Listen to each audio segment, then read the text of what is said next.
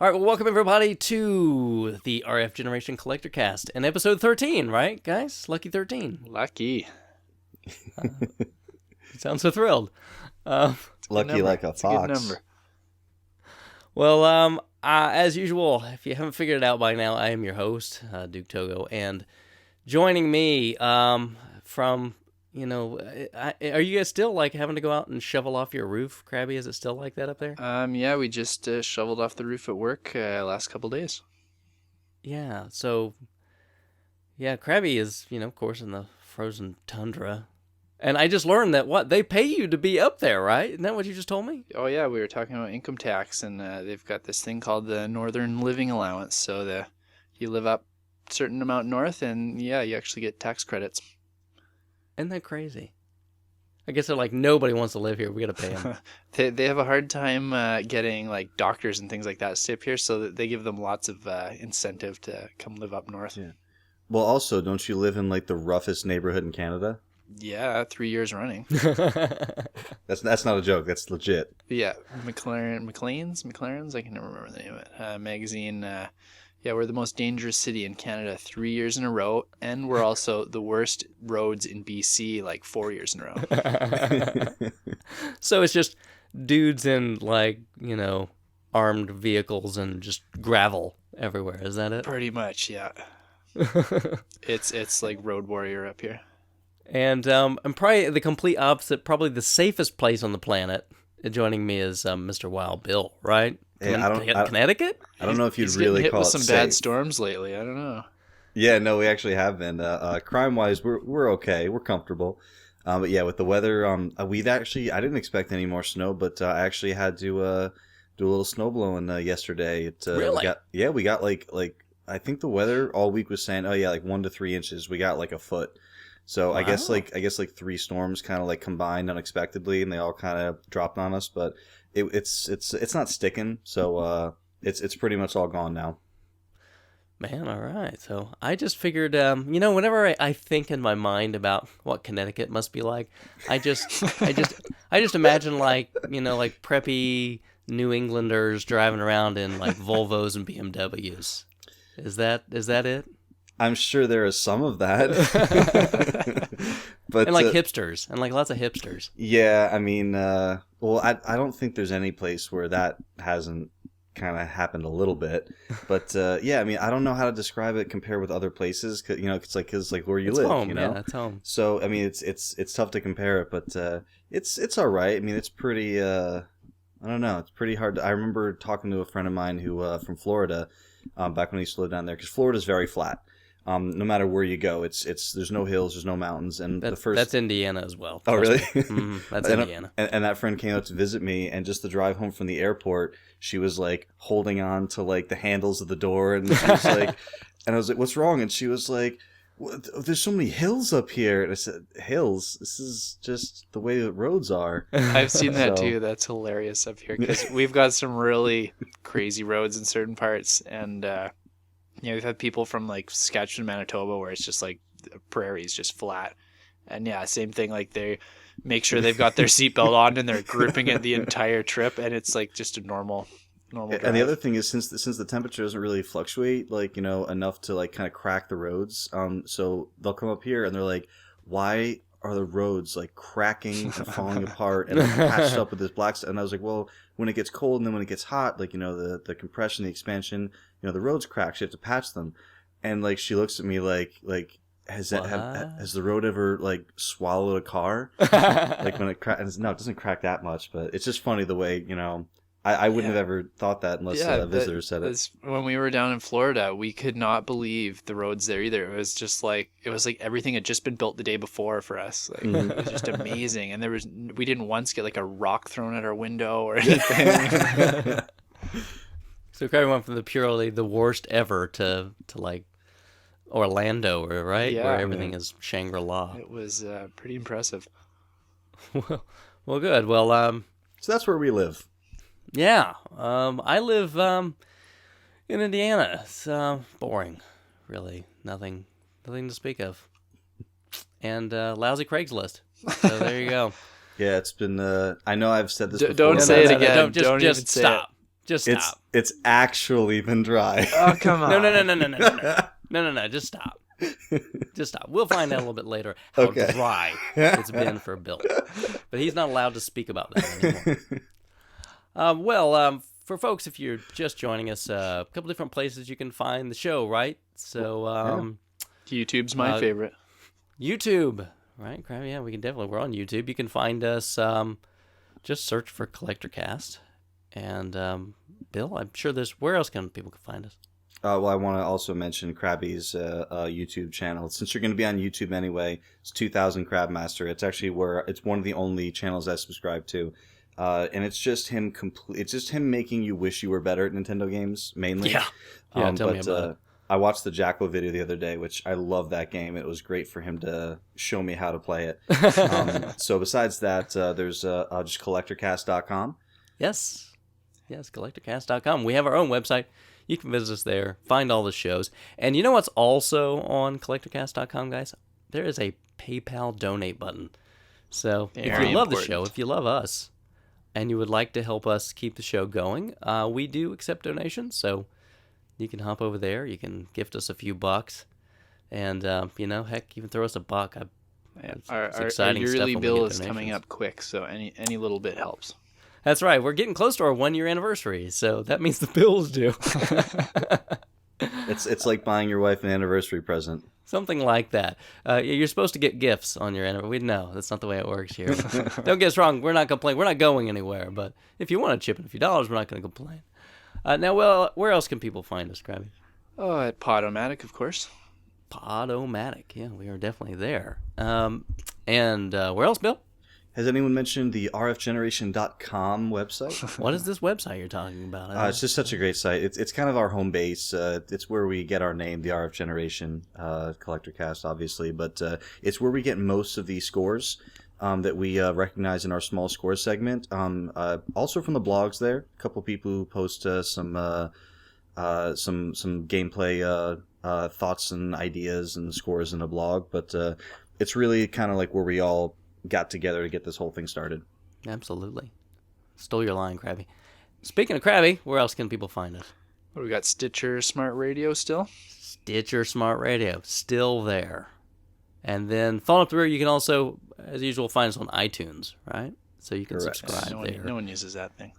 If you prefer the Apple device. We're also on Podcast Pickle, just in case. Is that a serious thing? That is a serious thing.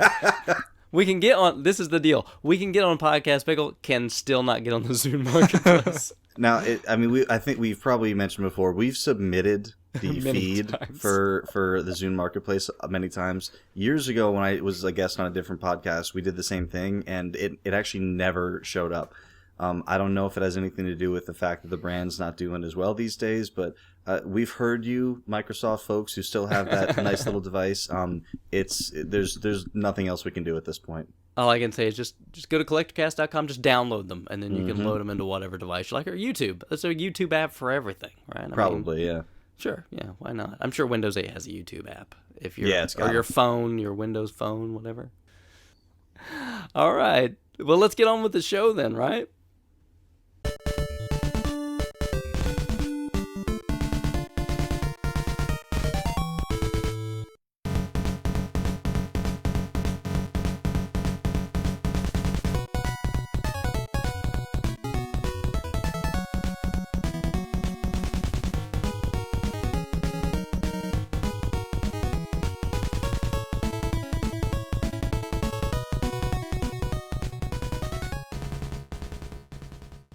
First big segment we get into every show is just our opportunity to talk about some of the cool things, being the Collectorcast.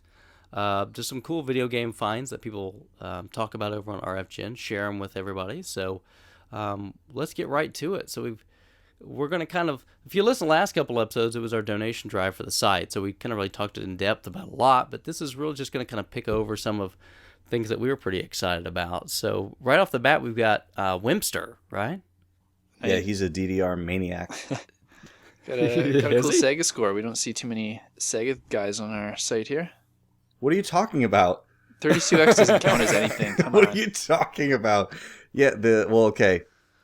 I think that Duke has mentioned the Shining Force series. I love the Shining Force. And the series. Phantasy I say that every Star show, series. I think. Yeah, we got Sega people. Yeah. So, Krabby, do you have a Nomad? I don't have a Nomad. No, I've never actually seen one in person. Really? Oh, you've never held one? Nope. It's a magical experience. They are surprisingly comfortable. Yeah, I agree. I mean, you look at it and you kind of think, ew, but no, not really. Yeah, I think the D-pad is actually nicer than most Genesis controller D-pads. Yeah, I could stand for the standard cross D-pad, but it's good. It's good. So besides the boxed Nomad, which looks gorgeous, is that the rechargeable battery pack I see in the picture? I think it is the rechargeable one. I know, it looks a lot like the regular one. It's Yeah, hard to tell from the pictures, but Yeah, the regular one. If you've never seen one, Krabby and other people, it comes with a little plastic case that holds, I think, 6 AA batteries. yeah, it's a monster. Yeah, and it only lasts for 2 or 3 hours on those batteries. No joke. That's about how seriously. long it goes. And then there's a rechargeable battery pack, which you just plug in with a standard Genesis 2 power plug. So it's if you're gonna get one to actually play it away from an AC outlet, definitely want to get the rechargeable pack. Deion Sanders Primetime, he also picked up. That's gonna be one you want to bring with you. Pitfall, Gauntlet 4, Fatal Fury, Sonic 1 and 2, which I think it's illegal to sell a Genesis without at least one of those. Yeah, it's the Keith Courage. Yep. It's the Risk, silent service. yeah, Risk, Shadowrun, and Shining Force. Shadowrun's a cool one too. Yeah. It is a really cool one, yeah. And then it looks like he's got a loose Miss Pac-Man too in there. So still everything but Shining Force and Shadowrun, you got a great deal. Well, you don't like Fatal Fury? On the Genesis, You gotta keep the Sonics. Come on. it's okay. Well, he probably has 10 of them. I mean, And you need Deion Sanders Primetime. sure.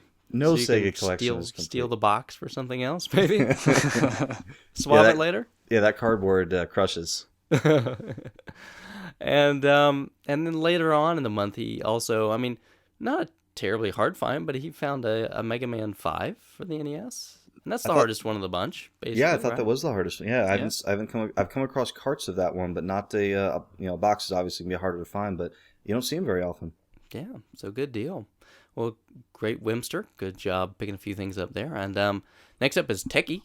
So we've had some deals with Techie. We've talked about him on the show before. Yeah. Tech's just great. Bill, I'm going to let you take this first one. This is right up your alley. All right, let me just get a deep breath. I'm going to go take a nap. I'll be back in a few minutes. Well, I was wait. I have to say something. I'm going to say something right up front. I didn't mean to interrupt. But, I'll talk about it a little bit later. I had a gift sent to me from a user on the site, and my promise to him in return for the gift was I would talk nothing but nice about the 32X. Ooh, so you've already broken it? I did. So I take that back. I take that back. The 32X is wonderful. I want to hear about it. Tell me about the 32X. It's gonna be a tough episode. It's gonna be a tough 4 hours. I'm excited. Let me hear. So Okay. so Techie went just awesome Star Wars arcade for 32X. That is a good one. I like that one. It's a great one. It's also got sticking with the space theme, Zaxxon's Mother Base 2000. No, I've not actually played that. What? Can you tell me what that one's like? It's about Zaxxon's I think you're Mother overselling it, dude. Yeah, no one's buying it. I played Zaxxon, like the original Zaxxon. Yeah, no, the original Zaxxon was based on Zaxxon's Mother Base 2000. Oh, okay. They retconned it. Oh, okay. And Metalhead, you gotta have a mech game. It was the 90s, then you got 36 great holes if you like that golf action. That sounds a little bit wrong. Yeah, but yeah, all kidding aside, you got a couple nice looking box 32X games which are just the coolest. Leisure Suit Larry, which everyone knows and loves. Kirby for the NES, Extreme G. Extreme G is an underrated series. I'm just gonna say it. It's not bad. Whoa. I feel like you've said this before. Yeah, didn't we get into this recently? You guys remember Extreme G2 when you broke the sound barrier? I do. I think we talked about Mach Speed last episode. Oh yeah, Mach 19. That was awesome. And then Killer Instinct, Black Cart is always a nice one. Yeah, nice standout. Got to play that with someone not too long ago. Love it. Very cool. Yeah, my wife loves that game. Accidentally even pulled off a fatality, and I haven't played that thing in like 10 years. Oh, I remember the first game I accidentally pulled out a fatality with was Eternal Champions. I didn't know there were fatalities in it yeah. because you could like knock a dude down if it was like the end of his life, and if his body like landed in a certain area, like a dinosaur came and ate him or something. Yeah. And I remember that happening, being like, "What did I just find?" Good. I still But, remember, like, in the arcade that we would go to, where they had Killer Instinct in there. So for whatever reason, I mean, they had the volume on that thing jacked up sky high, so you would just always hear, like, Ultra Combo! You know, like, it just, you know, that takes me back. And how do you guys feel about the siphon filter games? I never really got into them. Yeah, I haven't even touched him. No one made me promise to talk nice about Siphon. But just to clarify for people, is it that you don't like Siphon Filter or you don't like action stealth games? I think Siphon Filter was like the poor man's Metal Gear Solid. I agree. So it just wasn't good. Okay. If I was just games curious have like if it a was the genre. military theme to them, they just kind of turn me off before I even start them. And the guy's, like, the main character's first name is Gabe, right? Ruh-roh. Yeah, just that's not even like a manly name. That's not Like good. Snake, Solid Snake, yeah, Gabe, whatever. What about Revolver? That's a cool first name. It's a- if you're gonna be an ocelot, you might as well go with Revolver. Might as well put Revolver right in front of it. So after the 32X score, unfortunately, the rest of the monk is going to be down for pretty much every user, except Techie pulled out all the stops and picked up a silent service. Complete in box. Oh man, retire. That's, Just buy an island. That's some, puts you at the some top of the serious club. RF Gen cred there with the box and manual. man. Yeah, I expect you to change your avatar to the boxed image. Have you guys seen that the design that Rich was working on? No. You didn't see that? Oh wait, that was the T-shirt, right? The T-shirt. I remember that. Yeah, I remember that. We have to get on that. We have to get that made. He also picked up that complete in box Quest of the World on the Odyssey. Yeah, like speaking last episode Yeah. about that stuff, and wasn't it still like all sealed up or something? No, it's not sealed, but it got all the pieces. He said it's a little rough, but everything's there. You can play it. Oh, okay. Yeah. I must be thinking back to New Poil then. Yeah, Nupoil started a revolution. Yeah, I guess so. And it continues on. Yeah, I can't believe how much we've talked about the Odyssey too the last few episodes, because it's really not something you talk about too much. All right, I'm waiting for, who's the awesome RCA Studio 2 expert that we can get on the show? Oh, you might have to go dig out Den for that. I don't haven't know what seen that- him post in a while, but I yeah. think he was an RCA guy. And I want to mention, Techie also picked up something that took me back to my childhood. He picked up a Pac-Man board game. Oh yeah, the Milton Bradley The game, Milton right? Bradley game. Yeah, That was actually pretty cool. I think I played had that as too. a kid. Yeah, that was pretty cool. I had that, and then the Donkey Kong. There was a Donkey Kong one as well. So. We used to have Berserk when I was a kid. I don't think I ever saw that one. Yeah. So what was that? A set probably mid '70s board game?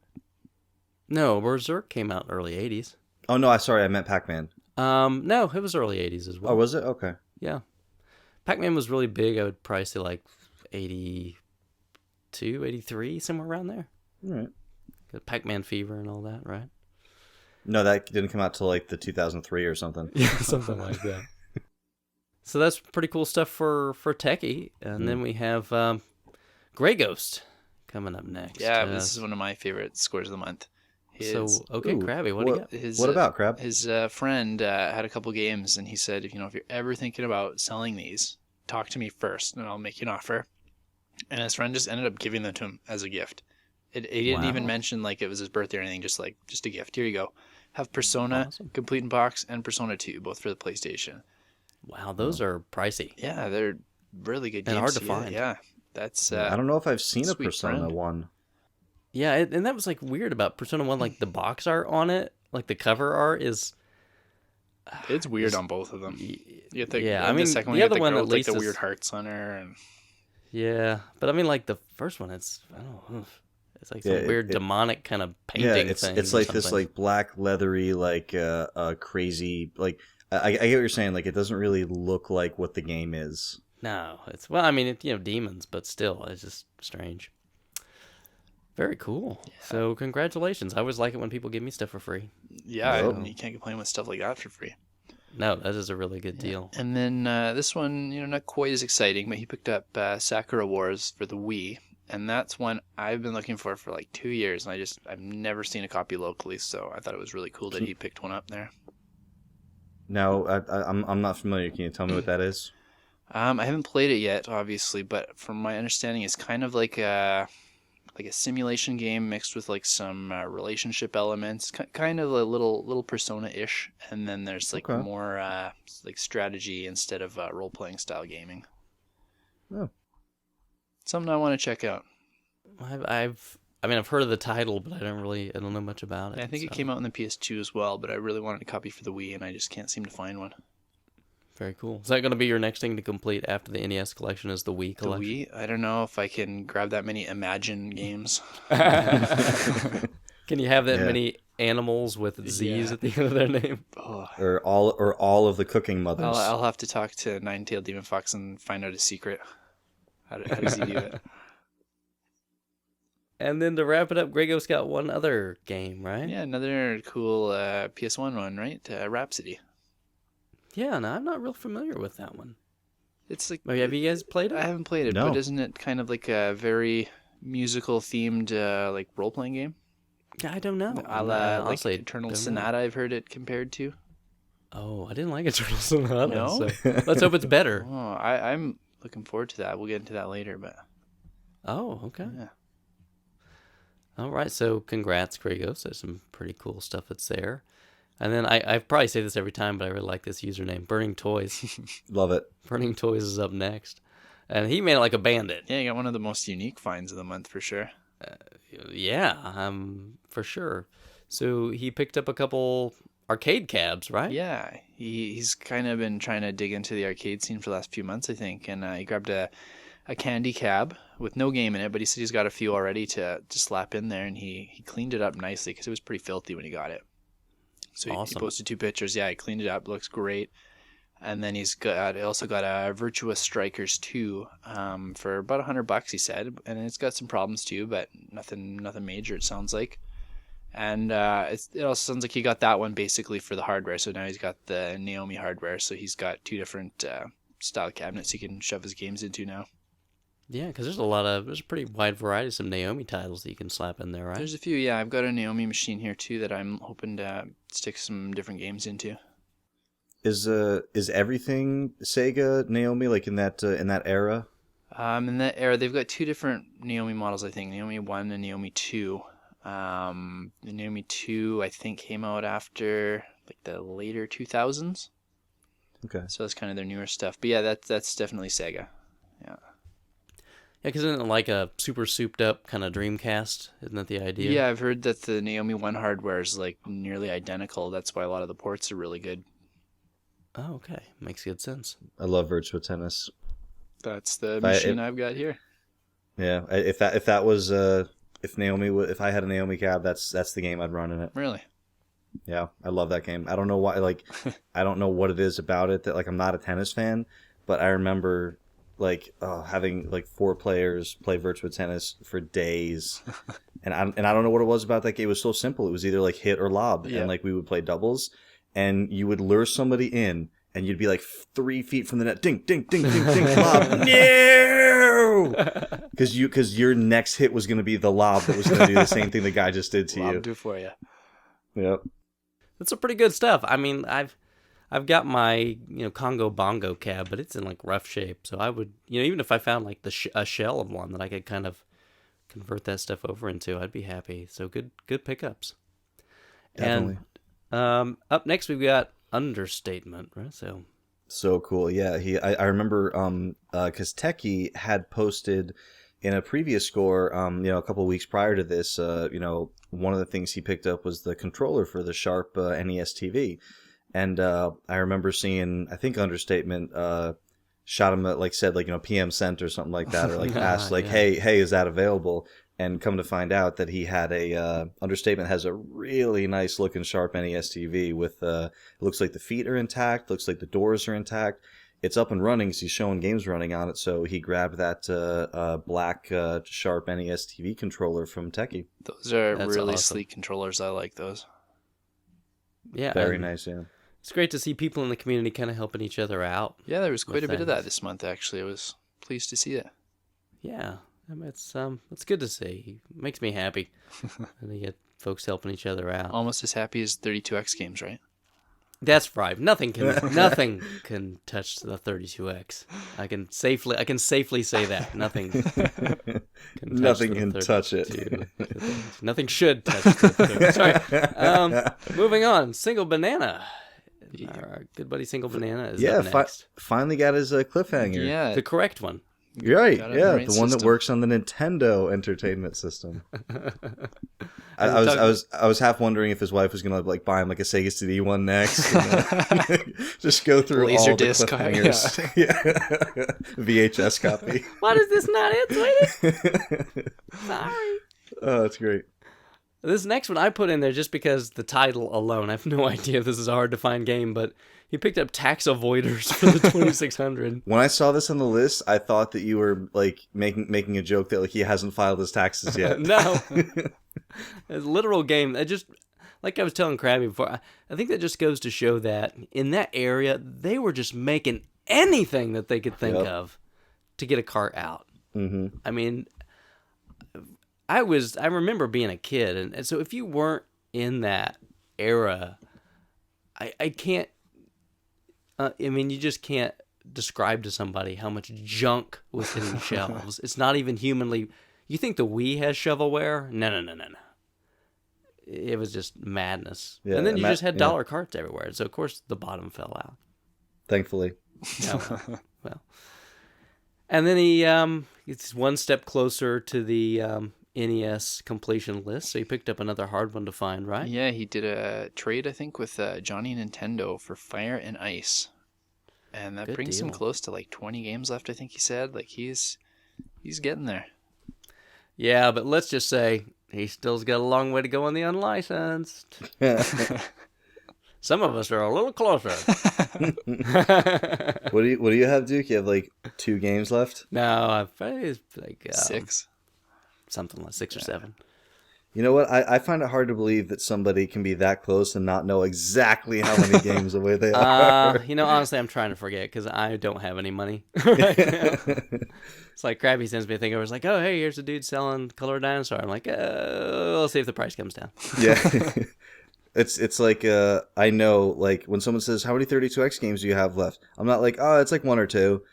It's like I can't remember. It's like, oh, it's 1. It's exactly 1. That's the problem too, and I'm looking at what I've got left, and there's not a lot to get excited to play anymore. Yeah, after you Yeah, got that's a that good little point. Samson one, that was the last like exciting good game to play. It is. I'm like, okay, Panic Restaurant might not be bad. No, you don't Yeah, have Little that one yet? Samson. That one's all right. Yeah. Little Samson might be my favorite actual game of all the hard ones to find. With Yeah, good reason, I would yeah. say it's definitely up there. I don't know, Duke. Definitely You got to up get there. Color Dinosaur just so you know for comparison. Oh my It goodness. might just blow your mind. I've played Where's Waldo and Great Waldo Search. I'm pretty sure I will say this: that- Color Dinosaur is 10 times better than Where's Waldo. just 10. Just 10, only 10. The next one that on my purchase list, and whenever I get the money to do it, since it's about the same lower end price like that one, is Tournament Fighters. That's a good one. Right. Yeah, So that's much better than Color a Dinosaur. it is. I agree. You So- can bite, and they're about the bite same bite price other wise. turtles' heads in it. It's awesome. Yeah, you can do nothing but that and beat that game. As Krabby has shown us. Yeah, did we mention Krabby's YouTube channel where he the coolest thing about that video, the Tournament Fighters completion video, is he boots it up, he goes to the options menu and sets it to hard, and then he goes back and hits start, and then he beats everybody in the game with the same move. Well, Duke told me I had to beat it on hard because you get the credit roll. You don't get the credit roll if you don't do it on. If you just Slightly I didn't know different that. ending. I didn't know that. That's why we went hard, and then was really cheap I don't blame you. because it's hard. Who wants to play fair? The computer doesn't, so Exactly. why should you? Yeah, I have no problem, spamming games when I need to. We all do it. And up next, I think we can probably safely say that Johnny Nintendo ran away with the Cutest top score prize. of the month. I would say top prize for the month. I don't know, a And that pair of was, arcade cabinets or a pair of kids. Yeah, kids, right? Yay. Probably. For most folks. That's very exciting. Yeah, so congratulations, Johnny Nintendo again. Absolutely. Fatherhood. And he actually got a 2-for-1 deal. That's a sale in itself, right? I couldn't say Yep. do it any better. I didn't see any names posted there, but I'm gonna take a guess. All right, let's hear it. I guess Krabby and Duke Arena? Atari Jaguar Odyssey. That's my guess. I was going to guess by the name Mario and Pauline. What do you think? Silent and Service. Oh, I think you just nailed it. There you go. Silent Service. Get in here! Quit! Stop that! Oh man. But he did actually get some games as well, right? Yeah, he's been trying to trade his Demon's Crest for what seems like a really long time now. Which is strange. That would be so hard. Well, it's just he's has a few decent offers on the table. Just I guess they haven't quite grabbed him. I think he was looking for something he really wanted to play as well as collect, but he had a lot of good collecting trades. And he's really kind of picked up on the Konami Silverbox trend that's been going on, especially around RF Gen lately. Who's behind all this? I wonder. I couldn't really tell you. I mean, I mentioned that I do it. It's just a thing. But yeah, no. I mean, he has PM'd me a couple times, just kind of asking like, what do you think about this one and this one? And to tell you the truth, I had totally overlooked Lone Ranger as a Konami Silverbox title. It was one of the later ones released. And I think he did pretty good. I mean, value-wise, and plus, besides value, it's when you're going after something, it's really cool to get that in trade. Yeah. So what did he get in trade then? You got a complete Battletoads, a complete Lone Ranger, Konami Silverbox, and the always impressive Final Fantasy III complete for the Super Nintendo. Wonderful game. Yeah, It's pretty good trade. I think that's pretty even for both parties, and really cool for Johnny to end up with those three. yeah, and then also a Phantasy Star for the GameCube, which kind of under my radar at least has been kind of creeping up in price. No, that one's been up in price for 80, a 90 couple of bucks, years now. right? Yeah. What? Really? Yeah, I guess it just hasn't been on my GameCube's not really my jam, so I just never really realized it was that up there. You got to be careful because there's two versions of it. There's the Plus version and then the version that he picked up. They're both valuable, but the Plus version's worth quite a bit more. A little bit harder to track down. Yeah, is that the $80, $90 one, right? The Plus one, I think, is. This one, I Yeah. think, is more around the 60, 70 range. Yeah, still. Yeah. Yeah. And Phantasy Star Online is, man, awesome. Those games Yeah. are awesome. It's a great game. I don't agree. No. This actually isn't an opinion. It is a great game. It's been factually tested. Sorry, you don't get input credit. Yeah. Sorry, this is science. I tell you what, 32X is great. Hey, what else did Johnny Nintendo pick up? Another one of your Silverbox games there. Yeah, speaking of Silverbox, you got a King's Quest V or 5, as it's sometimes called. That's actually I was really excited when I picked that one up. I got a really when there's an eBay auction going on and it's really really nice and you're like, okay, there's no way I'm gonna win this, but I'll throw a bid on this anyway. I just ended up winning an auction that just ended up ending low, so it was kind of nice. So congratulations to him on that one. Another Konami Silver. I actually just played that really recently too, and it is a surprisingly good port of that PC game to the Nintendo. I was really impressed with it. I didn't realize you played the PC one. Yeah, actually, that's one of the only PC series I ever played as a kid. I played almost all. I think actually I have played all the King's Quest games, unless they're spin-offs. I haven't played any of those. But Nice. yeah, I love that series, and it was a pretty decent port to the NES. I thought it was going to be horrible. It's good. And I'd imagine this next one is one of your favorite series as well. Yeah, anything NES with Mega Man I'm a fan of. Yeah. How'd you like 6 personally? I liked it quite a bit. I put it right in the middle of my rankings there. I liked how they had the branching paths and they did something different with the rush jets, and it was a neat game. I liked it. That was the one with the backpack, the jetpack, right? Yeah, it had some really weird bosses though, like Centaur Okay. Man and Yamato Man. I don't even know what a Yamato is. Was that Napalm or was Napalm 5? I can't quite remember. No, Yeah. Yeah, I I can't remember. remember seeing the names for the boss robots in Mega Man 5 or 6 in a Toys R Us. I picked up the game one day and I was like, it's just I remember thinking even as a kid it just seems like they're stretching. Yeah, some of there's these names. Charge Man, Gravity Man, Star Man. They're just getting weird. Yeah. And then they went besides with animals later, so that was even better, right? That was with the X Giraffe series. Man. Kind of like Revolver Ocelot. Yeah. Ocelot Man. So yeah, so those are the King's Quest and Mega Man 6 are awesome, and then just a couple of slightly more common regular ones to find Clash Ball and Archon or Archon. Archon, yeah. Archon.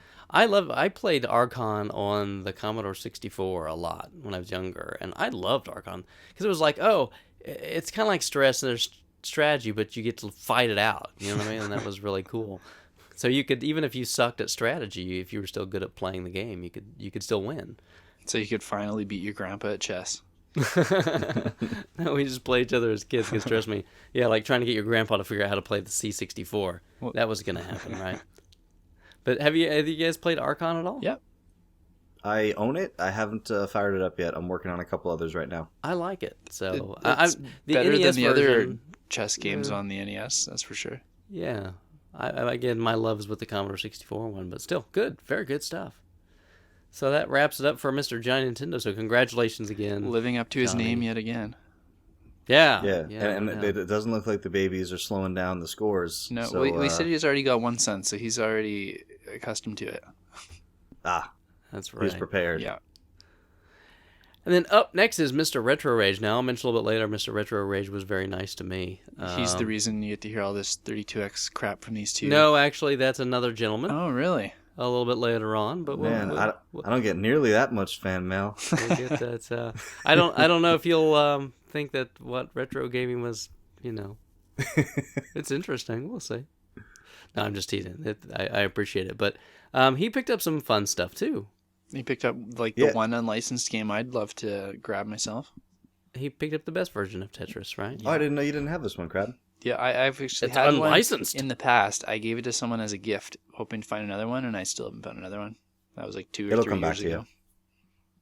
Yeah. This is a really nice looking copy too. Like it's really super clean. The label's not coming up at all. Like it looks beautiful. Yes, Tengen Tetris, right? Yeah. I like it. 2-player, very good. Yeah. And then next he got a Valentine's Day gift, right? Not quite as good as Banana's Valentine's Day gift the year before, but not bad to get a Mega Man for Valentine's Day. It was a pretty good deal. Yeah, with the manual too. Yeah. Yeah, I was surprised at how much I sold my Mega Man 1 manual for about a year ago. So that's a nice one to have. Yeah, the paper with that one in the box goes for quite a chunk. Yeah.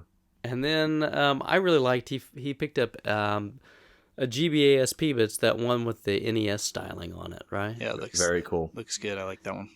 Yeah. Yeah, definitely want one. I would love to have the Famicom version one as well, but I mean those would be my favorites. Maybe one of these days, if I ever run across one, I will. Yeah, you'll get it. One. And then up next is Mr. Angle, Saved by the Bell aficionado. I can't tell if he got mad at me for saying that or not. 'Cause, like, in the comments, he was like, "I am not a Saved by the Bell person." I didn't see a winky face in there. I think he was. No, pretty, I didn't see pretty winky upset. face. So, Angle, either have Zach Morris call me on his huge phone and tell me that you're okay with it, or I will never say it again. I think Screech is like secretly his brother or something, so maybe he's really upset about it. Yeah, it's like, yeah, put him off the trail. Say it's not us. But he got a couple tricky to find games, right? Yeah, from another RF Gen member. Seavers had his thread there saying he needed a little bit of cash quick for something, and he ended up selling Metal Storm and Rescue Rangers 2 to Angle. Yeah. So Rescue Rangers 2 definitely hard to find, and Metal Storm actually a little good uncommon. game. They're both good games, yeah. Hey, Rescue Rangers is not as good as the first one, but it's still good. It suffers from that Capcom syndrome, right? Just like all those. When they made the second one, was just kind of like, I don't even think that's Capcom. I think it's just on the system in general. With a few exceptions, a lot of the sequels just aren't as good as the first ones. You don't like Power Blade 2? Come on, man. Not as much as Power Blade 1. Power Bobble Punch 2? 2? Not as good. Power Punch 2? Come on, man. Star Tropics 2? Not as good. It's all over the place. Mega Man 2? Much better. I said a few exceptions. I like Castlevania that. 2 better than the first one too, actually. You're wrong. But anyway. Just teasing. So, I don't mean to push it forward, but I will say that Angle's next, one of Angle's pickups is my favorite this month. Well, what is it? You guys see the post where, what is it, the boxed NES stuff? I don't know if I saw that one. What did he have? Einhander for the PlayStation 1 That's as well. That's one of the ones you want, isn't it, Bill? Yeah, it is. As he also picked up Final Fantasy Origins, which I already have, but a couple of nice Square titles to grab, as well as Dragon Quest VIII, that PS2 copy that had the Final Fantasy demo with it. Yeah.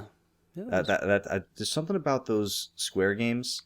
I don't know what it is. Like, even if I don't like love the game, it doesn't have the same power as like the Konami Silver Box subset or like the Nintendo Black Box subset, but like PlayStation 1, especially PlayStation 1 Squaresoft games are a subset that I'm very interested in completing. That's like anything Atlas for me. If I see it, whether I think I'll like the game or not, I just have to like buy it. Really? Yeah. So you're looking forward to playing a lot of Air Guys? Yeah. The answer is no. Airgites, Energize. However you say that. Air Rock. I think it's Lord Air of Rock. the Ring or whatever it is, right? Something like that. Oh, you're gonna make me go get. I have it downstairs. It's, you don't want to. It's all right. We could play Toe Ball #1. Oh, or Toe Ball #2. And then he also picked up Gradius 5, which I think I've mentioned in shows before. But the one you're looking for, isn't it? I like Gradius. Yeah, I don't have that. I don't have the PlayStation. I don't have any of the PlayStation 2 Gradius games. So. And then there was a collection on there too, right? Yeah, I think 3 and 4. Yeah, I think, and I've got a lot of the R types, but I don't have those yet. So very cool. Get on that. Congrats. And then he picked up a big. Speaking last month of the Odyssey 2, he had the Syndrome going now, so he picked up a big Odyssey 2 lot, right? Oh yeah, It's like a big Odyssey 2 lot. Yeah, you got over a dozen games, and you got one of the big box ones too. I think. Yeah, which one? That looks like Conquest of the World. I see like an Conquest. Atlas on there. Yeah. And then he also picked up an Atari Jaguar. I'd like to grab one of those. I'm a little jealous of that grab. me too. With the 2 controllers. And he got Cybermorph. Is that good? Gosh. No, it's horrible. He got okay. Raid, and at least he's got something to play on it, right? Yeah, he's got something to play. Yeah, I think Tempest Where did 2000 you is learn the to only game fly? I really loved on that system. That's all you need to know about Cybermorph. Where did you learn to fly? If you ever play it, you'll know. Trust me. Okay. Turn and burn, dog meat. That's what I know. The only good game for the Jaguar... Oh, one of the few. Just Tempest 2000. Get Tempest 2000, you don't need anything else. What about Alien vs. Predator? Okay, it was cool back then. Yeah. I don't know if it's cool now. It's probably better than Colonial Marines, though, right? Oh, snap. Sick burn. Poor Sega. Yeah. Oy. There was this whole you guys read that conspiracy theory from like the Sega employee Where it was like developed by a different company and no it was something like all that 2K wanted or Gearbox wanted the entire time was to make Borderlands. and they but just they needed used some the money to fund it. Yeah, so they pitched Aliens to Sega, and then they got all this money, and they just spent it on I Borderlands. did hear about that. So it's business. I'm sure stuff like that happens, but who cares? All right, are you guys with me here? Are there times when you just want to write to Sega and go, look, man, just give me a day in charge, and I will totally flip your company around? Yeah. Usually when I think of Sega, I just want to call somebody up and get them on like video chat or something and just say, what are you doing? Yeah. You just go like, man, I have the plan of action for you, okay? Stop everything you're doing. And what bugs me is like every new game that Sega like releases or like that's gonna come out under their name, it's like, okay, this is the one. This is the one that's gonna turn it all around. This is the one we've been waiting for. We've been promising. I know we messed up on the last 10 games, but I'm telling you, this is the thing. This and then is it the comes version out, of Sonic everybody really wants. And then it comes out and they're like, that wasn't the thing. That wasn't it. We're gonna do it. We're gonna do over. We're gonna do it again. And then when they do have good games, they seem to go under the radar because of all the other crap they have coming out. Yeah, it's a shame. Just stick with the Dreamcast. Give me a new Streets of Rage game. Give me a new Phantasy Star game. What is wrong with you people? Really, what is wrong with you people?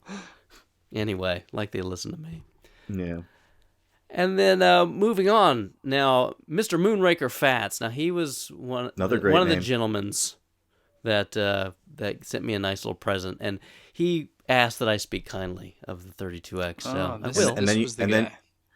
and then you threw it in his face, and he expects your gift to be sent back to him. No, I hope not. But he did get some really cool stuff this time around, right? Yeah, box Dreamcast. You see that? Yeah, it looks really good. I'm like Yeah, it almost looks- brand new. Yeah, it looks really. And now I can't quite remember if this version was just the regular Dreamcast box with like a slipcover over it that had like this artwork on it, because it has this is the one that came with the Sega Smash Pack. Yeah, I think this is like a later version. Yeah, I don't and a think pretty it's- nice boxed keyboard and Soul Calibur, which everyone has to have. He's got a couple. Oh, slap that thing with VGA. Yeah, So awesome. that's how I have my Dreamcast hooked up, is right on my computer monitor. And hey, you know what? That's kind of funny that we're talking about that. Foreshadowing. Foreshadowing. That Dreamcast keyboard, anyway. though, that thing keeps eluding me. 3 of them have slipped through my fingers in the last like 4 or 5 months locally here. Gotta play that Type Into the Dead in I've Quake got 3 that Arena. copy sitting there, Typing of the Dead. I really want to play it, and I just can't get the damn keyboard. Bill, you're not looking for Alien Front Online complete, are you? I have one sealed, actually. Okay, because the store I've over has like a couple copies, so just curious. Cool. I mean, like there's if you can get them, that game for they have it for less than $10. I don't know. I They didn't better. look at the It's price. definitely not worth that much. Ugh. Yeah. Well, that's like I bought. I was in LA, and I found like a store with like 3 or 4 sealed copies for like $7.99. So I just bought one of them. But I mean, I figure like there's probably a market for people looking for that microphone at least, right? Well, I was gonna say too. I know you had mentioned before you're looking for. I'll say C-Man. I am. I am a won't say it man. quickly. That store locally has a complete in box Japanese copy. If you're interested. No, thank Do you just need the mic? I've got an extra Dreamcast mic I don't need. No, I've got to. Well, I've got the mic, but it's in my sealed. Well, I mean, Alien if Front. Duke finds you just like the loose game, I can send you the mic and then you can play it. We'll see. Maybe I appreciate it. I'll keep it in the file. All right. Not trying to steal Bill's thunder or anything. And look, we're making deals right here on the show. If Bill turns out not to be interested, I am interested because I have a copy of C-Man without the mic. Man. All right. Yes, I will not say Seaman. I will say C-Man. You just said it.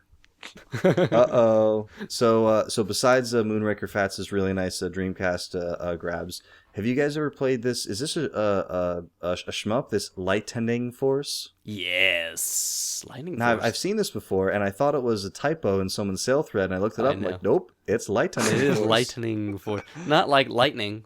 It's lightening. Lightning. Like the sky is getting brighter. No, it's Lightning. Part of the Thunder Force series, actually. So Very yeah, cool. It's good. You should play it if you get and a then chance. there's a couple of games in here that Duke taught me how to pronounce correctly. I want to say this right up front.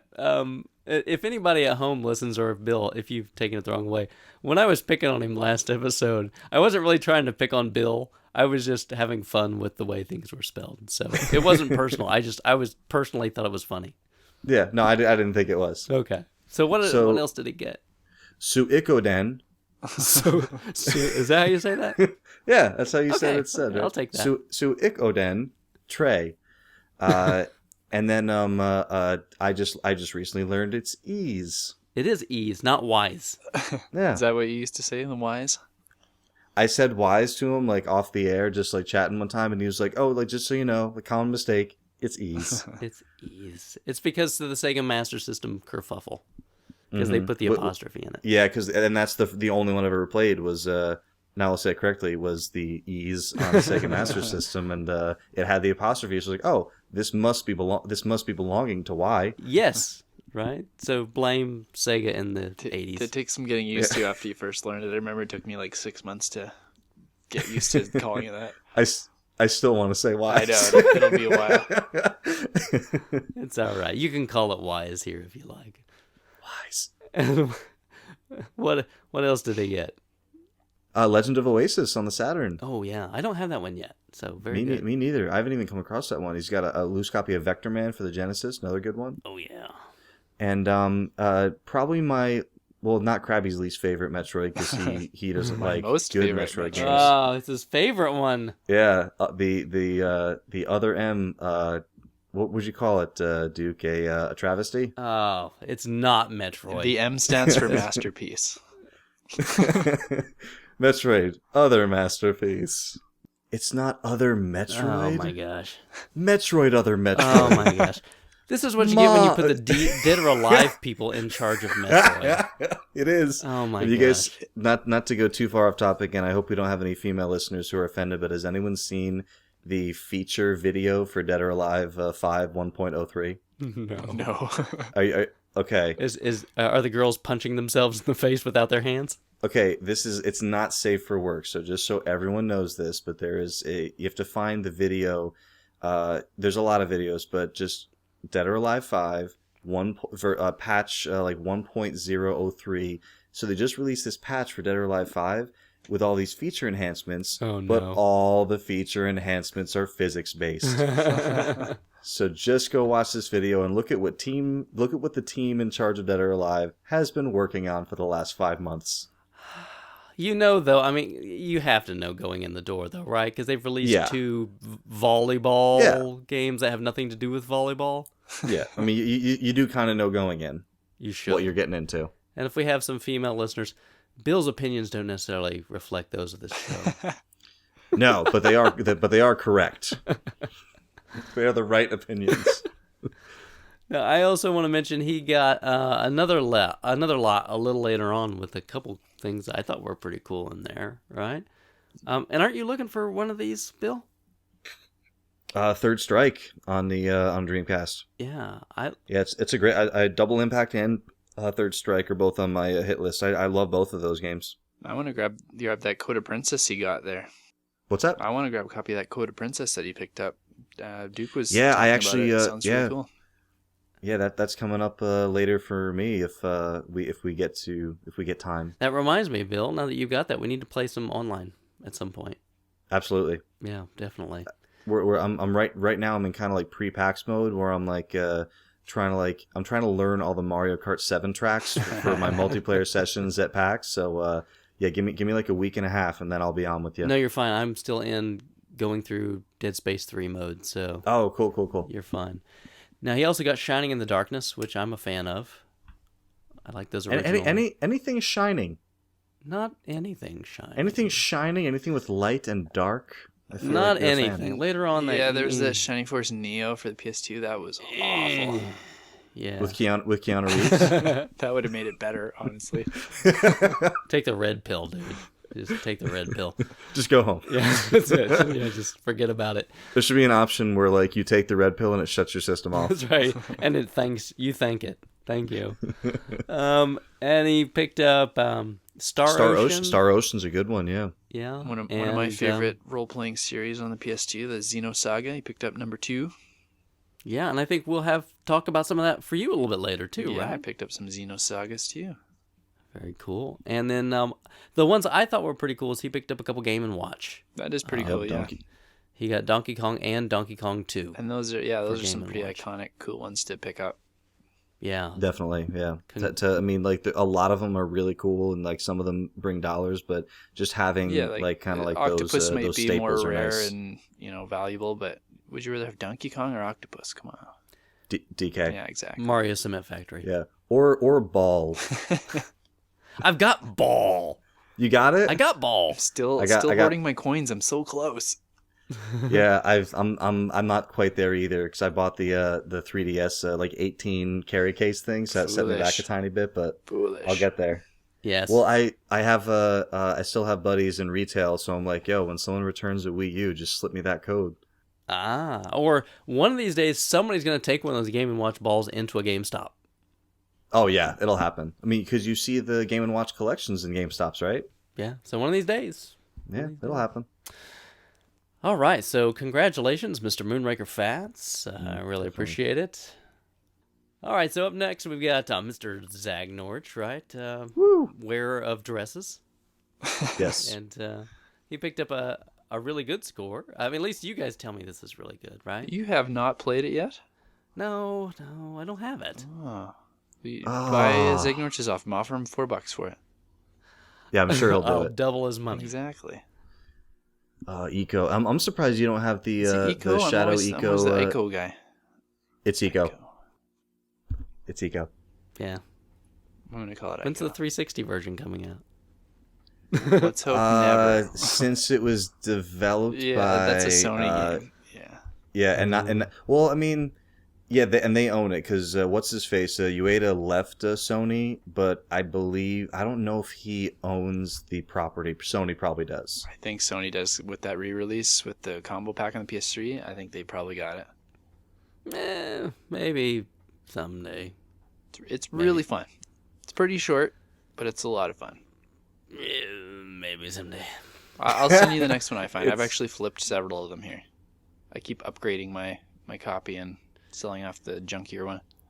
Yeah, I've got a PS2 Shadow. I don't have a PS2 Eco. So I do have it on the combo pack. But I would like to keep the next PS2 one that I find. Okay. And then Raiden 3 is probably right up your alley. I have Raiden 3. Actually. Is it your favorite Raiden? I wouldn't say that, but it's good. It's a good Raiden. What about Nitrous Oxide for the PS1? No. No. Not really. That's the review. No, says Duke. I don't really play many driving games. So, no, not happening. Can't say I'm thrilled. You got a True Crime New York for the Xbox. Got a Battlefield 2 Bad Company. Civ 2, what? What? No, nobody's into Civ. Come on, Civ is I awesome. put a lot of time into the first one, and then You gotta never have a again. computer. Okay, Crab. The next time we get together, which will probably be this year or next year, Be in a week. I'm going to show you Civilization 5, and your life is gonna change. I don't know. For the worse. I have not got into like an RTS style game in a very long time. You know it's not RTS, right? You know it's turn-based. It's similar though, is it not? No, well, RTS is real time, meaning like you have no time Right. to stop and think. Like as fast as I'm you can kind do of stuff. meaning like as you know, you like build your community and you gather resources and try and take over other places. Correct. Yeah. The Yeah. big. I mean, because Hey, what did you call that last time? You had like a classification for those kind of games. What are those again? They're 4X. 4X, that's right. 4X. Yep. It's just describing the size of your bottom after you've played a lot of it. Yeah. After an especially long 4X session, I had 4X myself. After you've been leaking all your gamer juice everywhere. And then with the TI-85 you picked up, you can add all the calories together and the pounds that you have gained since sitting at your place. There you go. And then this is the thing that shocks me. We're going to talk about Razor Knuckles, and I'm not going to mention any kitty games. Well, then, assuming you're not going to talk about what he bought? I think I you're wanna talk mixing him about up with Demon Fox there. No, Razor Knuckles picks up some goofy stuff from time to time as well. It's Now, he mostly usually Sonic passes stuff. it on. He usually passes it on, but He does. He pays it forward. he Spreads does. the Which good disease. man. Good man. But he won the auction that we talked about on the last episode, right? Yeah, Rich's Bananas really nice auction. Atari lot. Yeah, there's like a lot of, I guess, kind of hard to find. I'm, again, not really familiar with the 2600 stuff a lot, but I guess there's some tough stuff to get.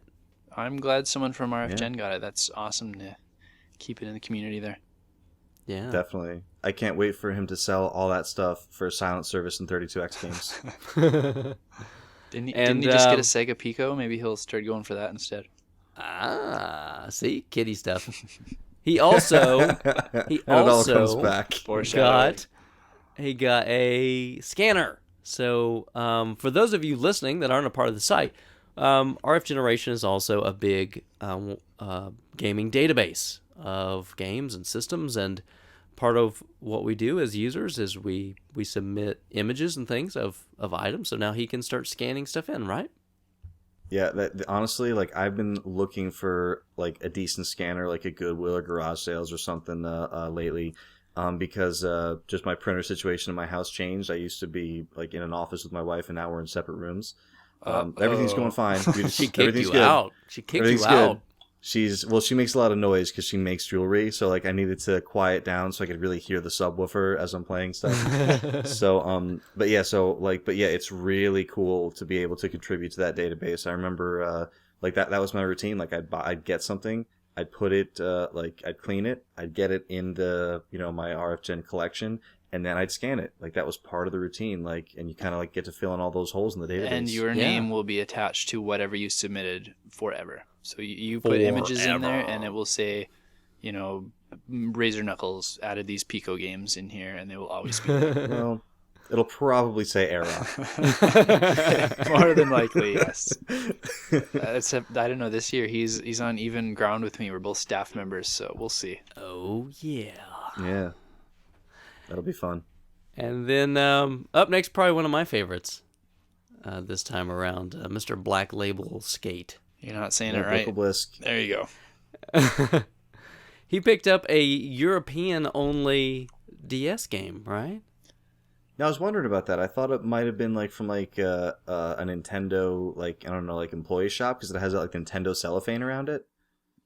It may, but I know it was only released in Europe. Didn't get a US release. I love freshly picked tingles. Yeah, freshly picked tingles, Rosy Ruby Land. Right? Wonderful title.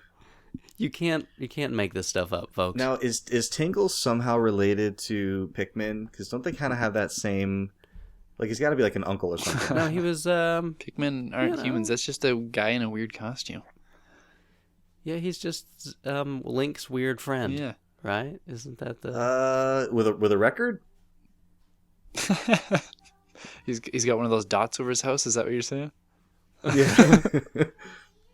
Just I gotta go fight Ganon. Who can watch the kids? I'll do it. No. Tingle. No. Gosh. No. You're kind of creepy, and you've got the word tingle in your name. Yeah. Also, I don't know if you're freshly picked. I am. I'm freshly picked. Yeah. But, would you trust your kids with somebody named Tingle? Imagine Tingle having to go door to door when he moves to a new neighborhood to explain to his new people why he's on the sex offender list? That he's on the list. And why he's wearing that ridiculous costume. Oh, man. But seriously, you guys really need to go check out the cover of that game. Maybe he'll scan it in, speaking of scans. Are we smart enough with technology to know how to make the background image for the podcast change throughout the show? Well, I could do that. I could do that. Maybe people donate a lot. Oh, there we go. If we reach X amount, then you'll get freshly picked Tingle as the background of next episode's show. I want an obscure character for Nintendo to go, sure, yeah, we'll make his own DS game. Yeah. Sure. So now, what is it? Nestor now stars in the same number of games as freshly picked Tingle. Nice. Interesting. And just like Nestor, we'll never ever get another game ever. Hey, at least we still need a Tingle one in our region, though. At least. Well, that's what I was kind of joking around with Krabby a little bit earlier. It's pretty obvious why this didn't get released over here because all the rednecks was like, "It's America." Yeah. We don't need no fairies here in America. That's how we sound. That is all of us. That's all I hear. Every second word you guys say, just America. Yeah, exactly. America. Taking our jobs. America.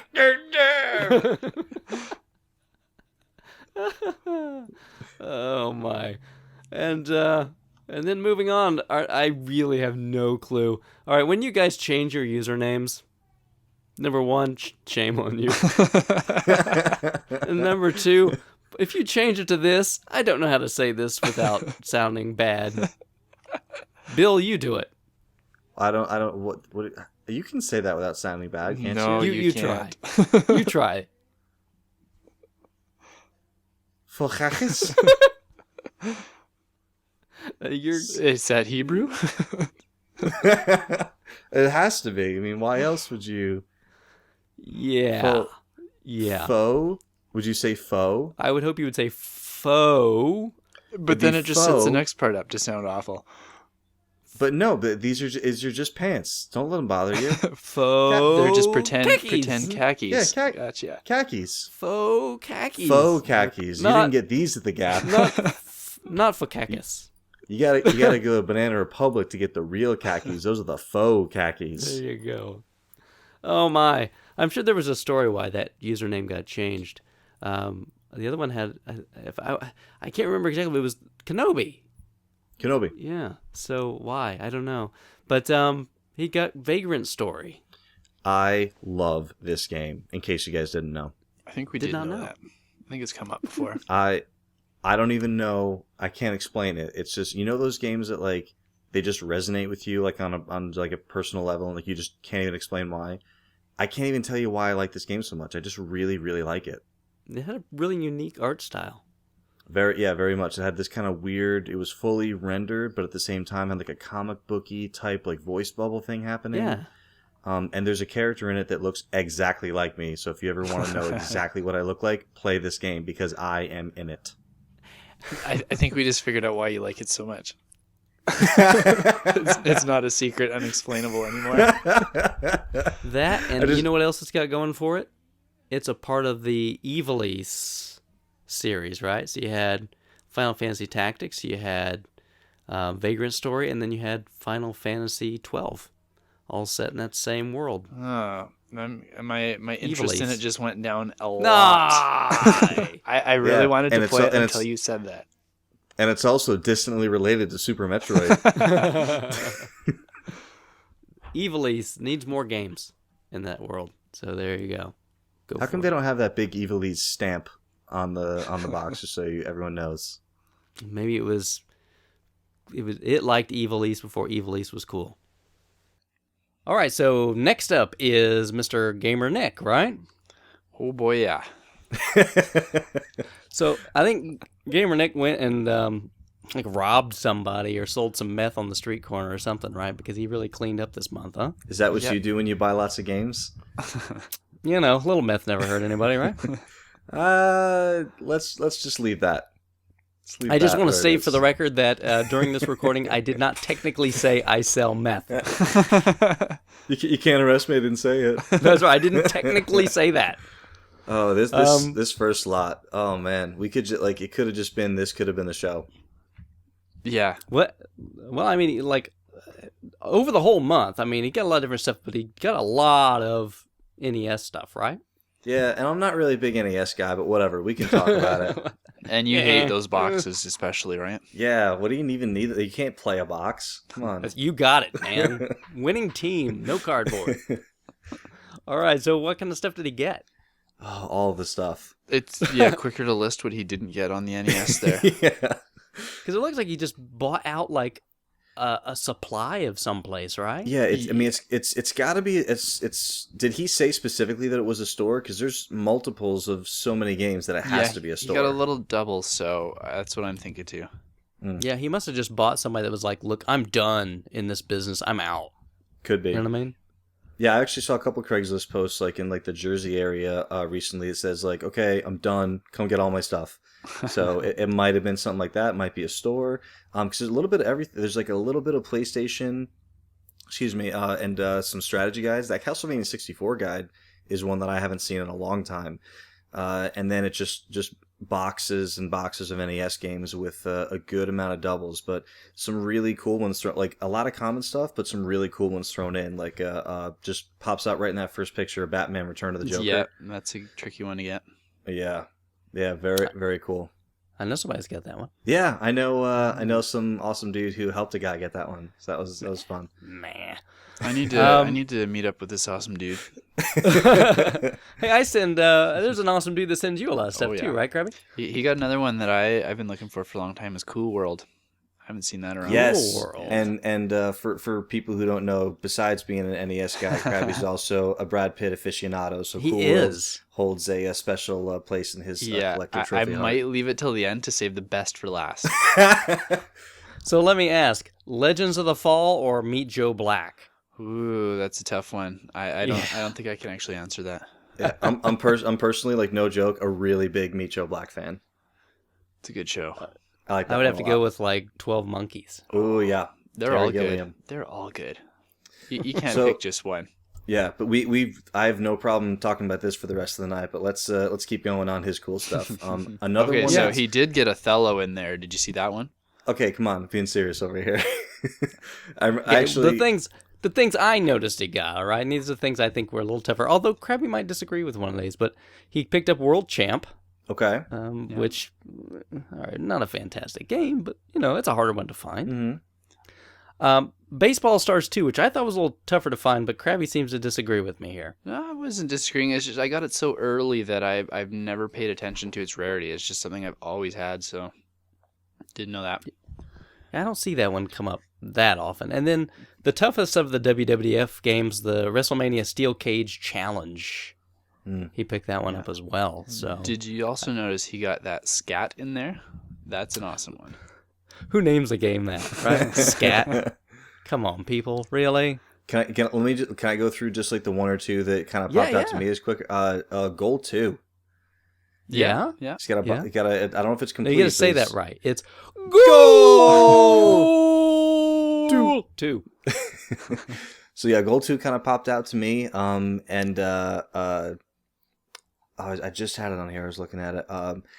Definitely not as tricky to find as Power Blade 2, but I'm having a really hard time finding a Power Blade manual. So just to anytime you can find anything complete where the manual is trickier to find, that's always a fun.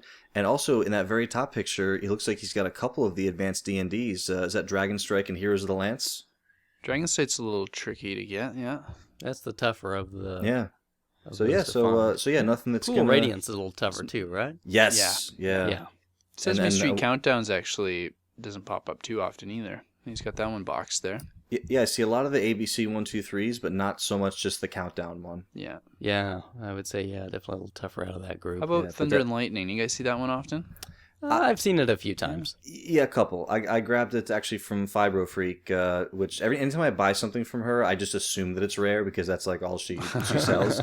But yeah, I've seen it a couple times since then too. So I don't think it's that bad. And he picked up one Wow. of Duke's favorite shooters ever, some Zanuck. I love Xanac, man. Yup.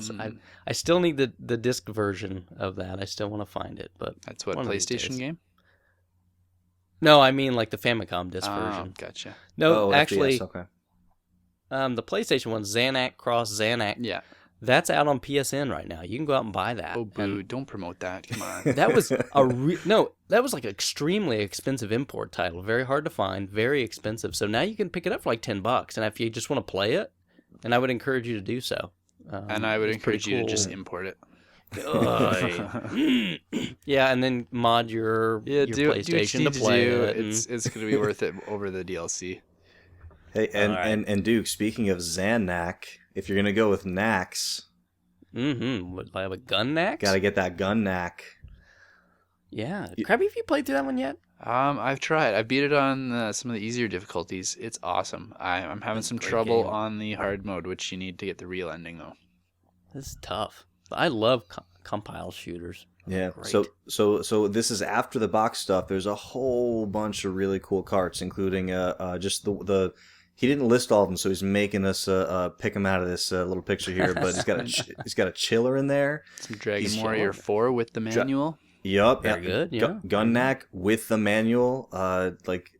This is a really cool way to grab rare manuals if you can get a big lot like this. Cliffhanger is a trickier one to find with the manual. The NES cliffhanger. Yes, right? the not NES. Super Nintendo. Yeah, no, not the Sega Poor CD or banana. the Saturn or the Super Nintendo.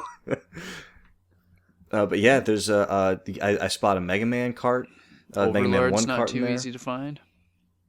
Yeah. Yeah. So some later releases in there. So Yeah. very good. So you broke the bank, but man, that's a great way to go. I mean, And he you did gotta blow it. he had his buddy Angle come help him out, and he gave him a whole bunch of the doubles. I don't know what kind of deal they worked out there, but I know Angle ended up with a lot of those duplicates, so that was really cool of him too. So let me ask you guys a question though. So the kind of money he's put down this month, you could get all of this stuff, or maybe you could come close to a stadium events. Which way do you go? I think I think I've Well, already answered that in the past. Yes. Yeah. All right, Yeah. you, Bill. What do you think? for me, Yeah. I would do exactly what Gamer Nick did. Okay. I would go for the lot. quantity over. But remember Something. where I am in my collecting. I don't have 700 games. That's true. So That's it's to me like I've mentioned it before many times. When I first started collecting, I didn't really have an itch to go after like the top stuff. I just wanted to kind of fill in the common holes, so then I could kind of go after those bigger pieces one at a time. Like once I kind of saved up a bit. So and what you'll find when that happens is like some of those harder to find things, they don't just fall in your lap, but you'll just kind of come across them through like the regular course you're collecting. So it's like, yeah, you could go out and like spend $150 on Castlevania 1, 2, 3, or you could just find them in a Craigslist lot, or like a buddy just finds them in a closet and gives them to you. So yeah. So for me, I never look to spend super high dollars. I put bounties out very rarely because I just kind of feel like the whole process of the collect of the hunting part is like one of the things that I like the most.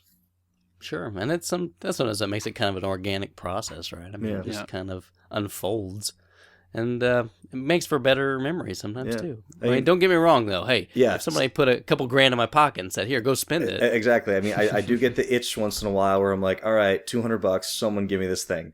So, but yeah, it's what Gamer Nick has done is very close to the method that I try to do myself. Yeah. And now, yeah, then he getting all those doubles too is an awesome way to recoup some of his costs, I'm sure. Absolutely. Yeah. And then he moved into some great PlayStation finds as well, right? Some really good ones. Yeah, these are like there's always rare titles, then titles that are like rare / like awesome games, like cool and fun to play, and this is kind of what he fell into.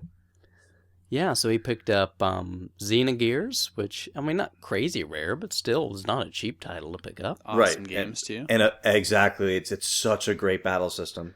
He picked up the wrong version of Street Fighter Collection. Oh, come on. Should have got the Saturn version, that's all I can say. Saturn snob. Aren't you the one who keeps telling me the Saturn version of Mortal Kombat 2 is the best one? Yeah, I think. Come on. Oh, I will say besides like the newer, like where it's just the arcade game. Yeah. But, and the 32X one, since you're on the You Can't Talk Bad About 32X episode. It's delightful. As long as all of your chords are in place. Have you ever tried playing it without the 32X chords in place? All you'll get's the background. Very interesting. Oh, I didn't know that. That's the Genesis produces the background, and the characters are done by the 32X. Oh, well, damn. There you go. So, are you a Pocket Fighter fan? I am. No. That's a fun one. You like that one, huh, Grammy? I do. Yeah, it's fun I to think just I've got a pop copy in of and that, but... goof around with for a while. It's nothing to get serious about, but it's a fun game. It's one that I keep around because my wife enjoys it, and if I ever just want to say, hey, you want to play just some random game, that's usually what she'll kind of go to. Huh, interesting. And then the one that began it all. Oh, we got a fog machine. That's right. The Silent Hill. That's a great game. Oh yeah, creepy. Oh, still to this day, creepy. Krabby, how do you feel about? I know you're a survival horror guy. How do you feel about Silent Hill 1 and 2? Where do they stand in your top whatever of survival horror? One's kind of whatever. 2's awesome. Love it. Yeah. Okay, so where do the Dead Space games fit in, Krabby? I haven't actually played them, so I can't. I actually passed on a copy today. He yelled at me the other day for not playing those. Browbeating Bill for this. You guys are...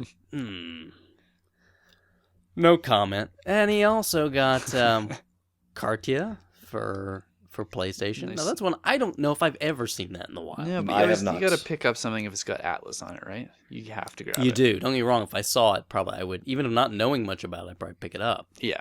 If I could get a deal on it. But having looked it up, I mean, it looks like a pretty interesting tactics kind of game. So I'd be curious to know more about it.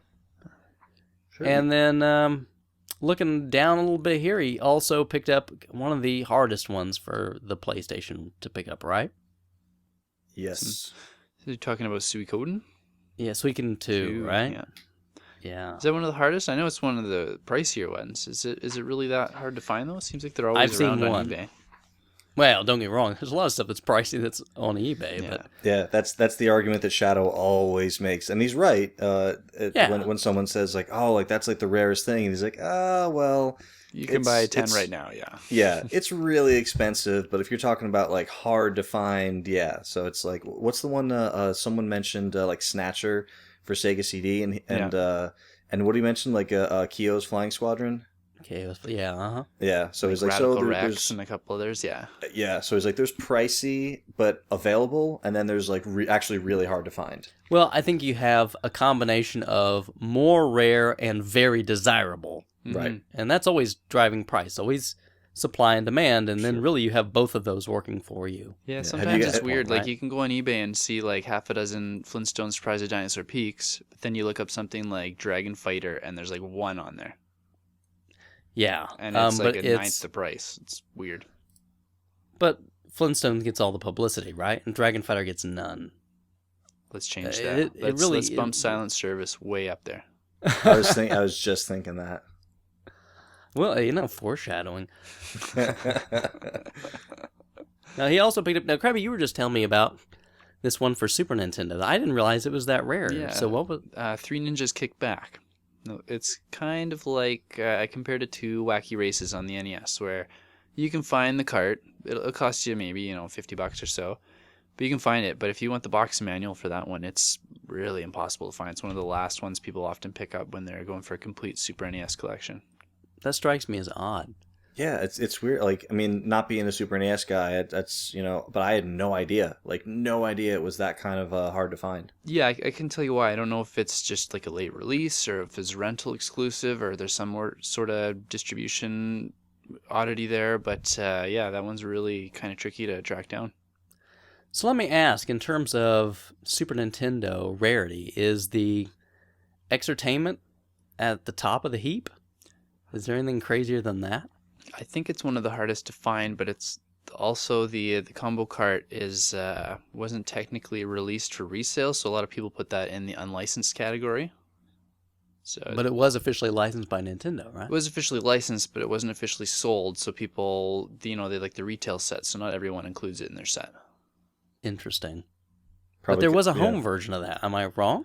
There was a home version of the bike, but not the combo cart. The combo cart, as far as I can tell, is just something that was released to fitness centers for their model of the machine. So just the standalone Exertainment cart's the one that went to so home. they got more bang for their buck at the fitness center because you got the two games on the one cartridge, I see. and then they could Alright. sell them separately for the home system. Gee, I wonder who has two of those Ooh, probably Bill. bike setups. I think it's Bill. Dose. Nope. I had them freighted down. Well, because they were in a dangerous zone. They were in the danger zone. The crime rate was too high, so they had to get out of there. Was Kenny Loggins there? I wish he was there. I just did that Borderlands 2 quest the other day with the guy who gives you the quest. His name is Loggins, and it's called Danger Zone. It was awesome. And that really kind of wraps up for Gamer Nick, right? A lot of great stuff. Well, yeah, if we wanted to mention everything, we would have been on him forever. But yeah, he got a ton of stuff. Check out his posts. He always does awesome pictures of everything. Yeah, and I guess the good news is we're not in the donation drive anymore, so we don't have to say everything. and we grazed over it earlier, but his buddy Engel, I think we talked about Engel's scores already, but with him being buddies with Nick, he ended up with a lot of boxed NES games from that lot, which you can kind of see as you look through Engel's posts. He got a lot of stuff from that lot, so very, very cool. Always great to have a buddy out in the collecting race. You Definitely. wouldn't believe it. Now, moving on. Sorry. I just spotted this. Oh, yeah, sure, go ahead. I'm just looking through one of Engel's posts. You know those instructions, like it was kind of like the instructions for the NES game that was kind of printed on like a single card. It was given to rental places. I just spotted one of those in Engel, so it probably was a store that went out of business. Probably, yeah, I think I've got a couple of those hanging around somewhere. Yeah, I had I don't know if anyone collects those. I had a box from when I liquidated the video store about a year ago, like literally kind of like an A to Z of most games. So I think I might still have it lying around, but I don't think anybody wants those things. Yeah, I have no idea. There's probably some obscure collector out there that would be interested in it. Who knows? And then moving on, we've got Mr. Bad Enough Dude, right? Great name. Yeah, 'cause he's bad enough dude to rescue. I wonder if it's like, are you one of the bad dudes? And he's like, well, bad enough. Like, I don't know if I'm that bad. No, you don't remember like that title screen where the guy's like, are you bad enough dudes? Or whatever to rescue the president or whatever. President. Yeah. Yeah, but I feel like, I really feel like someone's asking him like, oh, are you one of the bad dudes? Like, bad enough. I don't know if I'm that He's bad. almost there. It's cool to see him post again though, because he's been around for a long time on RF Gen, and he kind of comes and goes, disappears for a while, comes back. So it's good to see him active again lately. Yeah, that's true. Oh god, these are beautiful too. Yeah, he got kind of a big lot Bill, of some guys. close right? your browser again. We know what you're looking at. Oh, Dracula's curse. Oh. Right, these Nintendo Power Player guides, right? Yeah, those are cool books. I really like them. And he picked up Final Fantasy and Ninja Gaiden, I think it was, for them. Those Awesome. player guides they're actually surprisingly good too. Really informative. They are pretty well written. Yeah. Yeah.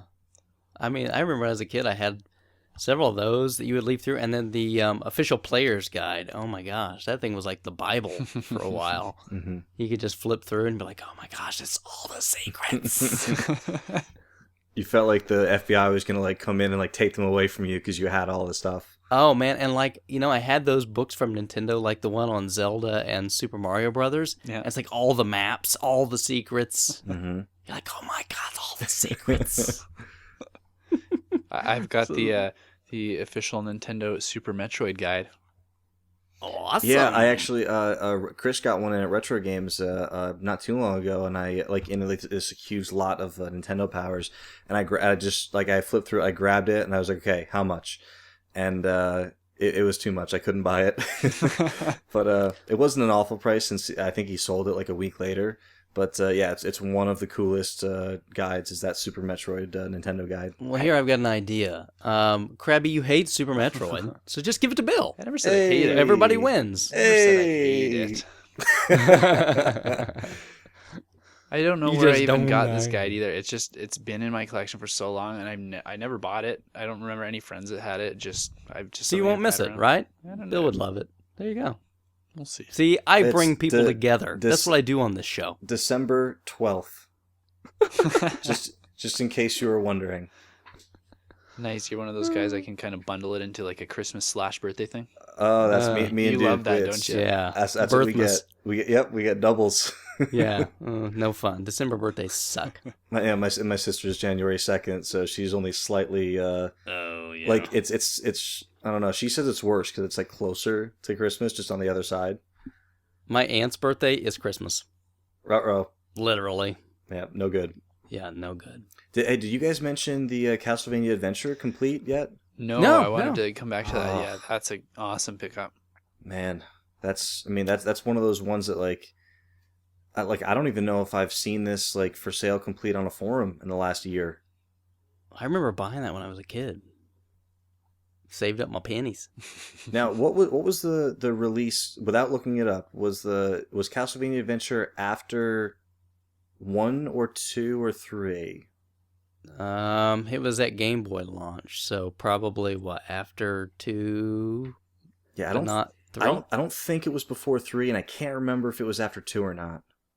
Because Game Boy launched in 89, Yeah. and Castlevania 3, I'm wanting to say is 90.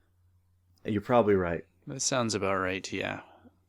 So that's my totally not looking guess. Yeah, it's a really nice. And the box too, like back on the Konami Silver Box kick, like you see those like vertical silver stripes kind of towards the outside of the box design there, so you can even kind of see the Silver Box influence.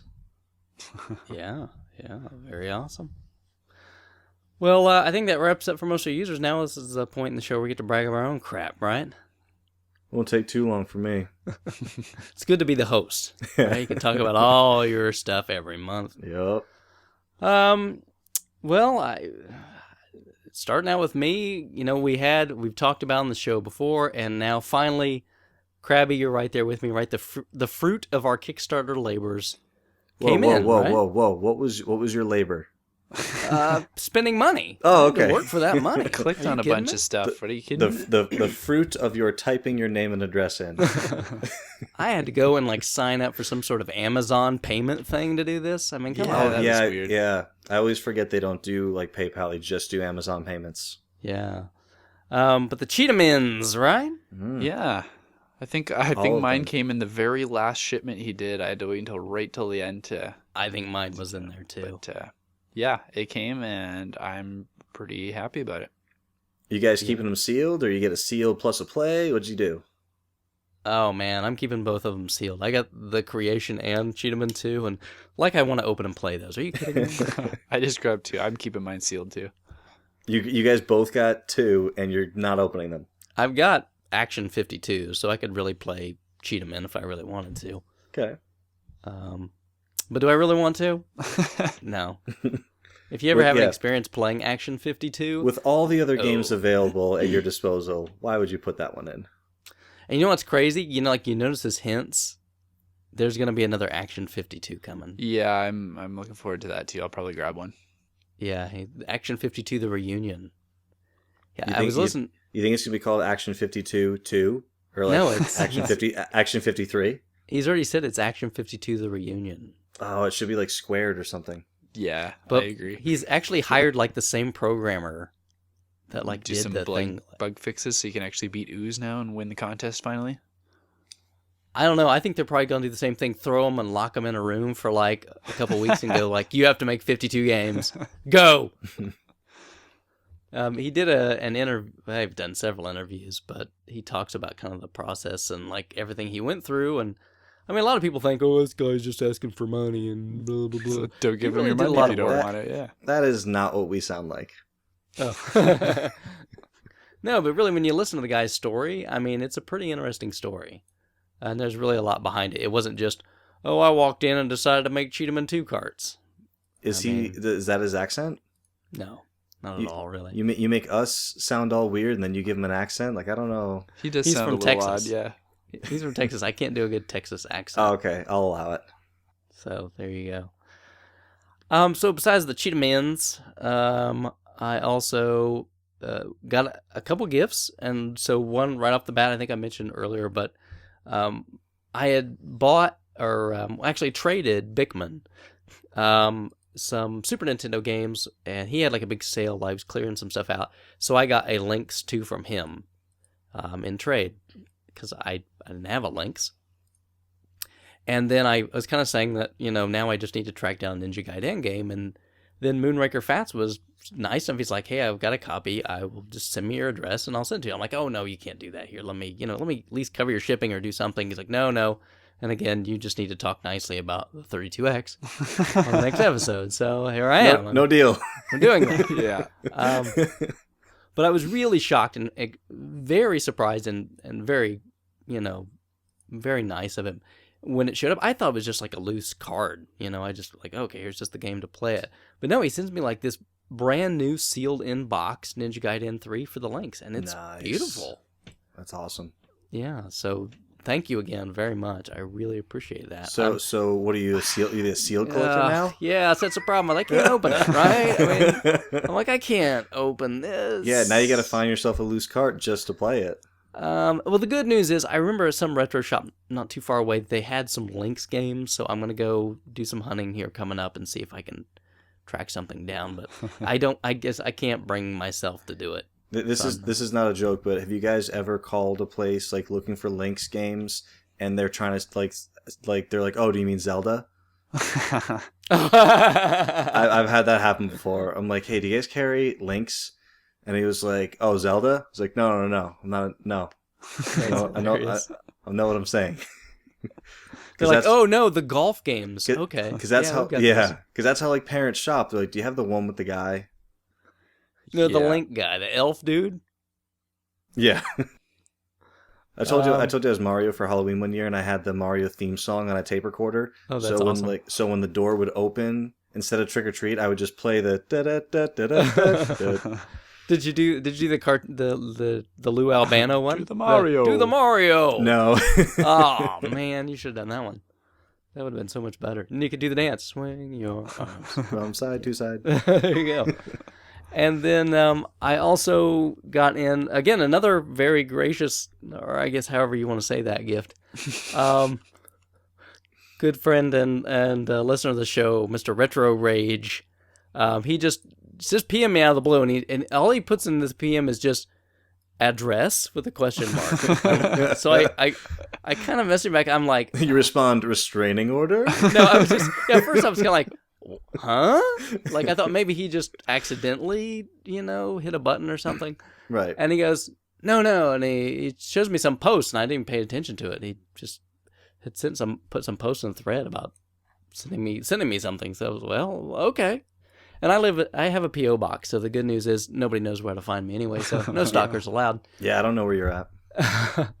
And anyway, though, no, he sends me, and I open the package up, and again, all things seriously, thank you very much. But in there is a complete in-box, very nice copy of Silent Service. Foreshadowing. So, yeah. So now I am part of the RF Generation Elite. Yup. The Illuminati, if you will. Feeling a little inadequate with my card-only copy these days. I'm telling you, we're gonna have the market cornered on that thing in like 7 or 8 years. We should just start buying every copy up we can, and it won't be expensive. We'll force a run on the market, right? All of a sudden, they'll be like, I can't find any Silent Service cards. $500. I don't think that would happen. Oh, it's gonna happen. And he also, and I believe he made it. It's this really awesome little. I don't know if you guys saw the picture, but this bead sprite, like jumping Mega Man. It turned out really good. The perler beads, yeah. My wife and I did that for a little while. Just like it's really easy too. Like it's just time consuming, but they're a lot of fun. And they look perfect for the art style. Yeah. For like you getting that really cool pixelized look. Those are a lot of fun. Yeah, and he stuck a magnet on the back, so I took it to work, stuck it in my filing cabinet. I'm like, rock on, Mega Man. That's awesome. So thank you very much. I really appreciate that. You guys are very kind. I really appreciate gifts. You can always send more. I mean, don't get me wrong, but I'm teasing. I got a few other things also this month. A couple things I was really happy about. I go into the local game exchange. I mean, I stop by there pretty regularly because it's on the way from home. But they bought out another chain that went out of business around here. And so they have all these games they're putting on the shelves. And a lot of them are these brand new sealed Saturn games. Wow. And I mean, most of them are sports. Don't get me wrong. A lot of copies of like Madden and like golf and quarterback attack or whatever. That's a great game. Okay, if you say so. It's first person FMV football. How does that not sound great? Yes, no. But there were a few that I picked up that were sealed and were good titles, I think. Even though I already had a nice copy, I picked up a sealed copy of Fighters Mega Mix. So now I've got a sealed copy and a play copy. I picked up a sealed Last Bronx, a sealed copy of Manx TT, and Sega Touring Car. So, and they were all like $5. So I'm like, duh, why would I not do this, right? $5 for a sealed game, yeah. Yeah, and I told them, and I don't know, I'm trying to work out a deal. I told them if they just want to sell like all the sealed sports titles like in mass, I might work some deal out with them. Just honestly, just for the nice cases. Yeah, have some mint cases. That's sweet. Yeah, so we'll see. We'll see what happens there. Because literally, we're talking probably hundreds of sealed junky sports titles. Yeah, so. if you can just like a buck each, just see what they say to that, because those cases will sell for minimum double that. Yeah, and if not, I can hook some folks up and cover my cost, and everybody wins, right? Yeah, always people looking for replacement cases. Yeah, and I've got a few I need personally to replace, so I'm trying. We'll see. It's kind of hard that they don't talk to the owner a whole lot in the shop, so I'm trying. And then I also picked a couple of other games. They weren't sealed, but they were in really beautiful shape. Picked up Clockwork Knight and Wipeout, both very affordable. So a nice Saturn month. And in that same deal I did with Bickman, he was nice enough to throw in a couple others for me. He threw in Final Fantasy Mystic Quest, which I didn't have, and Final Fantasy Tactics for the PSP. And I think we've mentioned on the show before, I like Final Fantasy Tactics. Grabby. I'm making faces at the microphone. Wait, I'm sorry. I honestly can't remember if he loves or hates that game. Yeah, tell us, Grabby. Not a fan. Yeah. Okay. I honestly couldn't remember. No. I really like tactics games. I don't like that tactics game. Yeah, for some reason. So what is it? Fire Emblem? Yeah, I'll play Fire Emblem. There you go. Disgaea. He also threw in He just threw this as a complete freebie, but an Everybody Dances demo for the PlayStation 3. What? Sealed. Sealed. And it's going to stay that way. Yeah. I don't own a Move, so... I just sold mine. Don't blame you. I see them at flea markets dirt cheap, but still haven't decided to do it. I actually got more than I thought I would for it. Really? Yeah. Interesting. And then new games. I picked up Dead Space 3 on the 360. Currently trying to play through that with a friend. And do you love and embrace microtransactions now? I haven't bought any. Oh. I know they're getting a bad rap for that, but they're really getting a bad rap for SimCity, right? Not Dead Space 3. It's EA. Someone hates them for something like every week. Yeah. There are microtransactions in the game, but you don't have to do it, and it plays just fine without it. So yeah, I've always felt the microtransactions. It's like as long as it's not like necessary and it's not like shoved in your face every 5 seconds, I'm fine with it. Like the hockey game that came out a few years ago, they did it for the first time. It was like, oh, you can get like a 5% boost to your speed for your created player if you like score like 40 goals in like the first like 30 games of the season, or if you give me $1. So it's like they give you a way to do it. So, you know, I have no problem with it. But yeah, I've heard a lot of people are ripping on them for that lately. Yeah, I don't. I'm right there with you. If it's not intrusive, I don't care. That's fine. And let's be honest, they do it because they make money. People buy it. Yep. So I'm not. This is the thing. Sometimes I think people have to stop and realize. Business. Yeah, these guys are in it to make money, and if they don't make money, they won't be here. Mm-hmm. They won't make games, and we won't have any. You know, so it's okay. It's all right for them to make money. Now, don't get me wrong. There's some games I won't play because, yeah, they probably are going to try to rip me off. But I'm smart. I'm just not going to do that. I'm not going to go play SimCity because I just hear horrible nightmares about that one. But I'm sure everybody else. It sounds way scarier than Dead Space 3. You got it. You want to talk about survival horror? The DRM. There you go. And then last but not least, at the same retro place, I happened to pick up nice complete box copies of Firehawk on the NES and Street Fighter 2010. So again, they were just cheap. So I was like, why not? They look great. Does it strike you as weird that a company puts out a game called Street Fighter when they already have a game called Street Fighter? Yeah, a little odd. Especially when they put it in the future, but not really that far away. Yeah. I mean, I guess in the grand scheme of things, they were like, that's 20 years from now. It's when you watch all these sci-fi movies from the 80s, it's like the year is 2002. Yeah. Like, nothing is different. I was helping my grandfather clean his garage, and he's the reason I love things like Back to the Future and Star Wars and stuff. We're cleaning his garage. He's got all those tapes that I used to watch as a kid there. And I'm like, why are these in the garage? He's like, these suck now. He's like, the real world's way more interesting than these movies said it was going to be. Yeah, Back to the Future did not, prepare us for Twitter, right? They were still getting faxes somehow. Yeah, well, they're getting woofs. Well, hey, there's still a few more years before they have to have hoverboards out. So yeah, my big problem with Blade Runner is the year's like 2099 or 2199. I can't remember, but technology doesn't seem like it's advancing fast enough to meet Blade Runner's time demand. So I'm hoping. Okay, now this is the thing that gets me too. Like, look at the original Star Trek. Their technology looks way worse than what we've got right now, right? Like that little like communicator thing they're flipping out. I'm like, oh my gosh, flip phones are so like it's so big. 2000, right? Yeah. Why does Picard have a Nextel? Yeah, the Motorola Razr is really big in the future. Well, that wraps it up for me. Krabby, what'd you get? Oh, like you said, I got my Cheetah Men's in the mail there. Oh yeah. I grabbed another one that I haven't.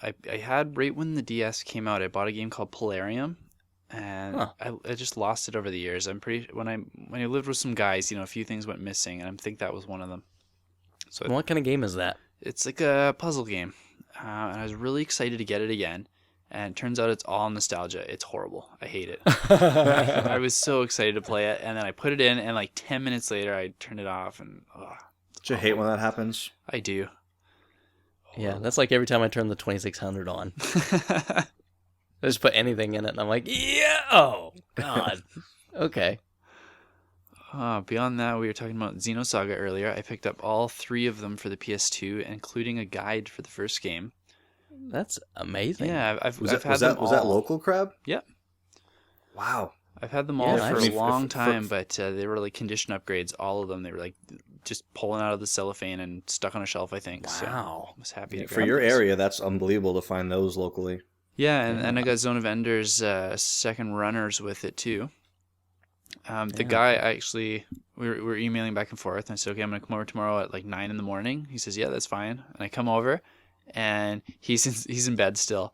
And his wife, who obviously just had a kid like maybe a month ago, is like up with the kid, and she's like dealing with me. I'm like, I can come back later. I'll just email your husband again. She's like, no, you're here. Let's do this. And so I dealt with his wife, who was surprisingly nice at 9 in the morning, having been up for hours with his baby. So it was interesting. So wait, did the guy never get up and she just sold you all his stuff? Yeah, no, he didn't get up. She was like digging around in his room looking for them, and then she's like, oh hey, he's got this guide, because the guide wasn't mentioned. I didn't know I was getting the guide. She's like, do you just want it with them? I'm like, yeah, let's do it. So she threw the guide in there. I wonder if she got in trouble. No, she probably pocketed that cash. I and never bet he told got him in about trouble, yeah, if anything. Yeah. She probably took that money away. He never saw a dime of it. Yeah. Well, Krabby, just remember, I'm still looking for Xenosaga 3, so you want to work a deal at some point in I time. can definitely hook you up with that. I got an extra one right now. We can work a deal sometime, I'm sure. Yeah. Then I got some PS3 stuff for incredibly cheap. I got Dragon Age Origins, Fallout 3, Virtua Fighter 5, Eternal Sonata, which I've been looking for Eternal Sonata since I've got my PS3, and I'm so happy to finally have a copy. White Knight Chronicles 2, Killzone 2, Prince of Persia, and literally every game was like $1 to like $4. Like, it was really, really cheap. Wow. I think the guy went into EB Games, said, what can you give me? They were going to give him nothing, and so he figured I might as well just get the same thing but cash instead of credit, because that's what it seemed like his prices were. Those are some great games too. Yeah, Yeah, he those are had really more. I cherry picked those ones. He had a couple others that I really want to get, like Street Fighter Cross Tekken, but someone beat me to it by like 10 minutes, he said. So, yeah. I'd rather not know. But no Dead Space, huh? No Dead Space there, no. No. Just good games. Aye! I haven't played it, so I can't say. And then another guy that he's got like a consignment shop in town. He's been really awesome over the years. So I took a bunch of my doubles down there for him to sell, so he could make a little cash, help out his new business that he just started. Oh. And when I went to go pick up some cash, he had some games in, so I ended up, using some of that cash I got from him to spend on his store again. So I got Boom Blocks for the Wii, the Namco 50th anniversary for the GameCube, Cool. Resident Evil 5 Gold, and Heavenly Sword. Now wait a minute. Wait, are you sure you didn't get the Namco Museum 50th anniversary? I gotta watch for those red squigglies, man. Now, I was going to give you heck about Resident Evil 5. I thought you didn't like it. Oh, I haven't even played it. I don't really plan to play it. I really like that series, so I just kind of grabbed them to like add to the collection. Same thing, and Krabby will get mad at me saying this, but that's why I have Final Fantasy IX, just to kind of have the game in the series. Have you played it? Have you tried it? Yeah, I've got to Disc 3. Oh, and you just didn't like it after that? I've tried to play it like 3 times. Oh, That's the way I feel about 8. And yeah, and that's the thing is, I'm not saying that it's a bad game. It's probably a remarkably amazing game. It's just not. It's something about it doesn't click with me. Man, that makes me so sad. I'm gonna try it again. Like I haven't given up yet, but I literally got to this, like when the screen said insert disc 3, and I just took a long hard look in the mirror and I said, I'm not having any fun playing this game right now. I need to put it down because I'm like actually ruining the experience by not having fun with it. If you haven't picked it up if you haven't got hooked by that point in the game, I don't think it's gonna happen. That's what I thought too. So yeah. I'm gonna try probably one more time, and then I'm gonna just say that it's your game and I can't do it. Now go play 6. You'll be happier. Oh, I had the strongest urge to play 6 yesterday. Because you should. Oh, no, I love that game. I just really wanted to play it yesterday, and I couldn't. You haven't played through 5 yet, right? I haven't played through 5. That's the one I haven't played. Go get 5 Advance. The GBA, yeah, the GBA You'll one. love it. The guy I bought, we haven't got to me yet, but the guy who I bought the 3DS games from, he had a copy of 5, but he only wanted to sell it with his entire GBA lot, and I couldn't buy all the games he had. It's still pretty cheap. You'll love it. Trust me. Yeah. Very good. So Crab, you mentioned Dragon Age and Fallout 3. Yeah. Do you plan on playing either of those? Not really. They're just kind of there. The only one I Well, was that's okay. really excited to play, it was Eternal Sonata. And if I ever pick up White Knight Chronicles, the first one, then I'll try that one first before I play the second one. Now, I might be remembering wrong or a different game, but isn't White Knight Chronicles the one that if you've loaded up and it says, oh, sorry, you can't play this, you haven't played White Knight Chronicles 1 yet? Really? I don't know. I'm going to have to try that. I don't know. There was a PlayStation 3 RPG, and someone's going to tell me what it actually is if it's not this, but I swear it's like you literally cannot play the game unless you played the first one. They're like, no, you're not to this part in the story yet. Go get the first one. Interesting. Wow. I don't know. That's rough. Yeah. Huh. Anyway. So let me know if it fires up. Yeah, I'll give it a try. The last thing I got, one of the coolest, is another box in the mail from Duke.togo. Who's that guy? I don't know, some jackass down in the States. But he sent me a nice, he helped me out with getting a copy of No Malos, a nice sealed, complete in box copy from RetroZone. They were going to charge me way too much in shipping to send it up here, so I had it sent to Duke instead. And then he decided to be nice and add a few extra games to that, which was Magician, Super Spy Hunter, and Thunderbirds, all of which I needed for my NES set. So thanks a lot. Like I'm excited for all four of those, big time. No, you're welcome. Glad I could help out. I mean, I got good deals on all of them. Like for example, Super Spy Hunter, they had it tagged with the price tag for Spy Hunter. So that's why it was cheap. Sweet. Yeah, no, I'm definitely glad I could help. Yeah. We'll get you there. You'll beat me, I'm sure, to completion. But then I can laud over you that you don't have unlicensed titles. So That's not really lauding over me if I don't care. oh yeah, it is. I'm gonna hold on to some thread of hope. Yeah, here. I got a Cheetah Man too. Maybe I'll break down eventually now. You're gonna have to. You're gonna run out of stuff. You're like, either you're gonna have to start going, like European releases or something. I thought he said he was going to go N64, right? I got some other systems I can bounce to. I don't have to sync to your level. Gonna go turbo? I don't think he's got a complete 32X set yet. He doesn't have a complete Virtual Boy set yet. That's right, because the 32X is awesome. You're overselling. It's awesome. A little better. You have 32 bits of power stacked on 16 bits of power stacked on a CD drive. Stacked on a Game Genie, stacked on a Sonic and Knuckles. Tower of power, indeed. Yeah. It's like a battleship. So that should do it for me for the month. Wow, that sounds like a great haul. Krabby did a good job. Yeah, Yeah, very well. Nice, a little slow at the start there, but it picked up right near the end. Yeah. And last but definitely not least, Bill. No, yeah, last but least. No, you got a good lot in here. 3DS I did. lot, yeah, that was a good sweet. lot. Yeah, I did. I got This is, again, Bill complains, my Craigslist is so dry. You nailed it that Oh, time. That come was on. like, you should do voice acting. That was me. That's what I sound like on a regular basis. So I did some questioning in the forums, like, hey, like, what are people like for 3DS games? Because we got PAX coming up, and it's a huge. I mean, anyone who's heard about it knows it's like this big, gaming thing going on in Boston in a couple weeks, and it's everybody's got a 3DS. Like, I can't wait to get my 100 street passes in a day. 'Cause it's gonna happen like before breakfast. So I remember asking around, and I remember Duke mentioned Coded Princess a while back on the forum. And obviously, being Atlas, I know Krabby's into it too. And people, Link, I can't remember who. I remember Link was pretty vocal in that 3DS thread, but everyone kind of let me know what the good stuff is. And I just did a quick search on Craigslist, and I found this pretty decent little lot of complete games. So I got Coded Princess, Dream Trigger, Ghost Recon, Kid Icarus, Zelda, Mario Kart 7, Rayman, Resident Evil Revelations, Star Fox 64, Super Mario Land, and like a soccer game. That's all awesome. All very, very nice. I mean, they weren't dirt cheap, like a couple bucks each, but I paid I think like $80 or $100. But I mean, so compared to retail, I did pretty good. Oh, you did wonderful. Yeah, like 3 of those is like $80 to $100. Yeah. Yeah. So and the thing is, And Club Nintendo codes.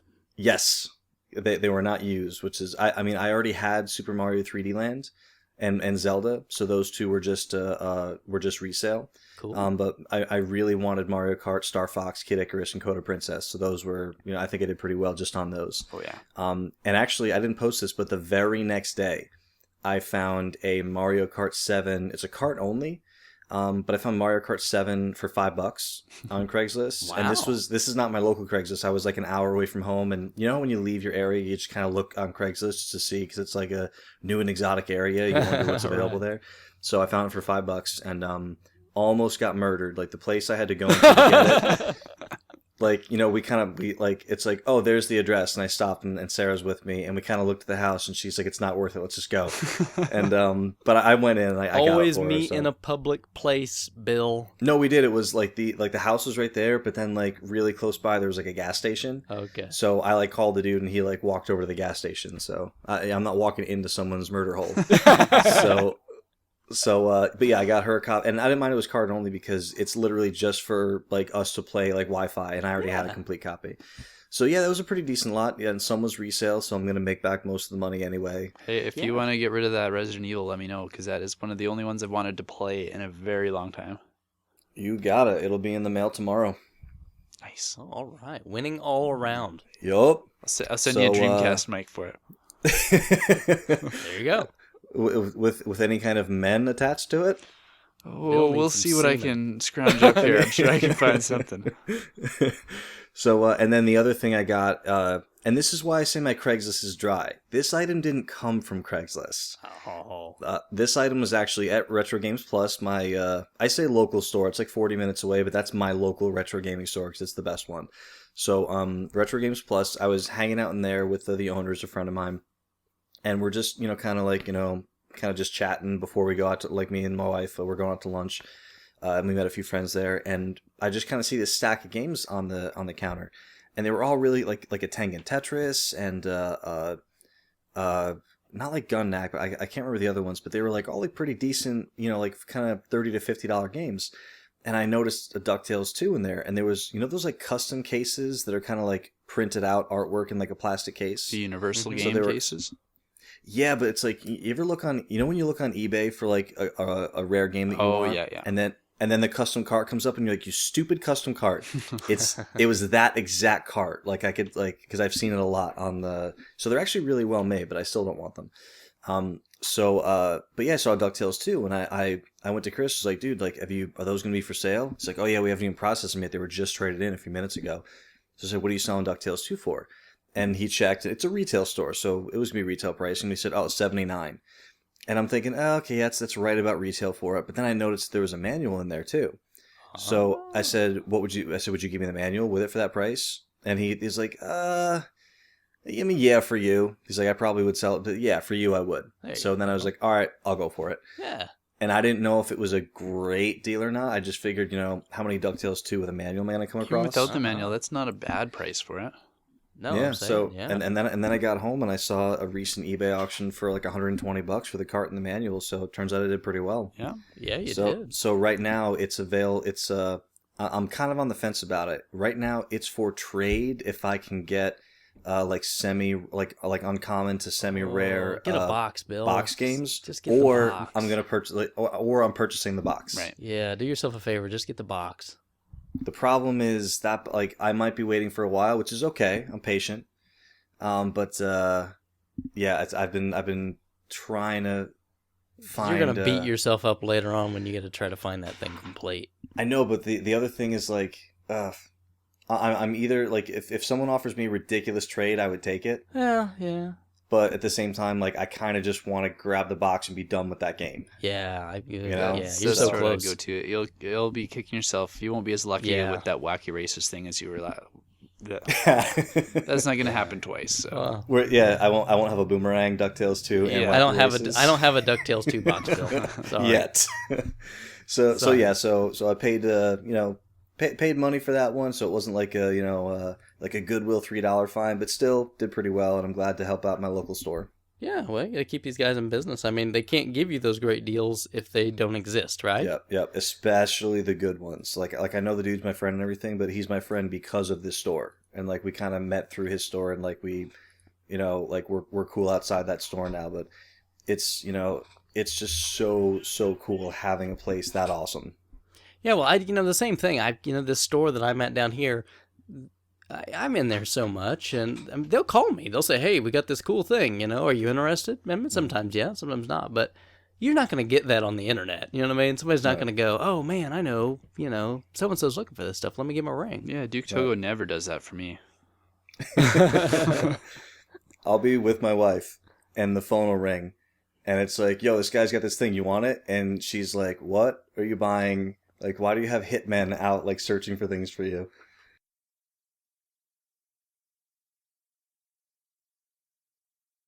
It is, and it's usually because I'm driving. And we have a rule. We have a very good rule that the phone goes into the center console while you're driving, and you can't look at it until you stop. That is a good I rule. like that rule. That's a good rule. Yeah, I don't talk or text and drive. I wish they would enforce that up here. Yeah. Oh god, I wish as a society when we see someone texting on their phone, we would just lay on the horn for 10 seconds and no one does it.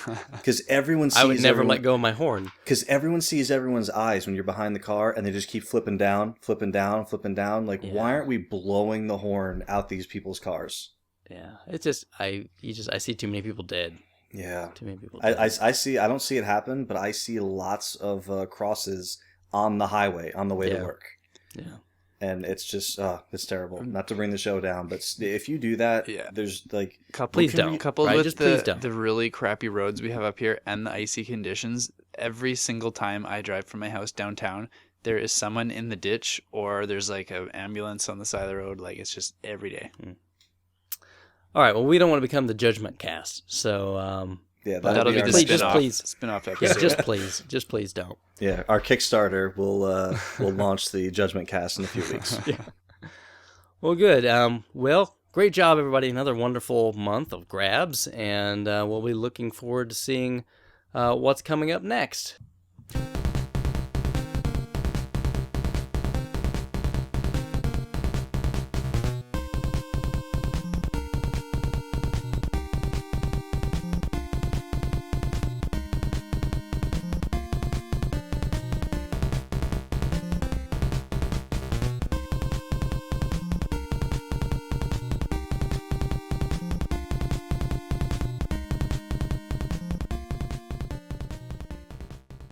So for our main topic this month, we wanted to spend a little time and talk about just audio and video setups.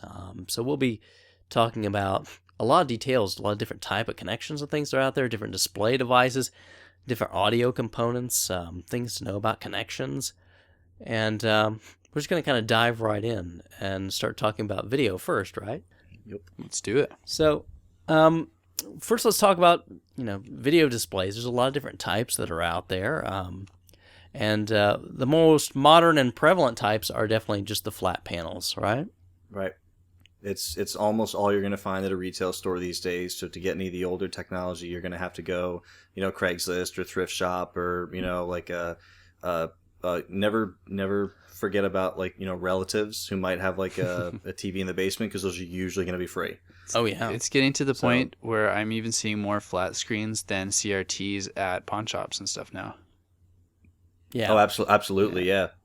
It's really probably a matter of time until it's going to be tough to find that tube. So you really have to hold on to a good tube when you find it. But we'll definitely talk about tubes in a minute. But with flat panels, there's unless I'm not thinking of something, there's basically three technologies behind flat panels, right? There's LCD, liquid crystal display, DLP, which is digital light processing. I believe so, yes. And then that's a Texas Instrument technology. Yes, it is. And then plasma, right? Yes. Now there's one slash in there. Okay. Have you heard of these LED TVs? Yes, I have. Okay, so here's the thing, because everyone thinks LED, or some people think LED TV is a new technology. An LED television is an LCD television that uses LEDs for backlighting.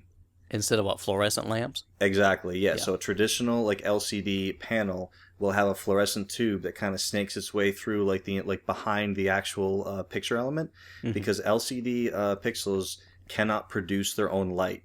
They can change colors, but they don't create luminescence. Right. So this light just sits behind them, shining light through them. So the problem with this is when the LCD pixels are not producing any light, they appear to be a dark gray, never black, because there's a light behind them, so they can never be true black. Right. Now, this technology has been improved by certain types of LED, because there's some LEDs that just have an LED element along the perimeter of the TV that shoots light through the back of the TV. Yeah, those are not good. They're not they're the worst type of LED backlight. The best type actually have literally thousands or millions of individual LED pixels behind the picture image creating pixels. So that means that if a pixel area is black, the LEDs can individually shut off behind that, so they actually do appear fully black or close to it. I personally prefer the plasma picture to the other types. They definitely have different looks to them. Like when you look at an LED or an LCD or plasma, besides the resolution, they have like kind of things that, you know how like when you look at an Unreal Engine game, you're like, oh, that's Unreal.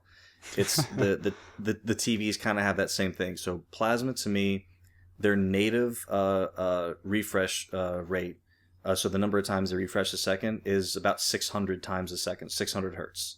And LED or LCD TVs rather, their default's like 60 or 120, and some of them do like 240, and they kind of like fake it by adding an artificial frame in between the frames. But for me, plasma is kind of my choice as far as the panels go. Yeah, and kind of what Bill's talking about there, that light darkness bit, that's your contrast ratio that you'll see things rated in, and you definitely will see that best quality, like Bill said, in that type of LED lighting where they can basically shut off certain areas of the screen to get a higher contrast ratio. Yep. And definitely plasma has a much nicer contrast ratio than an LCD based. But I think in the middle of those two, DLP does a pretty good job. But DLP actually uses very tiny. I've never heard of that one before. Yeah, DLP technology actually uses very tiny mirrors to reflect light. So they're very small mirrors, and that's how they light up parts of the screen. It's actually, I believe, like if I remember working at Circuit City when the tech was brand new, so they kind of brought a guy in and showed us what it was all about. So it is motion based, which is, it gets some people feeling a little uncomfortable because, you know, if something has a moving part in it, it's you know, that's one thing that can go wrong with it. But it's proved to be a pretty reliable technology. So it's kind of like a spinning disc that all these micro mirrors can angle like whichever light that the digital projector is emitting onto whatever area of the screen that they want to. Mm-hmm. Mm-hmm. And you do get a better contrast ratio out of that because you can basically turn off certain areas of the screen. Right. Are the DLPs as common as LCDs and plasmas, or are they a little bit more obscure? Yeah. Because they're not like panels. They're shallower than a traditional projection TV, but it is still a projection technology. So it's like if you're looking for like, you know, one of those kind of like 50 to 80 inch, you know, kind of bigger projection type sets, there's a lot of DLP in that range, but it's nowhere near as common as the flat panels. Yeah, and like I think Bill, you mentioned that. I mean, that's it's a patented technology from Texas Instruments, so it has to be licensed out to companies that want to include it. Right. And I think most of the manufacturers have just realized that that really LCD or plasma does just fine. Yep. For most customers. But Bill brought up another really important piece, and that's refresh rate. So as he mentioned, you know, hertz. Hertz is a speed rating, and that's just the number of times per second something happens. And for TV, that's just how often it draws the picture, right? Right. And most screens with that, you know, you see the 720p or the 1080p, that refers to progressive. So it means it's drawing every single line of the frame every single time. And we're going to be getting into CRT's tubes in just a second. So one of the resolution bits you'll see on some of the tube TVs is that letter I after the resolution. So 480i or 240i. So that stands for interlaced. So that means it's actually only drawing half of the image every frame. So the evens get drawn on the first pass and the odds in the second pass and back and forth. So that's why if you look at some older, or at pretty much any CRT set without a progressive resolution, if you look close enough, it looks like there's kind of like black line going through the picture every other frame. But it's really just happening. It's really alternating so quickly that it appears like half of that's happening.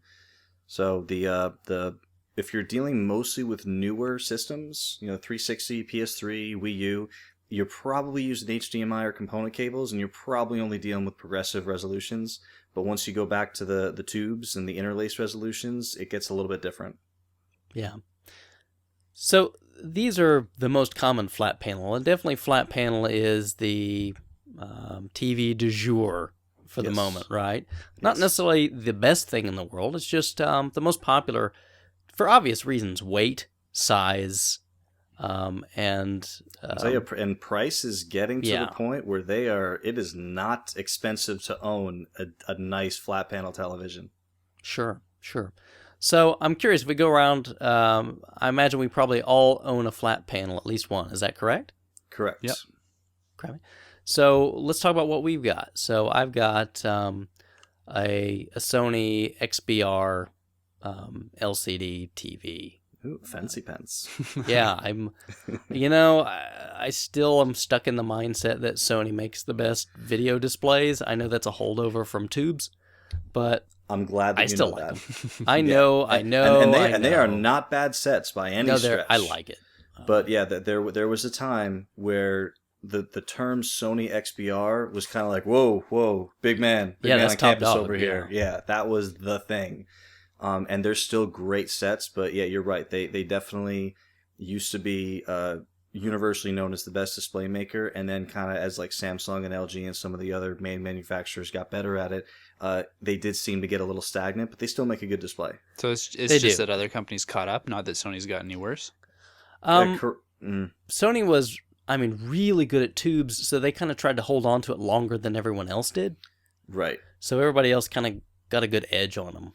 They literally invented the type of tube that every other company ended up using. So if you ever look at a Sony tube television that's in color, it probably says the word Trinitron on it. So a Trinitron is exactly every Sony color picture tube, CRT is a Trinitron. All that means is it's a Trinitron. It's a 3-color picture tube. So it could create. So it was red, blue, green. So the primary colors. So they realized that if they had a triple color picture tube, they could efficiently create every color in the spectrum. And originally they had patented this, and it became, those I'm not an expert on patent law or anything, but those things that it's like, well, you can't patent that. That's like a universal thing that everyone can use. Right. So they didn't end up owning it, but I think for a little while companies had to license 3-color tube technology from them, but that went away. I can't remember, but they did kind of sit on tubes for a long time because they owned that technology. Yeah. So, Bill, what kind of flat panel set do you have? My main one is a 50-inch Samsung Plasma, and it's a number of years old. It's probably like 5 or 6 years old, so I'm probably in the market for a new one at some time in the next, 2-3 years. I'm not unhappy with it. I'm just kind of like, when you're a technology person, once it gets a few years old, you're like, all right, what do we got coming up next? So I'm curious, will you go plasma again? Absolutely. Okay.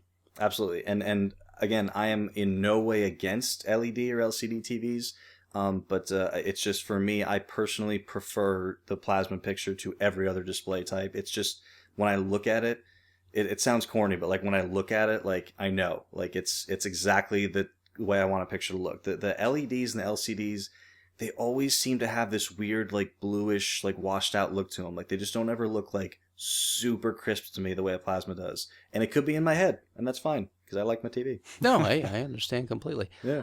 But yeah, now, and the only thing to worry about, though, maybe with some more older plasmas than newer, was burn-in, though, right? Yeah, definitely. I mean, we first kind of got a glimpse of this on like old projection TVs, like in the 80s and 90s. Because they were literally taking a small picture element and projecting it onto something to go onto the screen. So since there was a lot of heat in that process, if you left a static image or like a video game, like a HUD or a life bar or a player one, press start, something on The there. background. Yeah, anything. It could burn that image in so you always saw it. So plasma TVs, they used to run very hot, the phosphors that create the color in the individual pixels.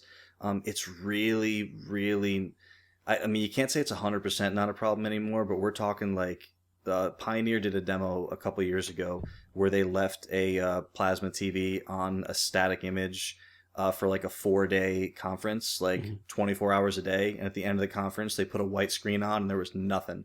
So it's real. It's gotten a lot better. Yeah, it is something that is possible, but as long, like once you get your brand new TV, the companies don't say, oh no, there's no like initial period or kind of grace period at the beginning. I've always kind of thought there is, because you're kind of like, you know, training your new TV. Yeah, break-in. So, yeah. So the break-in period that's what I was looking for. So typically with a plasma, I usually recommend put your brightness and contrast settings no higher than 50%. It's probably going to look very dark, and do that for a couple weeks. And then after a couple weeks go by, there's several really good calibration options out there on Blu-ray. Disney makes one. There's some downloadable ones you can put on a flash drive and run through your Xbox or your PS3 or whatever you can run video from, and just run the calibration on your video from there. And just don't, you know, leave your TV on a static image for 20 hours. Yeah. Now, Krabby. Yeah, oh, I'm sorry. No, I was gonna say that's my main TV. I also have an LCD, kind of like a secondary, like a backup TV. But my main, and that's where most of my consoles, my like Nintendo, Super, Genesis, Dreamcast are hooked up. But my current gen stuff is on the plasma. Okay. Now, Krabby, what are you using? We've got an LG 42-inch LCD. It's getting pretty old now. Probably, okay. I want to say 8 years old.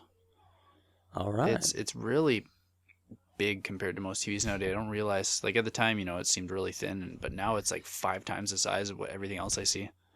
Oh, really? So Crab, just to clarify, do you mean big like depth? Yes, it is deep. Okay. Yeah, because I've got a 42-inch and it's not really. Yeah, so. the other trend I'm seeing right now with new TVs is really small bezel.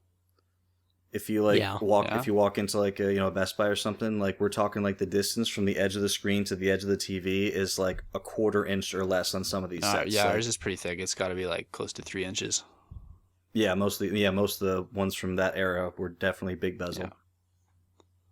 So, but you like it besides it being a little older? Yeah, my wife's always talking about upgrading, but I keep holding off on her. But when we finally do, I'll get to mount that one in the game room. So I'm actually looking forward to it. Do you think she's talking about the TV? But I'm not plasma enough for her.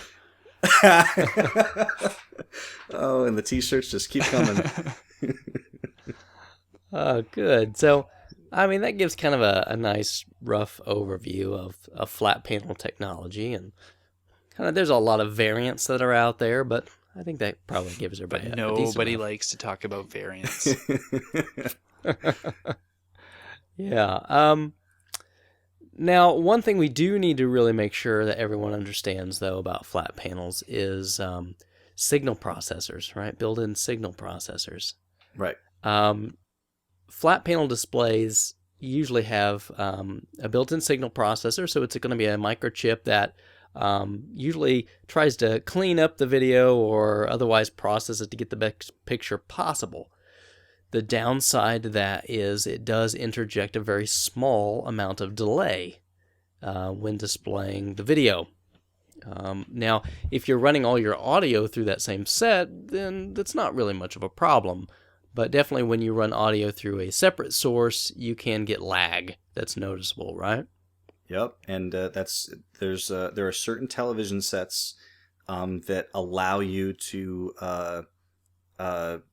some of them call it game mode. Yes, mine does. Yep, mine has a game mode. Now, I have a game mode on mine. I don't actually use it because I use something else that I'll talk about once we get to receivers, foreshadowing. Yes. But yeah, there are some sets, and this is why if you're shopping for a new TV, it might make sense to look at what settings are available, where it kind of allows you different options to minimize that lag, especially if you're jacking your video from let's say you have an Xbox 360.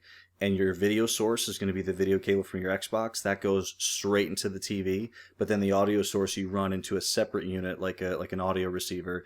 That's where you can run into potential issues because of the the difference in processing time between the television and the separate piece. So it's just something you want to keep in mind. Yeah, I hate playing Guitar Hero through our TV because of that. I will only play it on our CRT. Yeah, and we're usually talking in the number of milliseconds, 10 to 20 milliseconds delay, but it is noticeable. Right, and like Crab said, like this, like a game that has like an audio calibration feature is the type of game that you're going to notice this on. Like you may not notice it on like a platformer, because you're talking very, very minimal. But if you're talking about a note coming down a highway at you at a pretty quick speed, because we play an expert, because we're all pro, and you're literally going to miss almost all of those notes if your calibration is off. So Crab, you mentioned that you only play it on the CRT. Just out of curiosity, how do you connect your PS3, right?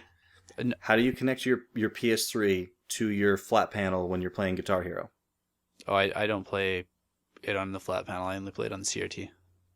Oh, it's okay. So when you played it there, do you know if you were connected with an HDMI cable? I was, yeah.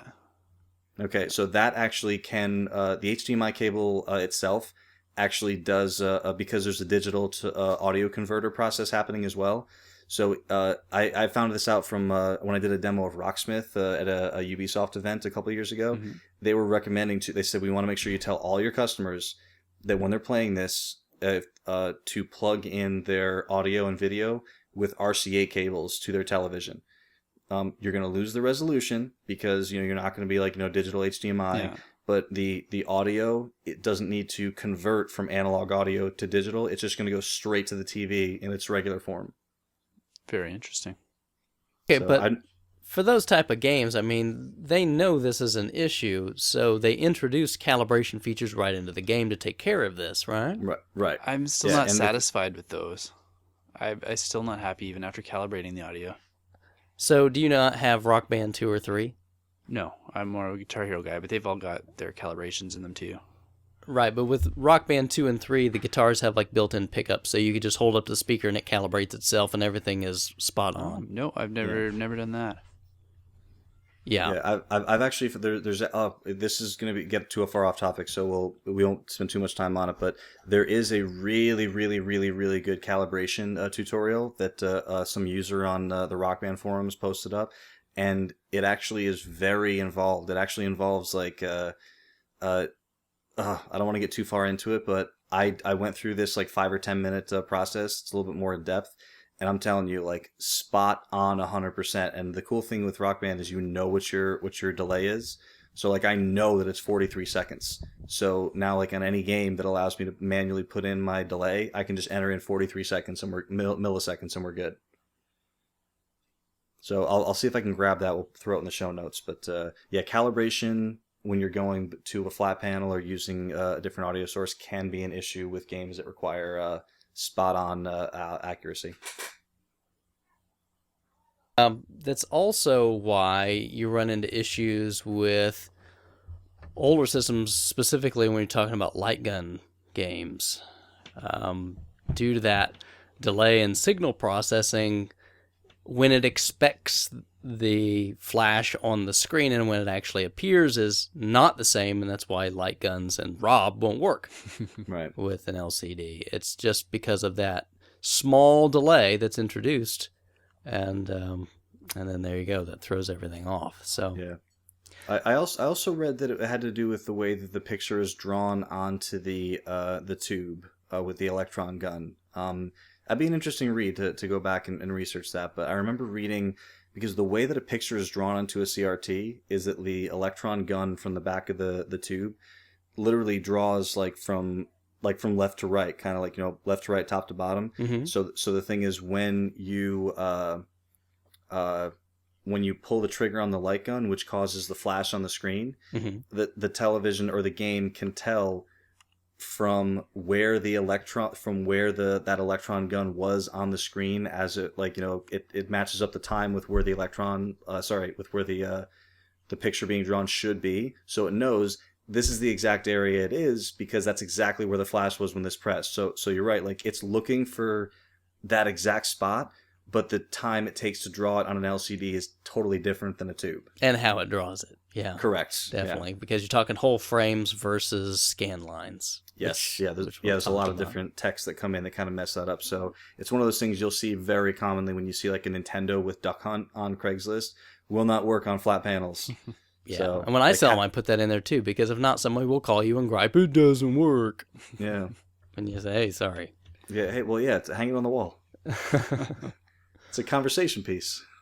Yeah. And now moving away from flat panels, we also have traditional tubes, or CRTs. CRT stands for cathode ray tube. Extremely old technology. Yes. But they've just updated over the years. So you definitely have different types of CRTs that are out there. So There's a fictitious character in Disney, like, you know, a Tomorrowland in Disney World. yeah, At Space Mountain, like they got rid of him, but his name was Ray Cathode. ancient technology, right? Yeah. But you know, you have some different progressions of that. So I mean, obviously, you go way back. The first of these were black and white sets. Obviously, not going to get much use or talk here.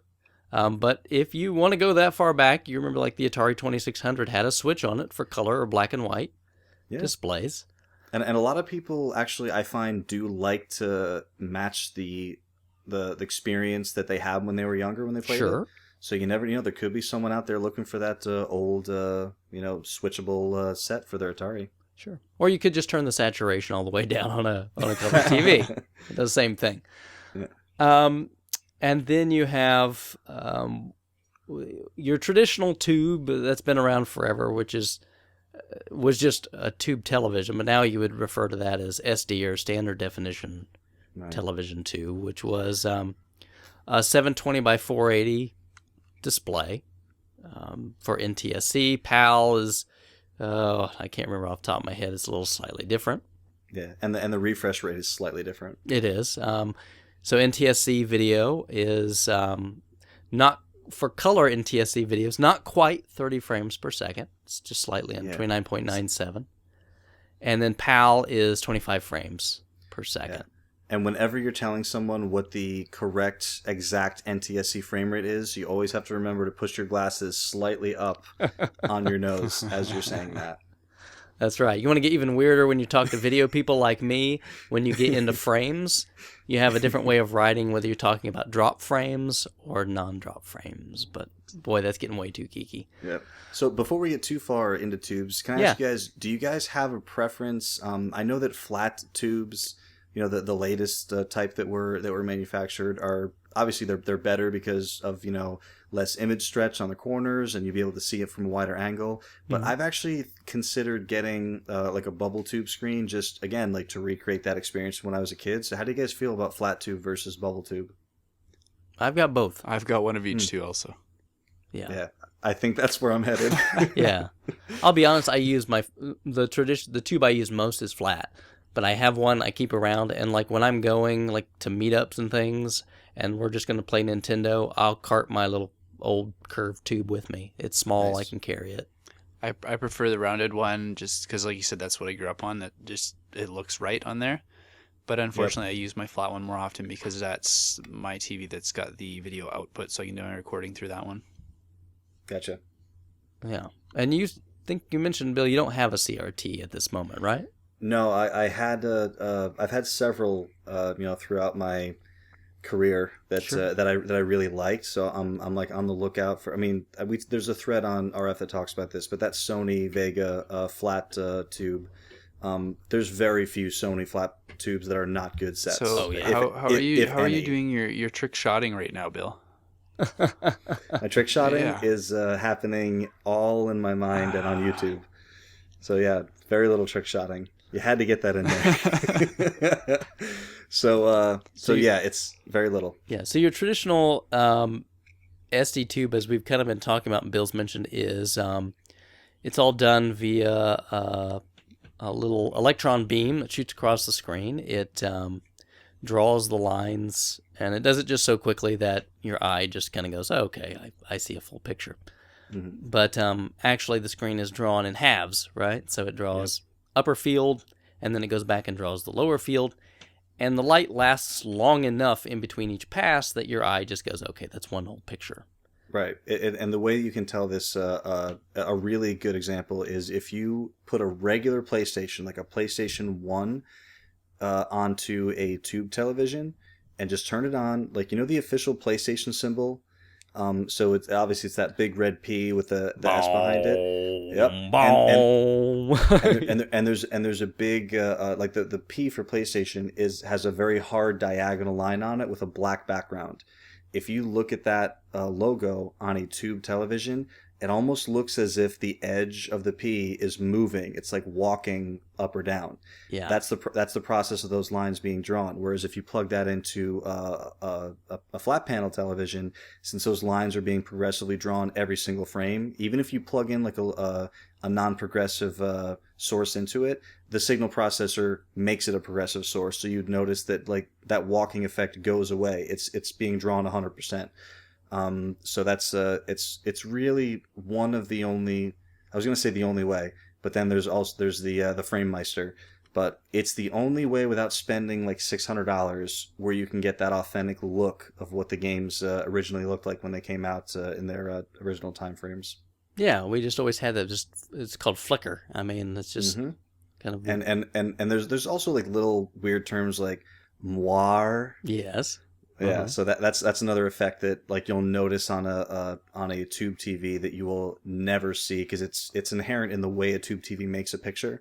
So there's lines and mesh, yeah. Exactly, yeah. So you'll see like these weird line patterns kind of like radiating out from certain points, and it's just the way that the tube TV was. So there's some cool things that can kind of emulate that effect, but I mean the only way you're going to get it is on a tube.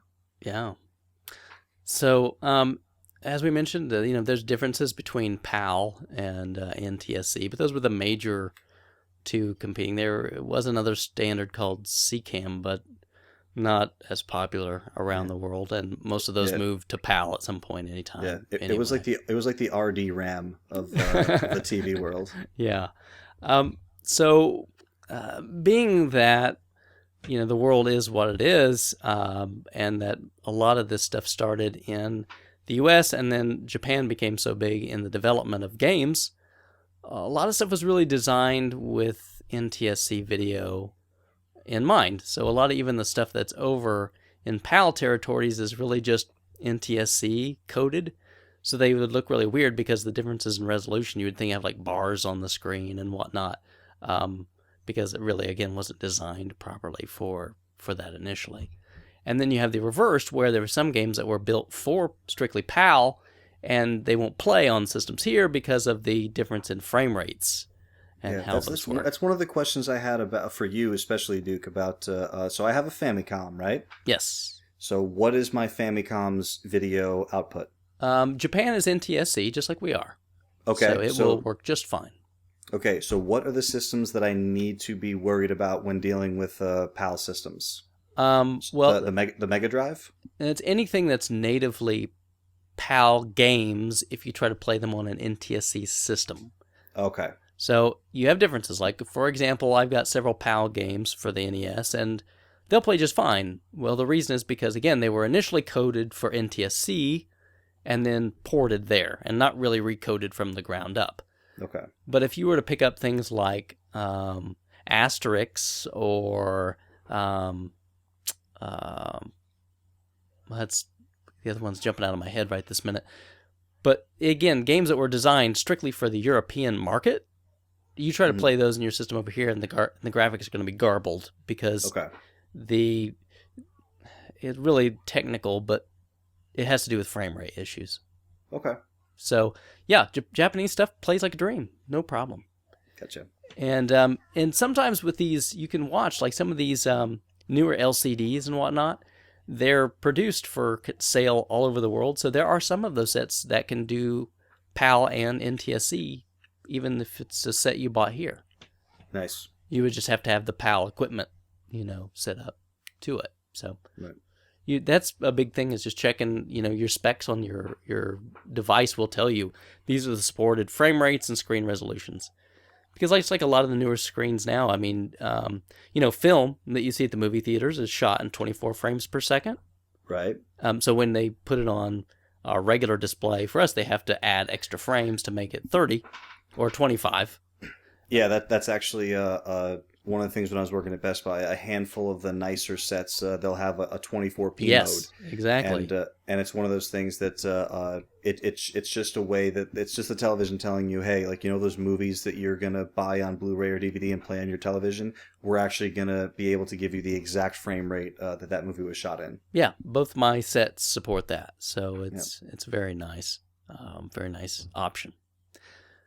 But those are standard definition sets in the different territories and kind of the ideas behind them. Now, kind of along the same lines as those, there's also sometimes what are referred to as studio monitors.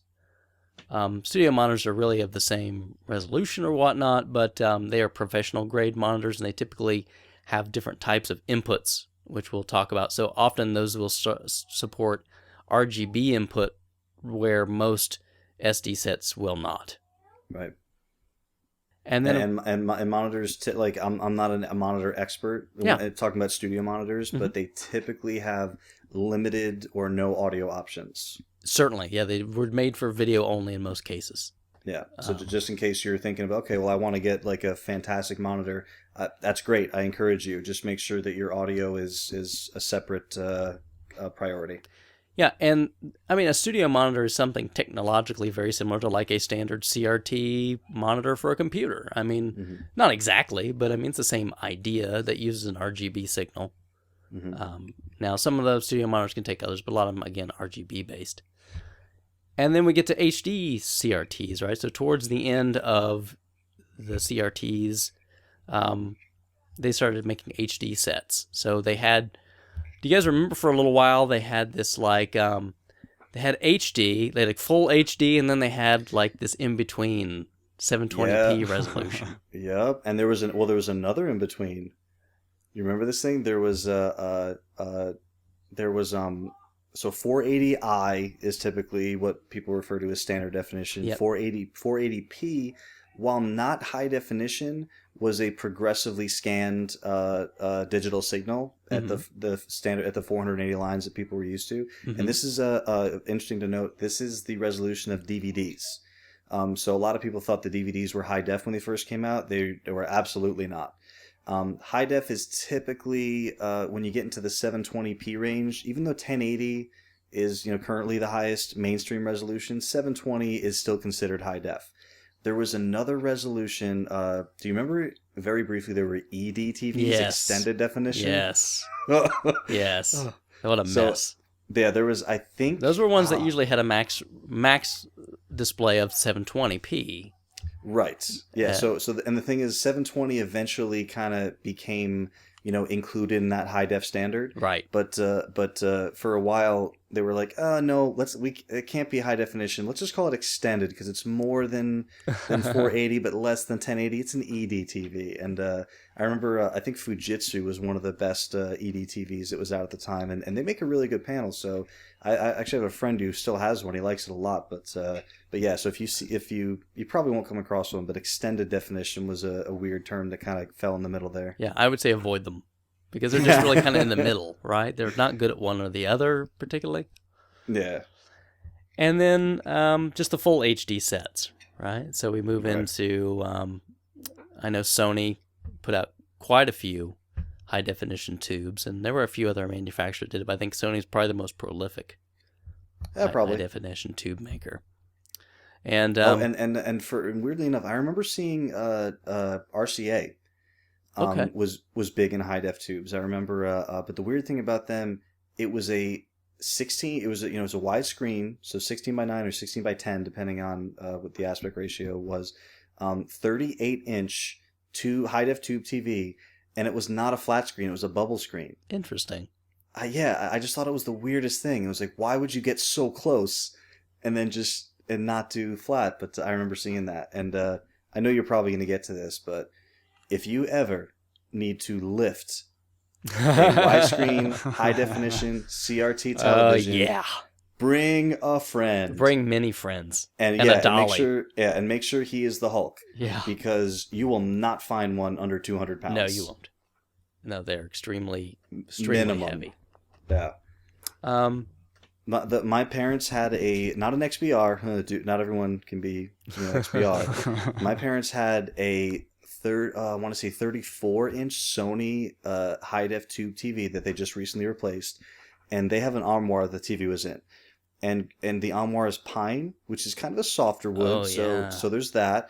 But when we went to remove this TV from that thing, we felt like why isn't it moving? We're just trying to kind of slide it a little bit, so we had to kind of lift, like really kind of jerk it like up and like out of its little sitting spot. So once we got it out of there, we looked at the place where it was and we realized that the television had sank into the pine and made a television shaped indent into where the pine was. So That's yeah, hilarious. these TVs are massively heavy. Yeah, and to my knowledge, I mean, maybe I'm wrong, but to my knowledge, tube HD sets only went up to 1080i.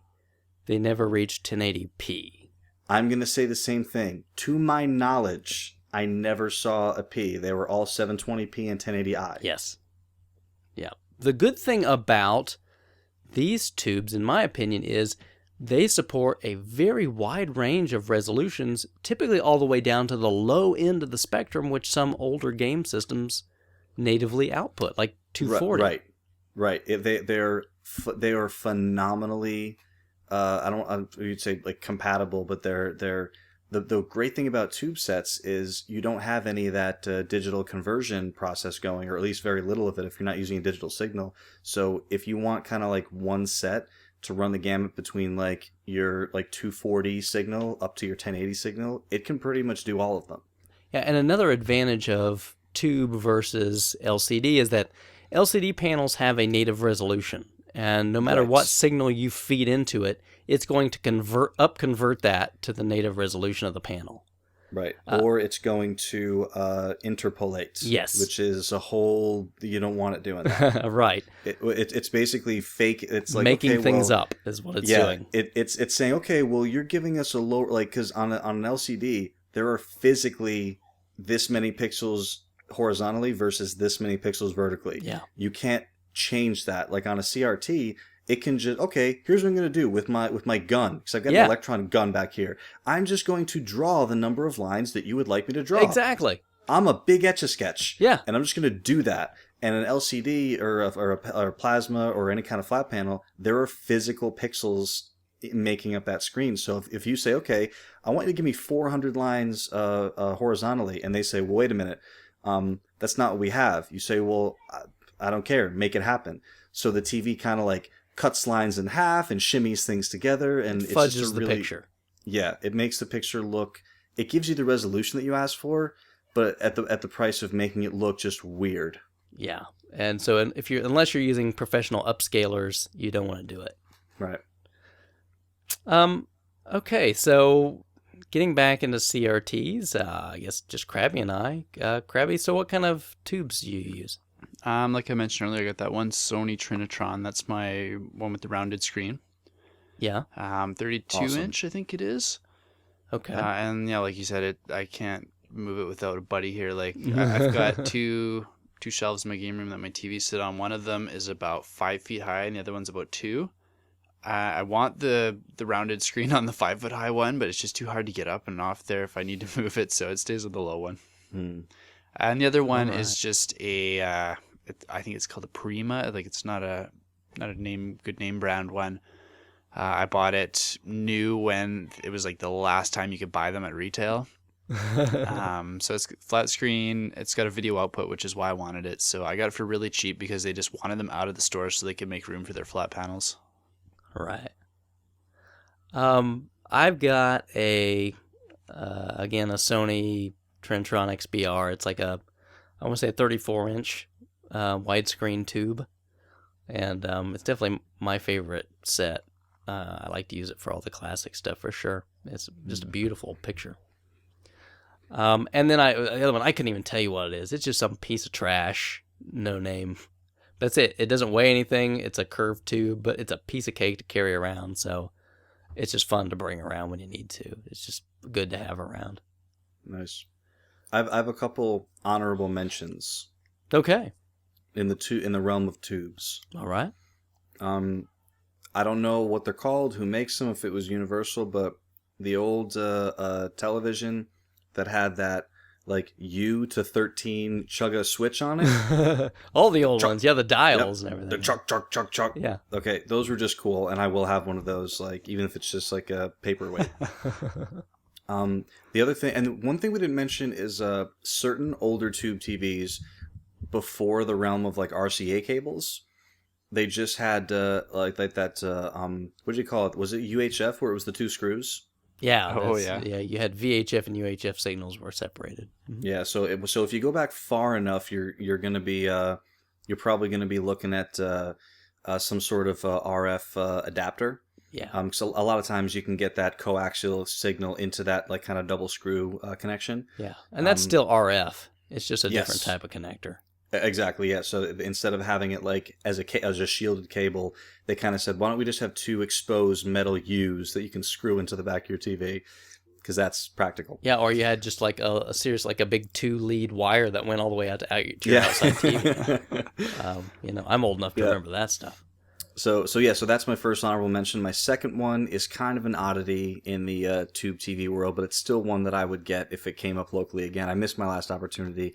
The Samsung GX TV. Oh, yeah, okay. That's with the speakers, right? Yep, it's a little 13-inch tube, but it's got a really big chassis because the front of the TV, it's protecting the screen, but it opens up with pretty big, like I think like maybe 4 or 6-inch woofers in each door. And then it had a small subwoofer on the top of it, and I think it had 4 sets of like full S-video inputs, so everything like up to S-video. Because obviously it's a 13-inch standard definition TV, but surprisingly good sound, obviously because of like how ridiculous they went with the speakers on it. But this was a set that I used for a long time as my main set, because I like growing up in my just playing games in my bedroom, I couldn't have like a huge TV in there, so I needed space for all the systems. So if you've never seen one, just Google Samsung GX TV. They're pretty cool little things, and you can probably find them locally if someone's looking to get rid of it for like less than $50. If I had to throw an honorable mention in there, I would do that for the original Commodore monitors. So Commodore, back when the Commodore 64 and whatnot were out, and most computers of that era, they just didn't have specialty monitors. They just used a standard like television signal. But they would make monitors for the computers which would just use that same signal. It was just very clean, so you could read the text easier and whatnot on the screen. And Commodore made a couple of those, and you can get just a really beautiful composite video out of those. They're not very big. They're probably, I don't know, I'm going to guess, not even 10 inches. But they do make a really beautiful picture. Nice. For old composite so if you run across one. My honorable mention would be when TVs used to be like furniture, not just appliances. And we had this awesome consoles. Yeah, we had this awesome Magnavox TV that was like twice the size of the 32-inch Sony Trinitron I've got, but the screen was only like 19 inches in it. Yeah. Yeah, I loved that thing. It was horrible. Yeah, those are memories, right? Yeah.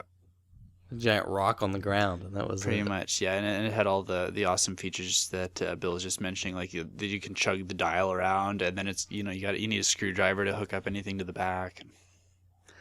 Funny. I remember back when I was little, my grandparents still had a TV that was pre-transistor. It had the old tubes in the back. And so a tube would burn out, and you would have to replace the tube so you could watch TV. That was really kind of interesting. Kind of like old amplifiers where you'd have to actually replace the tubes. Yep. So you'd have this big rack of tubes in the back, and Grandpa would have to take the back cover off and dig in there and pull the tube out, and it was kind of interesting. Now don't get me wrong; those were still out of date by the time I was born, but they just still happened to have one of those things, right? Because it still worked, right? You could still buy the tubes. Yeah. Yeah. And then the last type of video display that we'll probably talk about is going to be projection, right? It's different kinds of projection sets. Yep. I have little to no experience with projection sets besides, selling them at, Circuit City years ago, but I've never owned one or used one on a regular basis. Yeah, so, the first projection sets were quite literally that, where you would have On one end, 3 giant lamps, red, green, and blue, and they would shine and focus onto a literal screen on the other end that would make up your picture. And I remember those. It was really very strange. They didn't have very good quality picture either. As you can imagine, they're just like 3 giant, like almost like spotlights, if you will, projectors. So it was pretty interesting. Those didn't last around a lot. And then they moved into what people would probably think of as the modern rear projection TV, right? Mm-hmm. Which is still a rear projection TV is the same thing as what those things were. It's just all those same 3 bulbs that are projecting the image onto the screen are housed in the back instead of like that old type was in the front. Mm-hmm. And literally that's what you have is a red, green, and blue projector. And they all shine onto the screen and they make their image. And that's why you will see on a lot of those older ones, they get blurry after a while, or one color will go kind of out on them. And because that's literally what happens is one of the bulbs will burn out, or they lose focus, where they actually have to be manually, the projectors have to be realigned on the screen so they overlap properly and you get a good picture out of them. So they were popular to a point because at that time that was the only way you could get a big screen. Tubes were the mainstay, and you just physically couldn't make a tube that big. Yeah, I mean, you could, but I mean, it just was not practical, right, to make something that would be that big, that heavy, and have to ship it across the country. And they were expensive at the time. So the projection TVs, if you're not familiar, if you've never used one, they're mostly hollow, so they're extremely light. Yeah, because that's it. That's just you have some projectors at the back, and then you have the screen on the front they're projecting to. So there's not a lot to them. That's what my parents but a lot of use maintenance. Still. Is it? Yeah. Okay. Yeah, it's one of the cheap, like my not my local Goodwill, but the Goodwill that's like near one of the offices that I work at. Every time I stop by that Goodwill, there are 3 projection, probably standard definition projection TVs right by the front. They can't be more than $30 or $40. So I mean, it's if you want a great big picture and it doesn't need to be the absolute best looking thing in the world, you can. That's how you do it. Yeah, and then earlier in the HD days, a lot of HD widescreen sets, again, because CRTs were dominant and LCDs were ridiculously expensive in big sizes, or again, they were rear projection. So it was the exact same idea, it's just scaled up a little bit, and you run into the exact same problems. I think that's when DLP was really big, was when flat panels were still thousands of dollars, and for like between like $1,000 and $1,500, you could get a 50 or 60 inch television that was high definition, that was digital. So yeah, DLP kind of had its day before flat panels became so affordable. Yeah, my mother has a rear projection HD set, and it shows its age. Again, after a while, the guns become a little misaligned. They're not, one maybe is not quite as bright as the other one is, and they definitely have their disadvantages. Yeah. And then the last type, which is something that's a kind of a different animal, but that would just be projectors themselves, right? Yep. So a lot of people, when they do home theaters and whatnot these days, they have a literal projector that they mount. And, originally were used mostly for like computer displays for presentations and whatnot, but these days, everybody just hooks them up to a video source and away you go, right?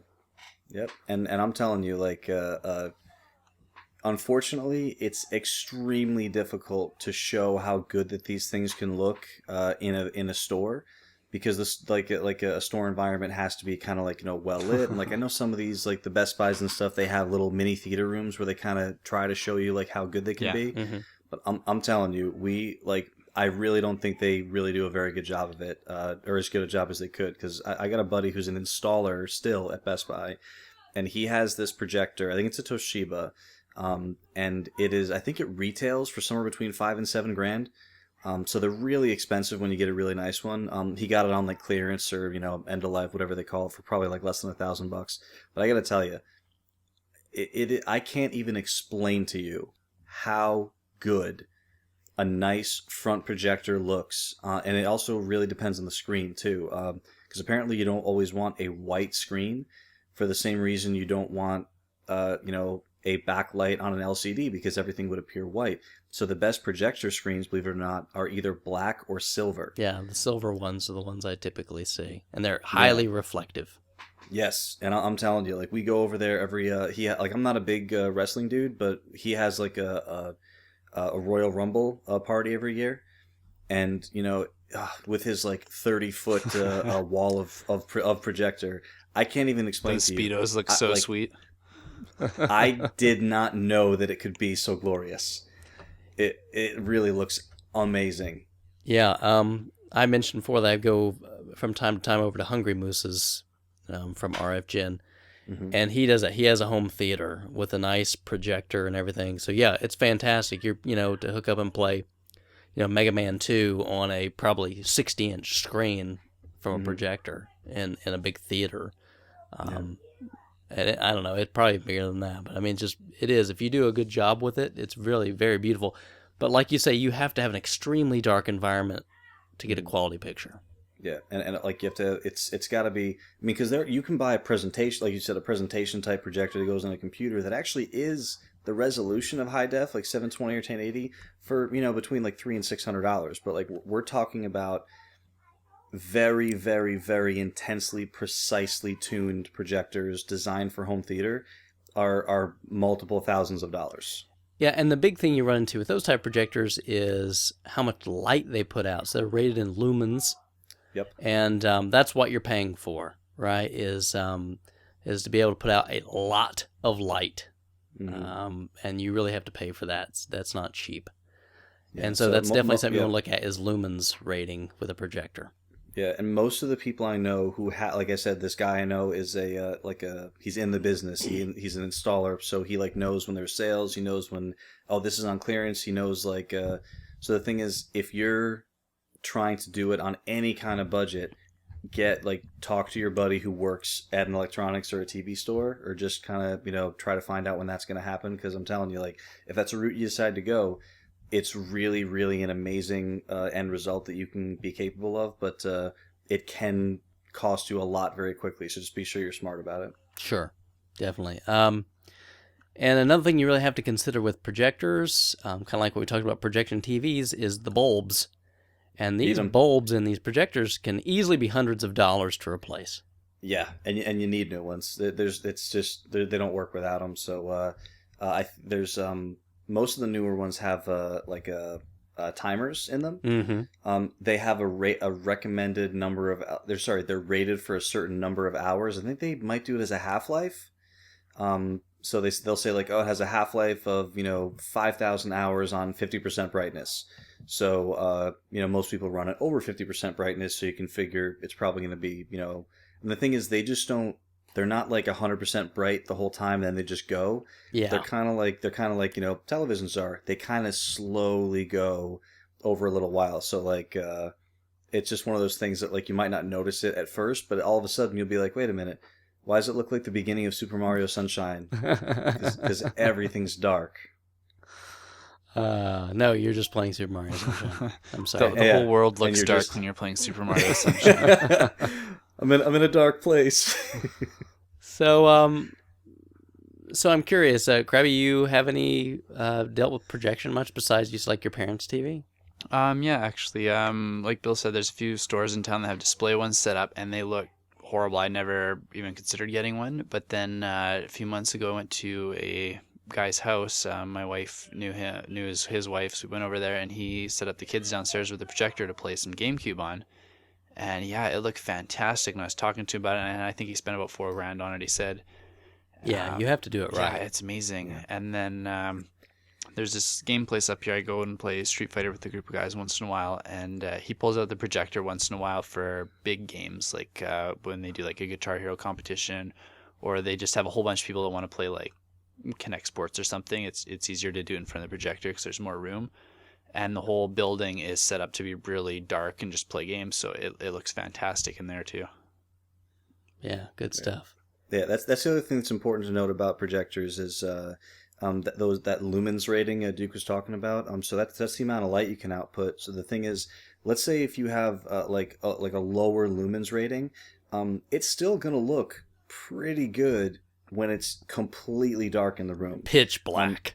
Yeah. So the thing is, if you get one that has like a super duper high lumens rating, like really kind of like higher than averages, you can afford to have the room be a little bit lighter because of how bright the projector's capable of outputting. You want to be able to see where your drink is at and where the door is. You know, gotta get out of there. If this movie ends up being as bad as the last one, you want to just be able to sneak right out. Yeah. Now, the only thing I guess we don't mention, and probably, obviously, the future of television is probably along the lines of 4K sets, which are a much higher definition standard than what we've got now, but that's a time away.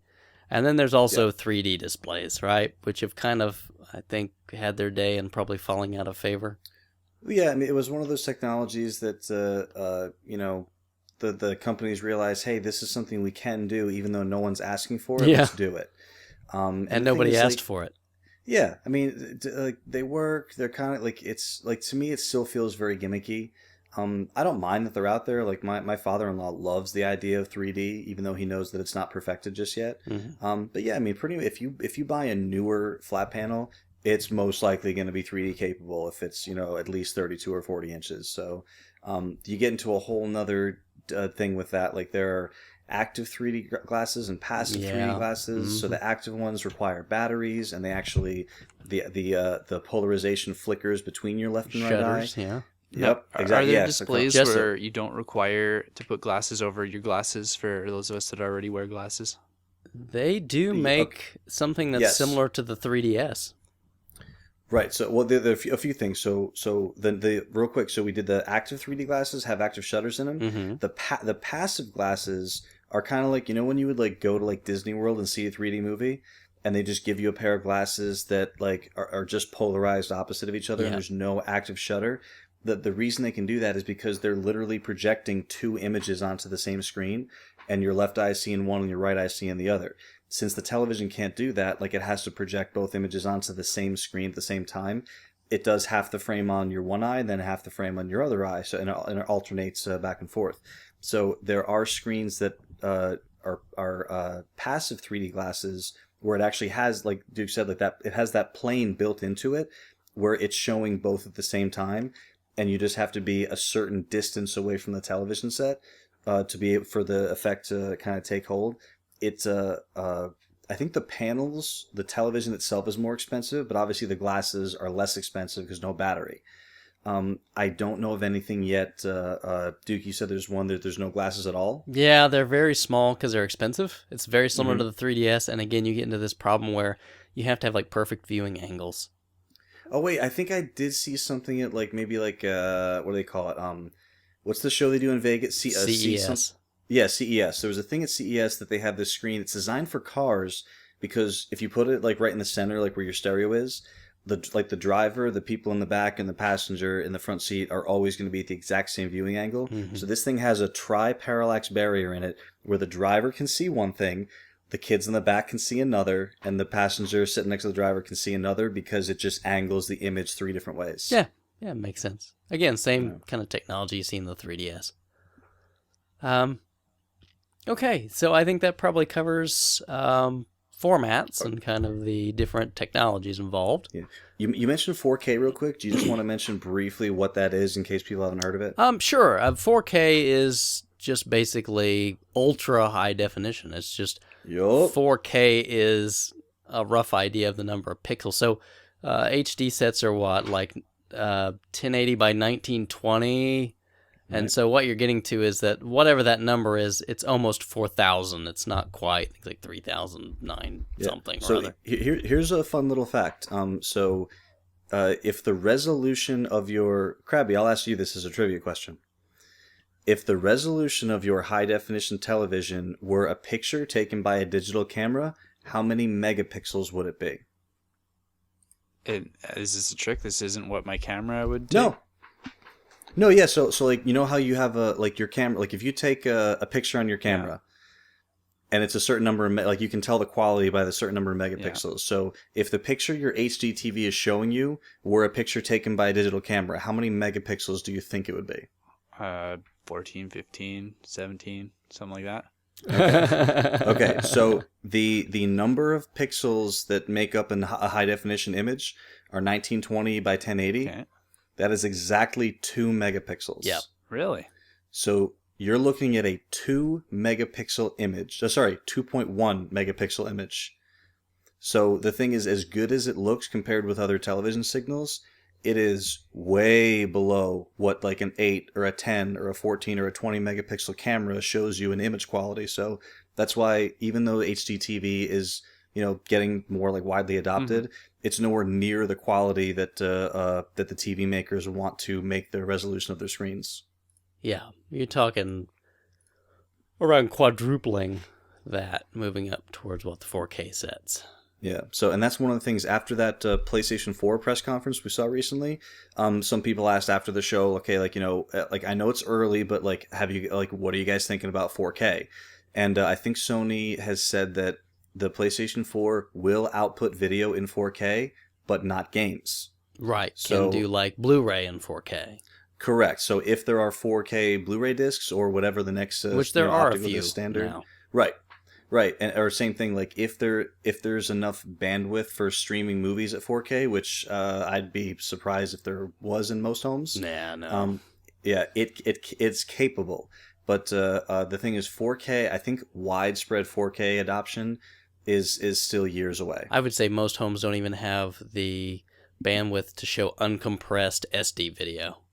Yeah, uncompressed. I think you're probably right. Yeah, everything you watch is so heavily compressed. Yeah. So here's the thing. 4K TV for right now is going to be that awesome demo that you go to the store and you say, "Hey, wife of mine, that's the thing. That's the thing. That's awesome. It's great." And she's going to say, "Oh yeah, that's nice. Let's go have lunch." Yeah, and 20 years from now, it'll be a thing, and people will buy it like they buy everything else. But it's going to take time. I remember. I'm going to say I went to a consumer electronics show, like in '92, and they were showing HD sets then. Yep. So, I mean, think about, again, how long it takes for that penetration to really get there. Right. Now, so let's move on, does anybody else have anything to say about that? Oh, I don't know if I mentioned the actual resolution of 4K, because I told Krabby. Okay, yeah. So regular high definition is 2 megapixel. 4K is about 3,800 pixels by 2,100, so it's about 8 megapixels. So, like its name implies, roughly 4 times the quality of high def. Yeah. Now, the next thing we'll move into is talking about video inputs, right? So you look on the back of a lot of these TVs, and there's 5 million different jacks and things that you got to deal with. So it's really weird because all you really need is RF. Agreed. It's RF generation. Absolutely. Right? So let's talk about video inputs. So this probably won't take as long, but we always say that, and it always does. So yeah. So Krabby, what is the only video input that you really need? Just the RF, man. You're set. There you go. You got a coaxial cable, and you're in heaven. How many RF cables will you daisy chain behind each other? I found that once you get to 3, you start losing signals. there you go. I've heard that there are. I know that there are coax signal boosters. Yeah, there are. So I'm actually curious to know if anyone's ever plugged 2 or 3 systems into a signal booster, and then that into 2 or 3 more systems. Aye. As a kid, we always had at least 2 off the back of the TV, but when I had the 3rd one, and I can just never get a signal. Did you ever try to play more than one system at the same time? No, I can't say that ever occurred to me for some reason. I think my brother was playing, and I was like, "I want to play this," and he was like, "Well, too bad." And then I would just turn on my game, so it would jumble the 2 signals together, but I could still kind of see. And he was like, "Stop it!" Well, you guys are talking. Let's dig right in the beginning then. It's RF. So RF is radio frequency signal. Wait a minute. So it's wireless? It is. Well, that's what is broadcast over the air. Oh. So that's why it's RF. So why do you need to plug it in? Well, you have to get the signal into your TV, just like with radios, right? You have to have an antenna, and then the antenna feeds into the device. So Very interesting. So that's So is that why you have all those RF shielding things going on inside your consoles? exactly why you have those. So the Wow. devices in your home won't output too many RF signals that interferes with the television. Foreshadowing. So RF is radio frequency. That was the genesis, because when video started in a broadcast nature, they used the same technology they've been used for radio. It's just they used a different set of frequencies, and they're just jamming out more information over those. So I'm sorry, I can't resist. What's the frequency? Kenneth? Yes! All the setups that have gone unnoticed, and this one nails it. I got it. Oh, okay, show's over. I'm going home. Drop the mic. So forever, I mean, for a very long time, that was the only input. And RF is one signal that combines all of the video and all of the audio into one signal. And everything is jumbled up together and has to be sorted out when you put it into the TV itself. It has to break those things apart. And originally, there was two spectrums of that. There was VHF, very high frequency, and there was UHF, ultra high frequency. I always love that differentiate. Okay, well, the first one's very high. Yeah. Wait a minute, Gary. The next one's higher. Oh, crap. We already called it very high. There you go, right? Well, it's because of the frequencies, right? So radio frequencies that music and things were broadcast on were these certain set of frequencies. Well, they had to go above that for TV. So that was the very high frequencies, and then you get the idea. Because there's other ones out there too, like microwave and everything else. Yeah. And there's even different, like the same thing, like when you get into, like years later, you get into like wireless routers, and they had to be like In a certain spectrum range. Yeah, and the 2.4s, we would find all the time. People were like, we have so many problems with the wireless in our house. And we say, do you have a cordless phone? And they say, well, yeah, everybody does. We say, okay, is it a 2.4 or is it a 5.8? And they say, well, we don't know, because 2.4 is a similar spectrum to what the cordless phones in the house were. So people would find out that so what happened was, like, newer cordless phones moved to 5.8, but the old ones were still 2.4, and they were messing with the wireless G. So it's just one of those things you don't think of, that there's like only a finite number of frequencies available for, like, regular electronics. And remember back on those 2.4 phones for a while, they had that channel button. Yes. So you could bump around to different frequencies in that band range, and hopefully to avoid interference. Yeah, same with the routers could. You usually had like channel. You still have which that. Which is like 2.41 and 2.42 and so on. Yeah. So so in the beginning, that was it. I mean, you didn't really have any other choices when it came to getting something into your standard plain Jane TV that you had in your set. Yeah, it was just the thing you used. Yeah, that was it. And so your RF would be connected in one of two ways. Initially, it was like you guys talked about, like the screws on the back of the television, because that was it. You would have a twin lead that would come from your antenna, and you would just screw that right onto the back of the TV. And those of us old enough to remember, you guys remember you would have like those adapters that would have like the two prongs. So if you had like the cable, you would have to screw it into that and then the prongs onto the TV, right? Yep. And then after that, when cable television started getting to be bigger, then you had more people using coaxial. But it was still the same RF signal, just thrown through a different kind of cable. Right. And that's what most people dealt with for a long time, because again, Cablevision came around and cable TV, and people wanted that, and so they just made an input to deal with that. And then that's what you had for, all the way up through, I don't know, I can't tell you what the last system that dropped RF was probably what, in the 32-bit era? Yeah, they still sold adapters to do RF with the Wii. I know you could get one with the N64. Really, with the Wii? Yeah, you bought this little thing that plugged into where you'd plug in your composite cable, and then you could plug in your old RF adapter. That's amazing. Yeah, I've got one. How excited were you when you found out about that? I've got one. I love it. That's great. But RF, since it's this jumble of video and audio information all slammed into one carrier, and also it's not a very clean signal. Nope. It's all analog. And so it's probably your poorest video choice that you can make, right? It's clean enough. Yep. Come on.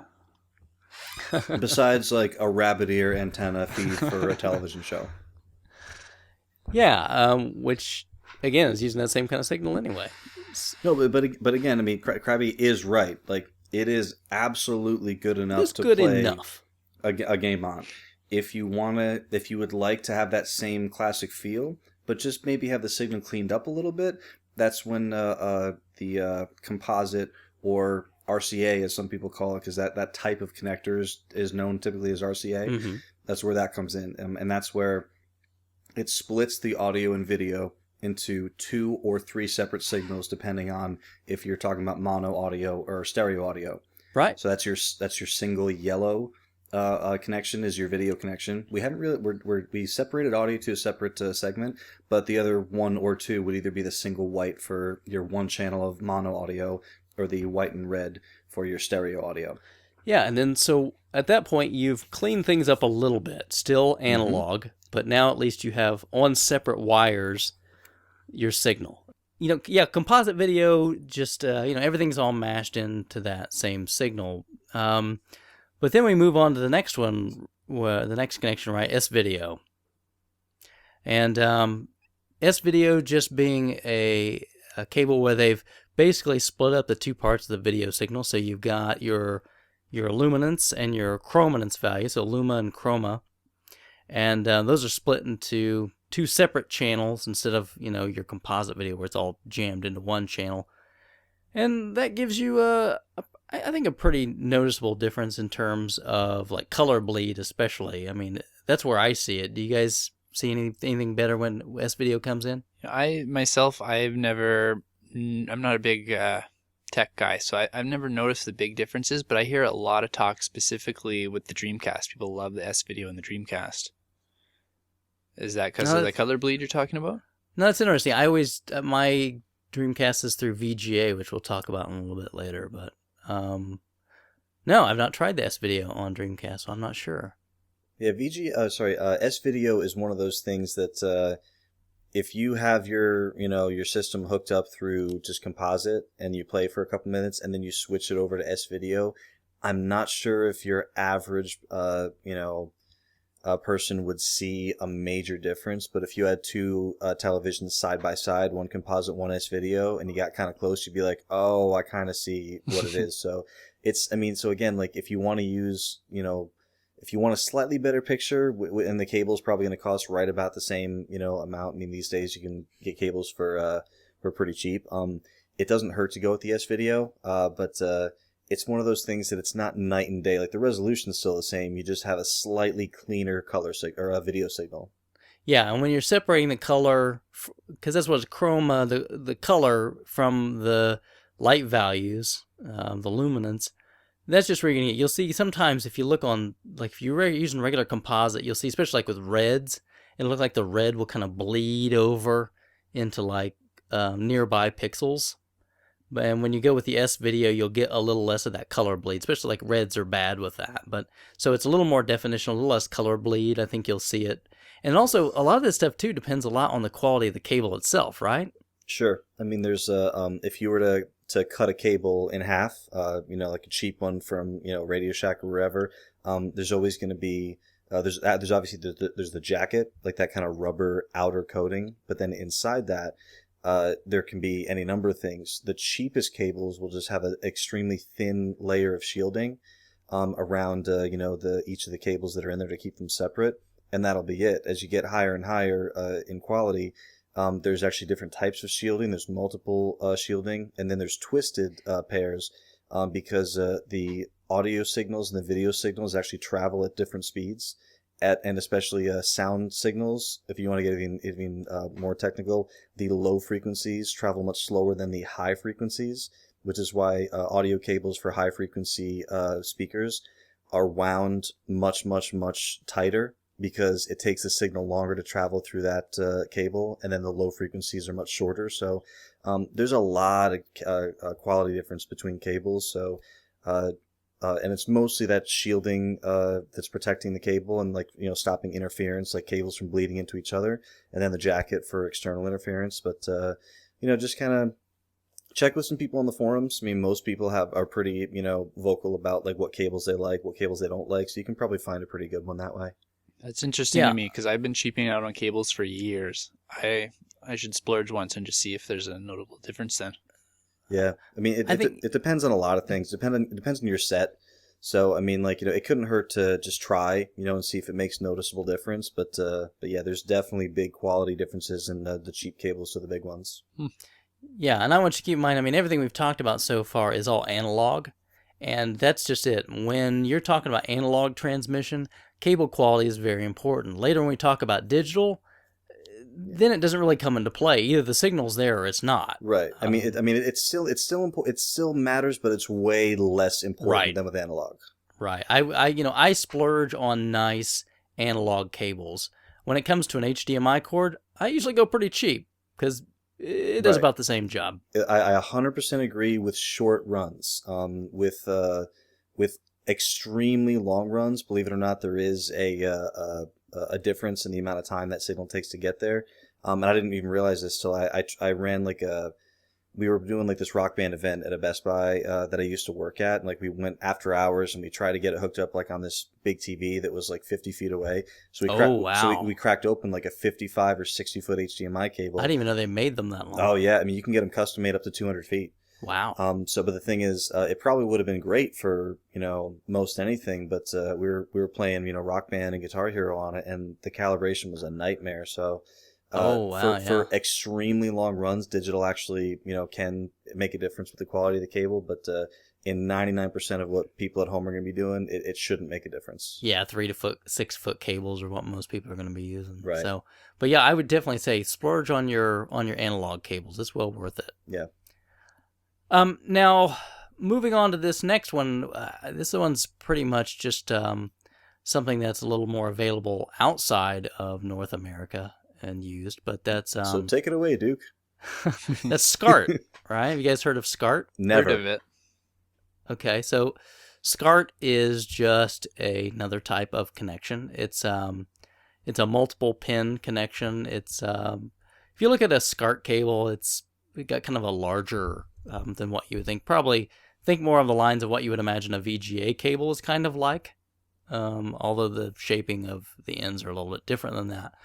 But it's the same sort of idea. You're just splitting up your analog signal, and you can have different types of signal run through SCART connection. So it can be more like composite, and it can also run like RGB. So that's a lot of other places around the world. That's what they do. They'll have RGB running through SCART connection. A lot of European TVs were made with SCART. Some Japanese models have SCART built into it. And that's a real easy and convenient way for people in those areas to get nice, crisp, clean RGB straight from their consoles that support it. So, again, not as big here. Never really came over. We never really had a good way to handle RGB very well here in North America. But the rest of the world seemed to figure it out pretty well. I don't know why we never did. But you will hear people talk about that. And sometimes people, when they're bringing foreign consoles over here, will work around SCART a little bit so they can get, again, RGB into their displays. Or if you're using like a professional monitor that accepts an RGB input, sometimes people will use either hacked up cables, or if it's a foreign machine, they can use a SCART and kind of hack it to get the RGB out of it. But again, it's just another type of cable. Traditional SCART's just against analog. I believe that there is a part of a digital standard for some of the newer stuff. I'm not as familiar with that, just more of the analog. But yeah, definitely, we know we've got some European listeners, people from outside the world. I'm sure that if you guys want to go to the show comments, if you've got some more you want to share about SCART, we're definitely interested to hear about it and talk about it more. It's always intrigued me, but honestly, I don't have any PAL consoles. All mine are NTSC. I've got some PAL software, but no PAL consoles right now. So just from the way you're describing it, it's an analog connection. So would that mean that there are kind of readily, easily available SCART to VGA type conversions? I think the issue you'd get to dealing with VGA is a certain set of standards in terms of resolution, refresh rate, etc. Gotcha. I know it is RGB, but I don't know if there's an easy conversion to get console to VGA. Okay. So do people have to buy some sort of, device that will accept one and then output a different one? I don't know. Again, I would imagine there are definitely adapters and things that handle upscaling to resolution. So you could take like line doublers and scalers that you can use to take something like a 240p RGB signal and then, upscale that or whatnot to a different one. Maybe then you could show it on a VGA display. Again, I don't have a lot of hands-on practice with it, so I'd like to know more. Honestly, I'm just kind of going by the basics that I'm familiar with. Okay. But I do know, again, a lot of Europeans love it. And those folks, that, because you can get RGB, which is kind of the best that you're going to get signal-wise in terms of analog. All right, well, and speaking of RGB, that's literally the next thing that we're going to talk about is actually using just straight RGB signals. So, I don't think we've mentioned it so far on the show, but RGB just stands for red, green, and blue, right? So, yeah. I think I might have mentioned it briefly with Trinitron TVs, but I don't think we went into that it was an RGB type connection. Not connection, a red, green, blue signal compiling the whole picture. Right, yeah, I think you mentioned like those pixels, right? That's where the color comes from, is a mixture of those three Trinitron kind of three colors. But, that's most of our video display technology we've talked about so far doesn't use those separate signals that the picture's actually made of. They use an old standard that was really started with black and white TV and then had color grafted on top of it, right? Yep. So RGB is just that. It's just literally sending the actual three-color signal straight to the TV, and hence an extremely clean, crisp, clear image, because there's really no interference or crosstalk between any of the three separate colors.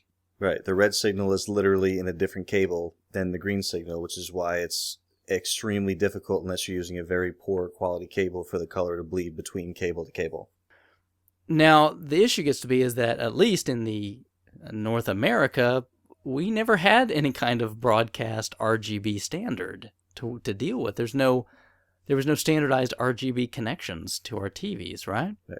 And we want to clarify RGB versus component, because component cables do have those colors. But they have a slightly varied version of those colors. Now, right. I just didn't want people to hear red, green, and blue and think that we're talking about component cables. Right, because we're going to talk about those in a minute. Now, if it's so easy for the TV to understand, why was it never made into a standard? Okay, so let's think about how TV evolved, right? So originally, TV started off as a black and white picture, right? Yeah. So what you had was audio, mono audio, sent on a signal, and also you laid on top of that a video carrier, a video signal that was just luminance values, black and white, lighter or darker, right? Okay. That's just luminance. And then later on they go, okay, well, we want to have color TV, right? We want to be able to show color TV to people.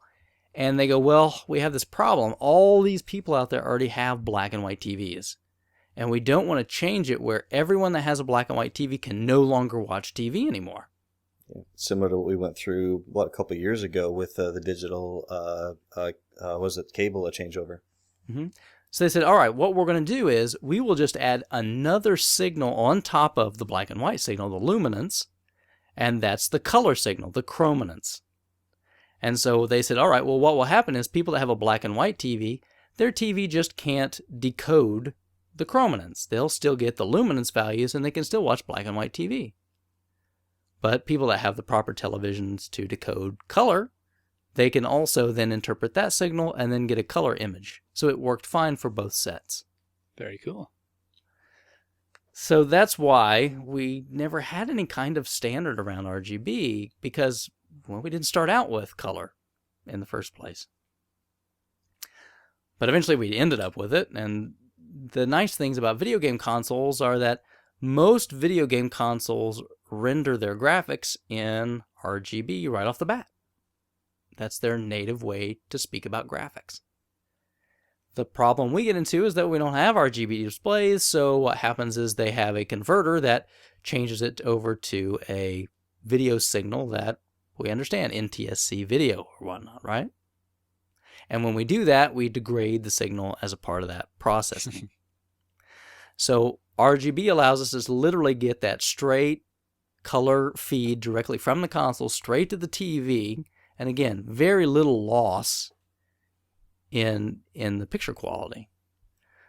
The trick gets to be is you have to have a display that can accept an RGB signal in the first place.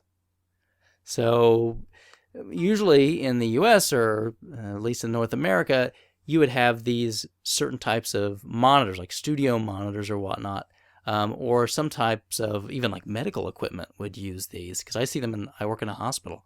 I'll see these around, and they have RGB connections on them from these machines they use. You'll also see those on security monitors. Yeah, and again, they're taking what was native for that system. They never needed regular television signals, so RGB was great in that particular case.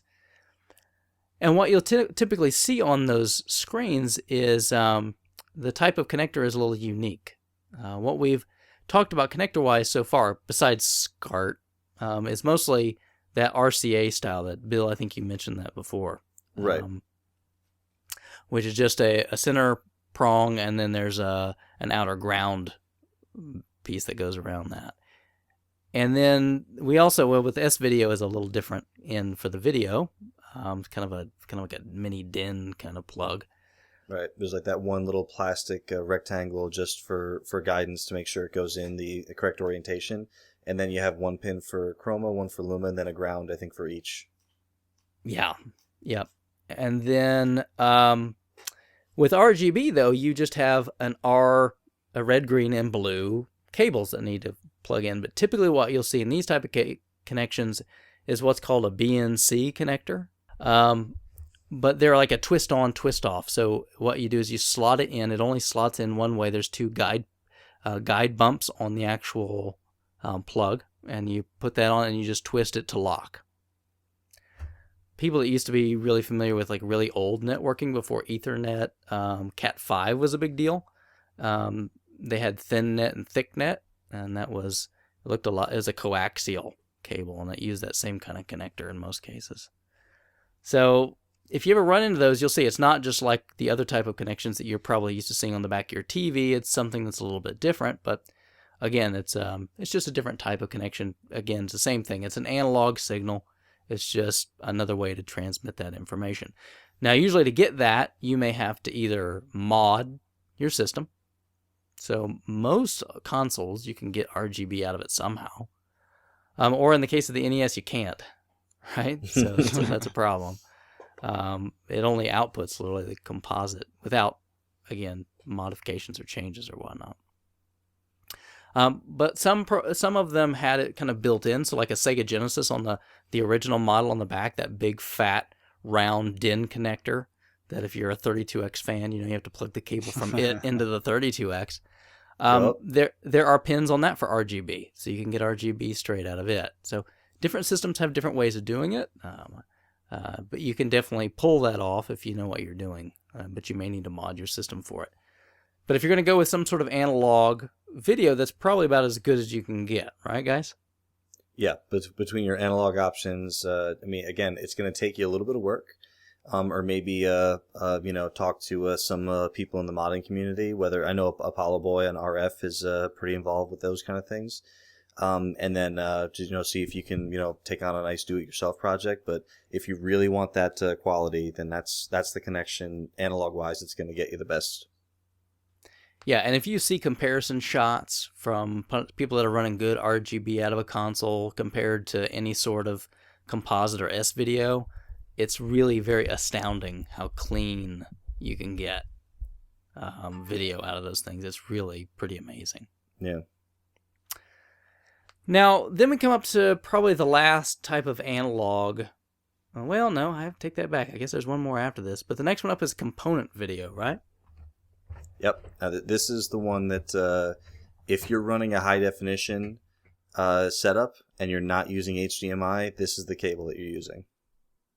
It's like you can do a test. Like if you plug in all, and not every TV will do this. Some TVs, if all three component signals aren't plugged in, the TV will stay black. But some TVs will show you just partials, so you can just plug in one color and you can see what's being transmitted. So when you plug in the green, you don't just see greens. You kind of see like some of the other colors creeping in there too. So it's not exactly RGB, but it's spectrums that are very close. But it's like, and you'll even see on the cables, like it's not RGB, it's like YP, YB, and whatever, right? Yeah, right. So, I mean, the way it's abbreviated, even, it's definitely to make sure you can't confuse that with RGB. But component video is still an analog technology, so it is subject to interference and whatnot. Again, why good cables are good to be used, but it can support video standards all the way up to HD 1080p video, right? Right. Now, most modern consoles, you have component video out right out of the box, right? So any of your relatively modern systems, starting probably last gen was the first set that had it built in, right? Right. I mean, well, you had as far back as the PlayStation 1 and 2. I mean, there were Sony component cables available, but it was kind of like you had to go out and find them. But yeah, starting with like the original, like the Xbox, PlayStation 2, GameCube, right? Right. Yeah. That. Yep. Now, when you say out of the box, you still had to buy. Yeah, you had to go get them separately. Yeah, I think I remember the 360 was the first system I acquired that shipped with a component cable inside the system box. The PS3 did not. Yeah, you had to buy the HDMI separately, right? Yeah, I don't know if there's bundles now that sell them or not, but I know when I got mine, they definitely didn't. I think Sony's rationale behind that was you could use the same one from the PS2 if you already had one. Now that doesn't really make too much sense for most folks, but it was the truth. That's weird. Yeah, because that's how I started. That sounds more like some guy in marketing just said that someday, and it wasn't really what. I mean, obviously the reason it didn't come with the cable was to cut costs, yes. And then they'll use whatever reasoning around that they feel will work. Right, just like they can't put Rumble in the PS3 controller, right? Yep. And no PS2 games. It's way too expensive, even though we own it. Yeah, and already did it. Yeah. So I know that the only issue you have to worry about with GameCubes, though, is only certain GameCubes have the digital out, right? Later models, they kind of scrap that. Yeah, I've heard of that, and it's I've never actually hooked up the GameCube via component. I just always had it through like regular composite S video. So it's odd that connection just disappeared. Yeah, well, even the official component cable was very difficult to get, and you almost had to get it straight from Nintendo. Hence, why it costs an arm and a leg to go find an official one, right? Yeah. So definitely the best that you're going to get out of those systems. The funny thing is, not too long ago, people also found out that there are certain models of Super Nintendo that contain a chip that you can pull component video directly off the chip. No mod required, just some soldering a few wires in. And so that's kind of been the big thing now is people going out, they're looking for these. They're doing a very quick, very simple mod to it, and they're pulling beautiful component video out of a Super Nintendo. Nice. And you mentioned that before. What's the name of it? What's that chip look like when you're looking for it? When you open it up and look on the motherboard, there is a chip that's towards the back. You would see it on the board close to where the jacks are to plug in. And it'll have a lot of stuff written on it, but it'll say S-ENC on the chip. If that's the chip you've got, you can pull the component video straight off that chip, 3 wires soldered onto some pins on the chip, and then bang, away you go. If you don't have that, it's just got some other labeling that's on there. I think the chips that I've seen usually say RGB on them, which I guess is great if you want to pull RGB, but we're talking about pulling easy component. And in the North America, we want component because our TVs are built for it, right? You plug it right in, away you go. And RGB is not as desirable because we don't have magic connections for most of that. Nope.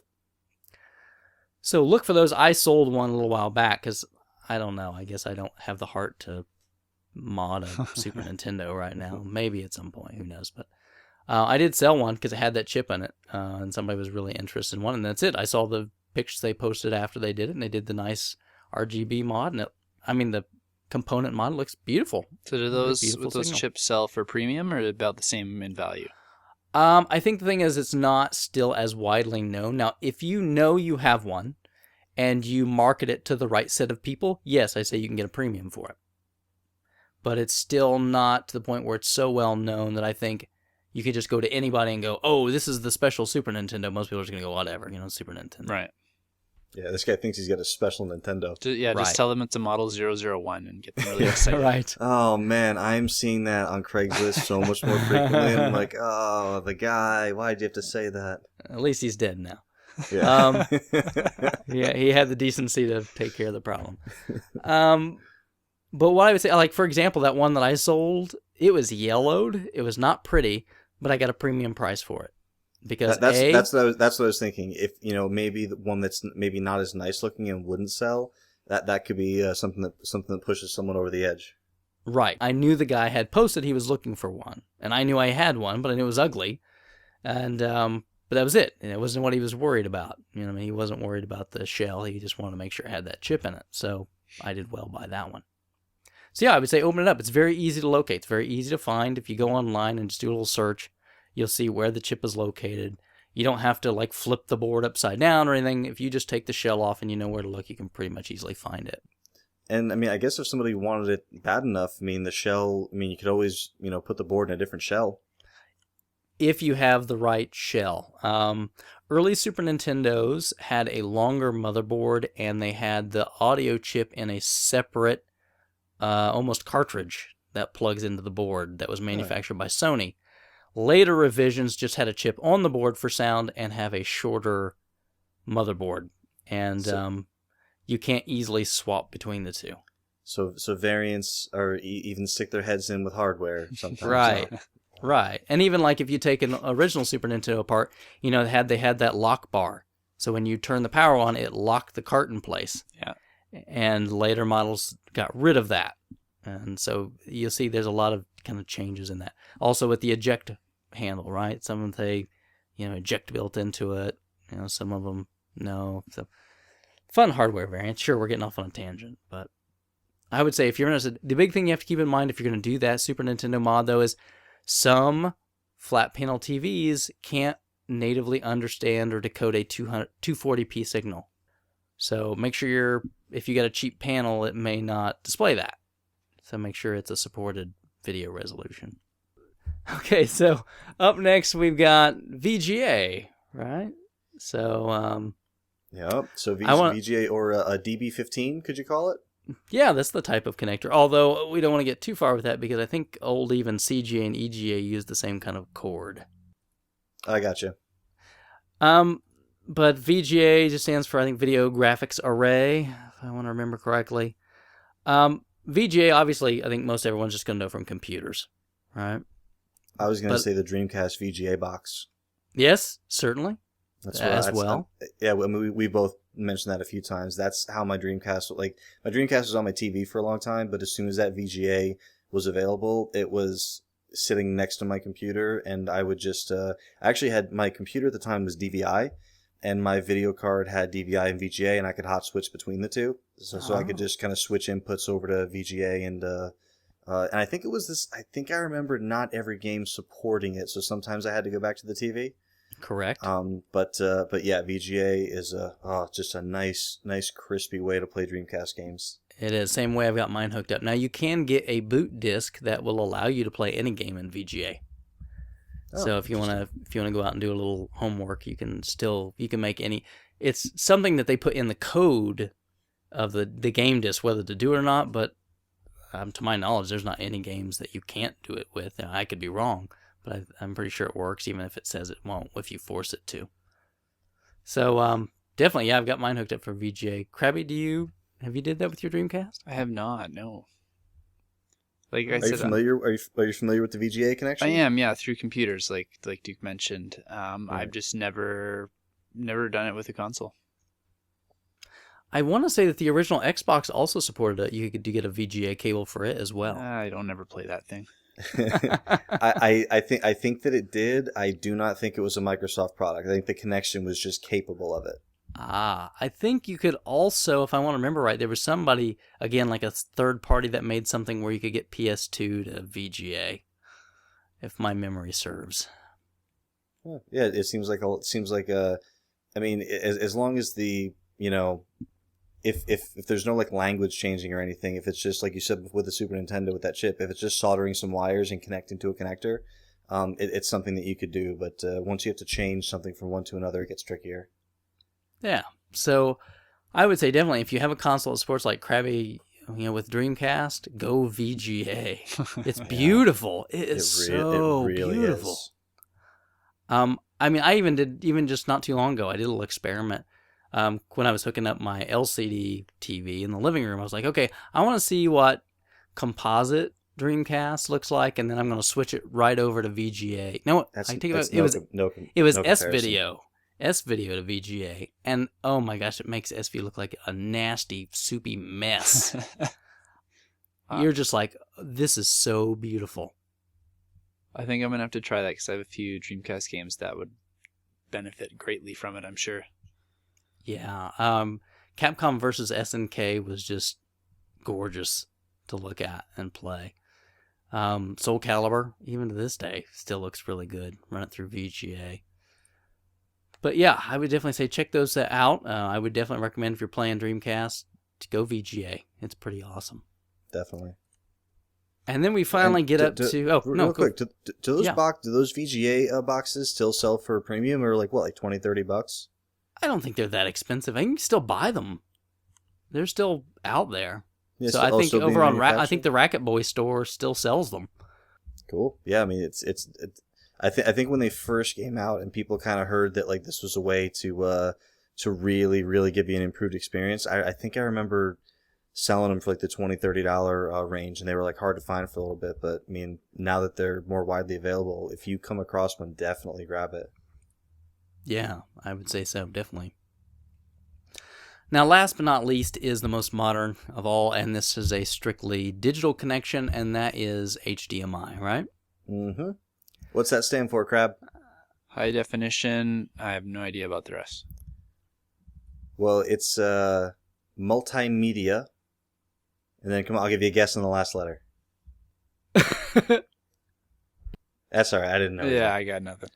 It's a way for you to interface your device with your display. So yeah, HDMI is just a universal digital connection that also carries audio. There are some slight differences in they've revised the connection a couple times. So if you're looking really closely at certain, especially like higher quality cables, you might notice HDMI 1.1 or 1.2 or 1.3. And these are kind of like as the hardware that carry these signals from a device to a display or to a receiver evolved, and they wanted to carry more information, they kind of like revised and updated the cable. And so it's not something that your average user would run into, but there are a few things out there that might say HDMI 1.3 required for X features or whatever. So you might have to just kind of keep an eye out, make sure you're using the most current version of HDMI. And a lot of that has to do with that whole HDCP thing they put in, right? So the copy protection. Oh, man. Which all Blu-ray players had to have after a certain Have you ever time. run into a copy protection thing because of a cable? I've not dealt with it, although I've heard people say that they can't play Blu-rays on their PS3 because of the cable connection. I've only had it happen to me personally once, but I remember when they first announced this and they said, oh yeah, the cable is going to support HDCP. I'm like, well, what is that? And they said, oh, well, if you play a Blu-ray on your computer, they want to make sure that your graphics card is HDCP compliant, your cable, and also the monitor. So all three of them had to be. So you could like own this movie, put it in your computer or whatever, and it would say, oh, sorry, but we didn't put our stamp of approval on your monitor, even though it's capable of showing you the thing. We're just going to go ahead and say no. So it actually caused kind of an uproar when it was first announced. It didn't end up being as big a problem as everyone kind of thought it would. But yeah, there are copy protection technologies that are built into the cable that the hardware can detect and decide whether or not to let you view or use the source. Yeah, and in many cases, if it doesn't have that secure connection, it may still play the video, but just not at high definition format. Yeah, right? It might show you an SD. Or the audio will cut out.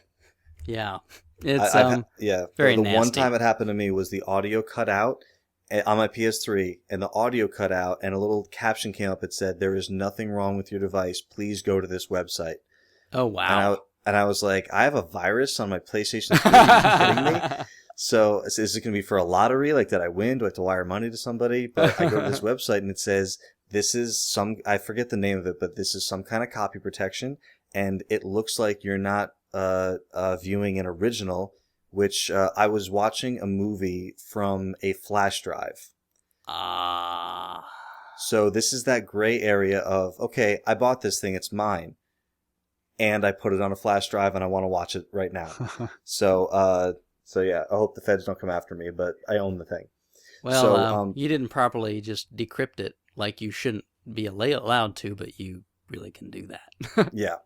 So basically, it just cut the audio out, and you go to this website, and they say, yeah, just like put your real thing in, and you'll be fine. So I was like, it's.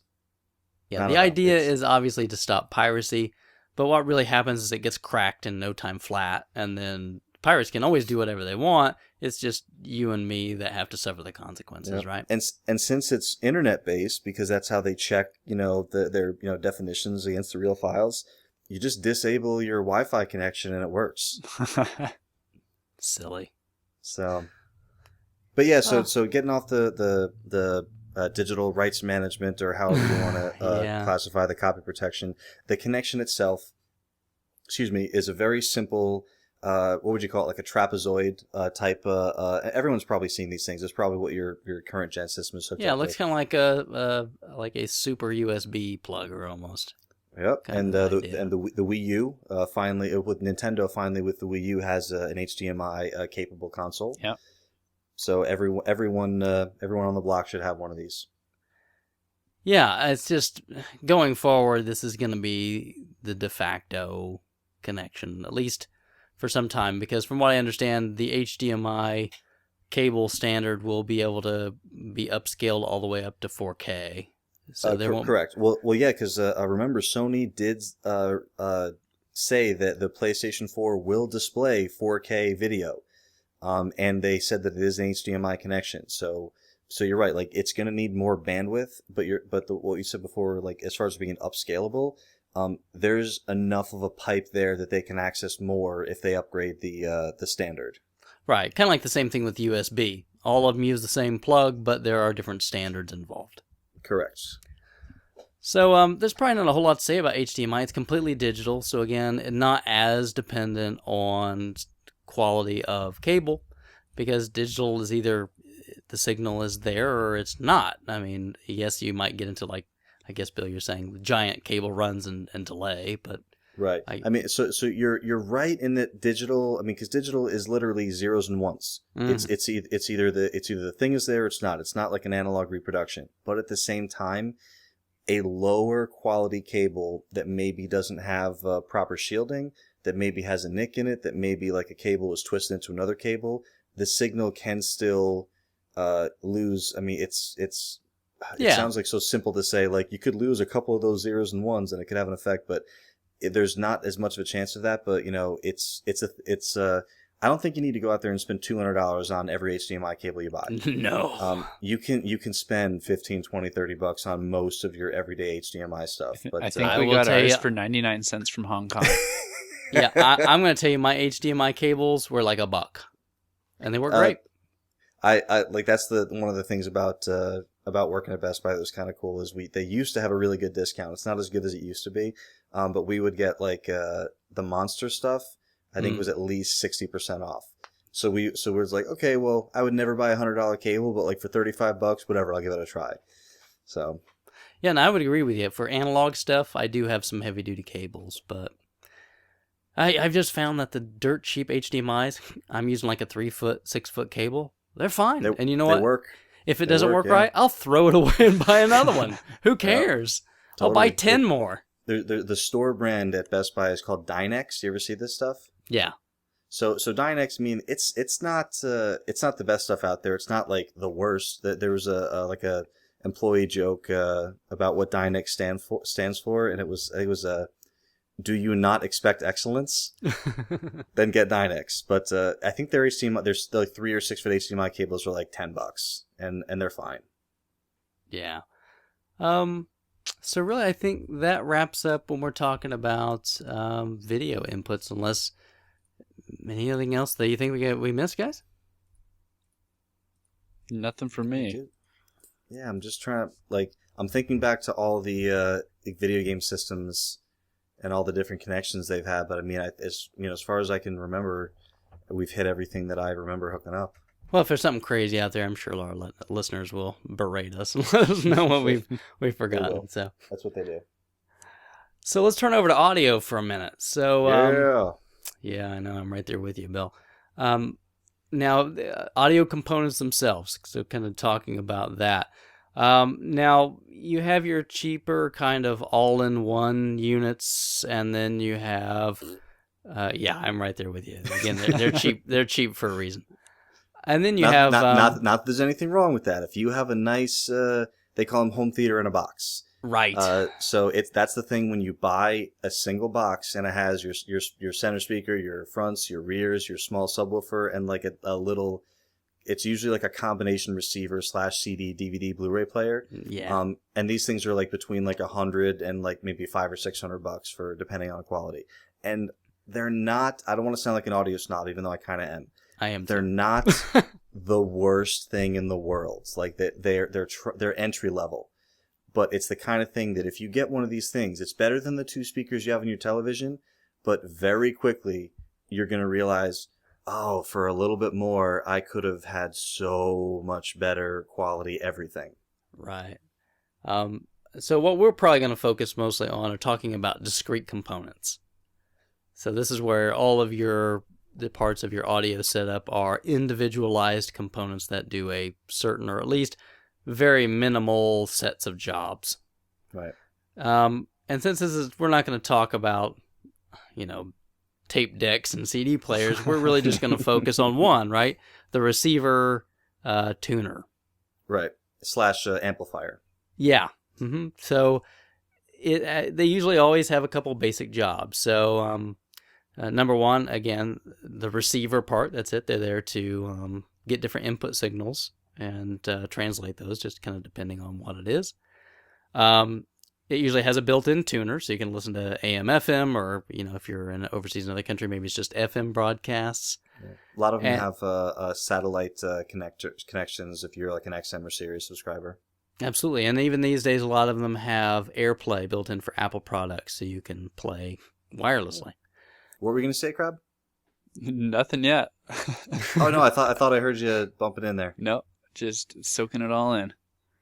So yeah, are you running any discrete sound, Crab, or you pretty much run through the TV speakers? I've got one of those stereos in a box things you were talking about, making fun of a minute ago. It's all right. We'll get to all that. We'll get to all. We'll talk about our setups in a minute. That's okay. That's good that we can talk about it. Yeah. Now.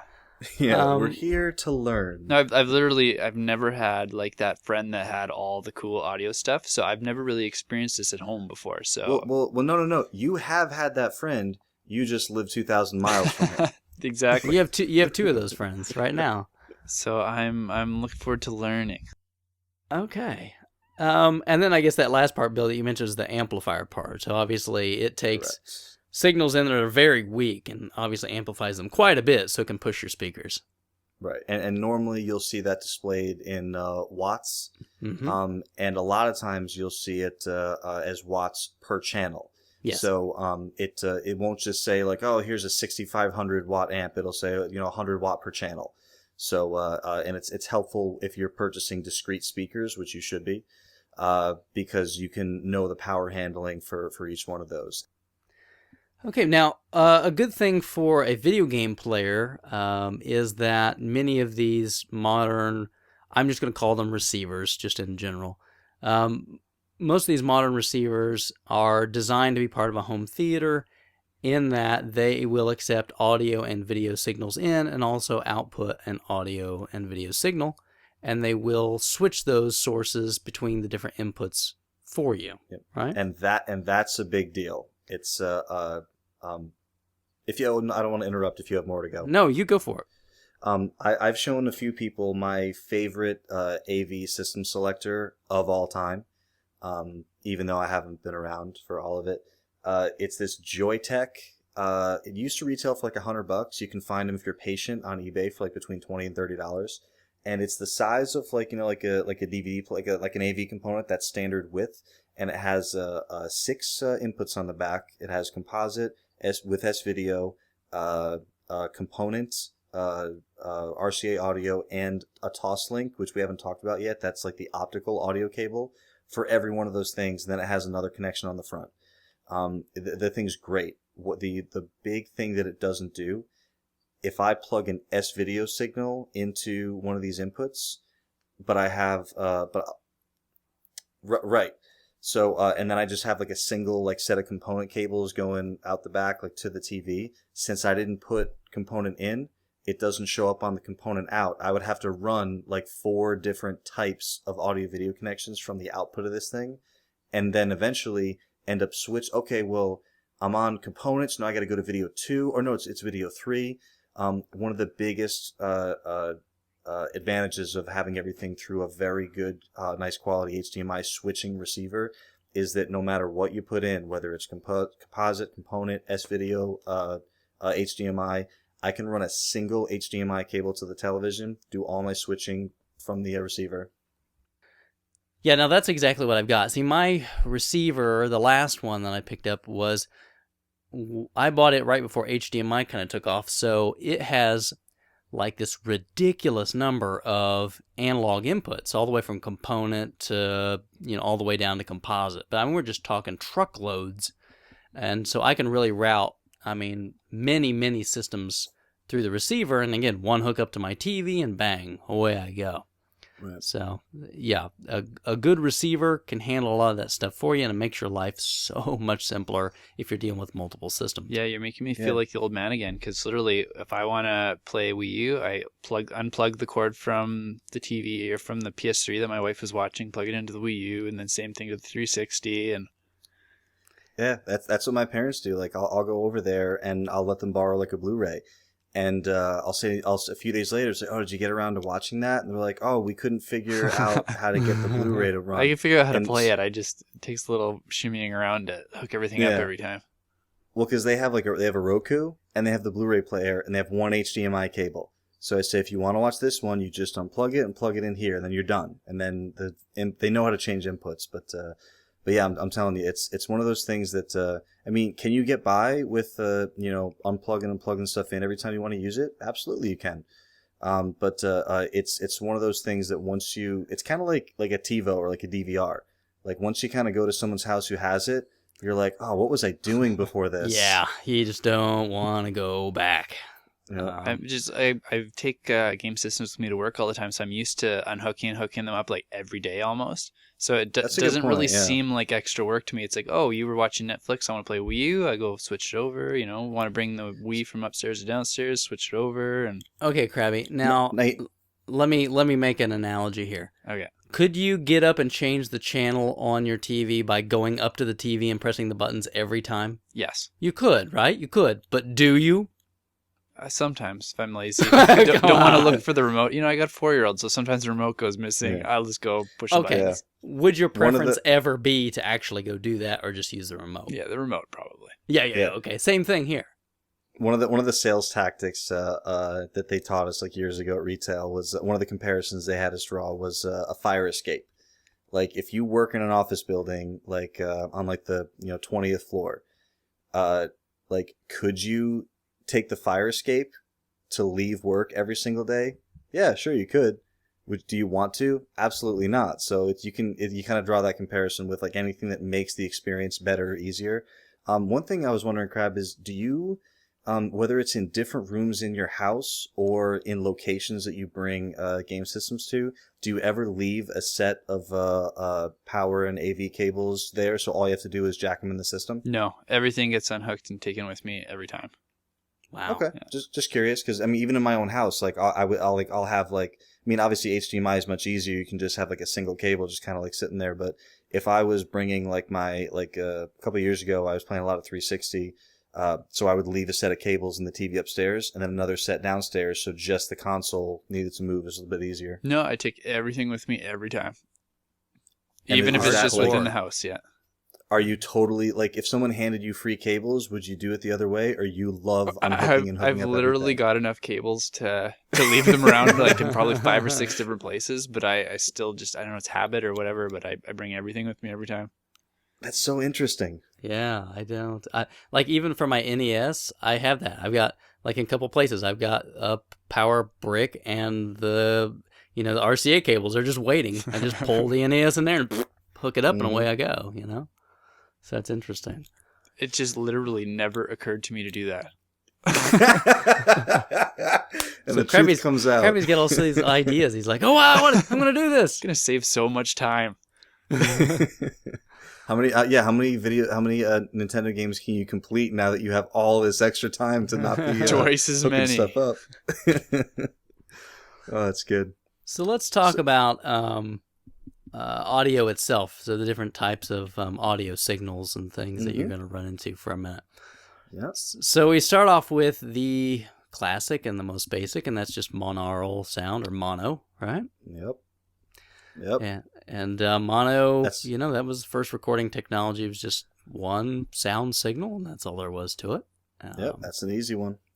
Classic consoles use this same sort of thing. So any console that uses RF, you're getting, well, I wouldn't take that back. Almost all consoles that used RF was mono only. Some of the later ones did get stereo.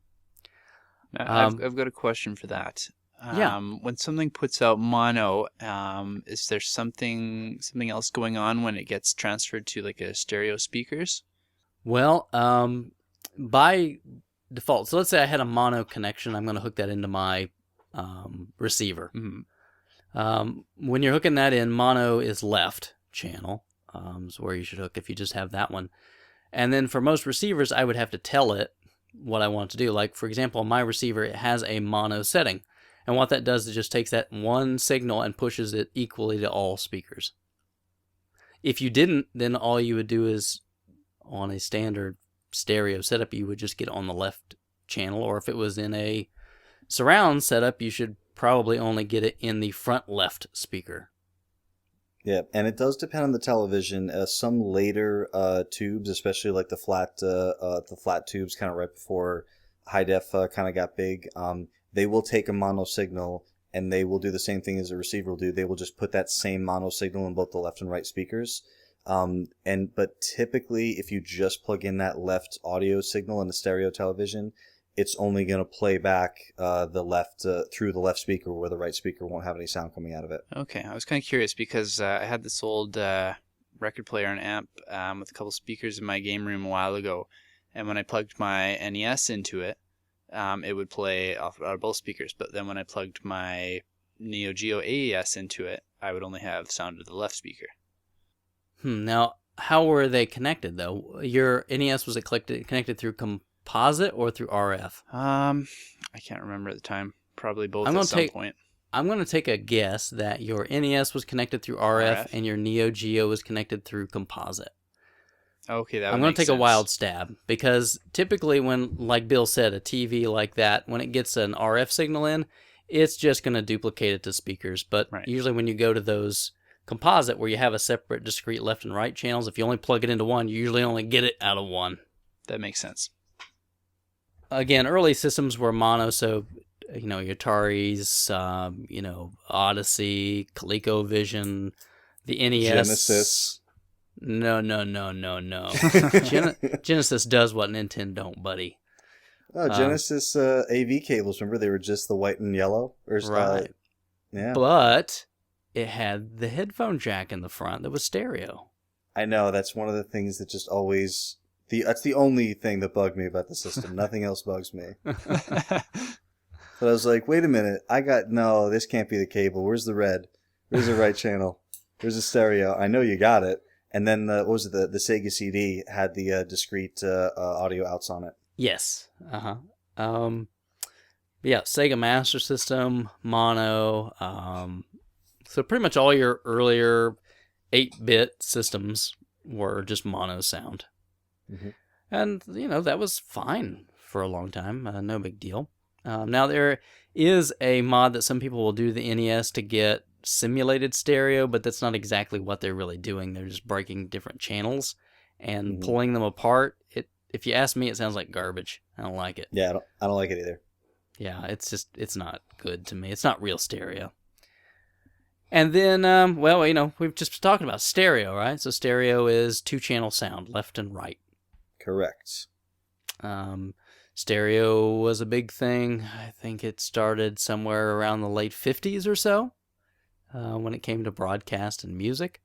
And was obviously... I would say probably the 60s even, when it really caught on was the 60s. Yeah.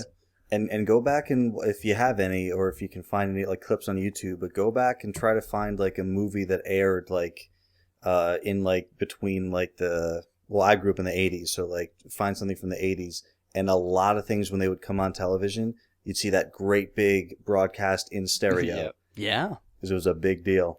It was.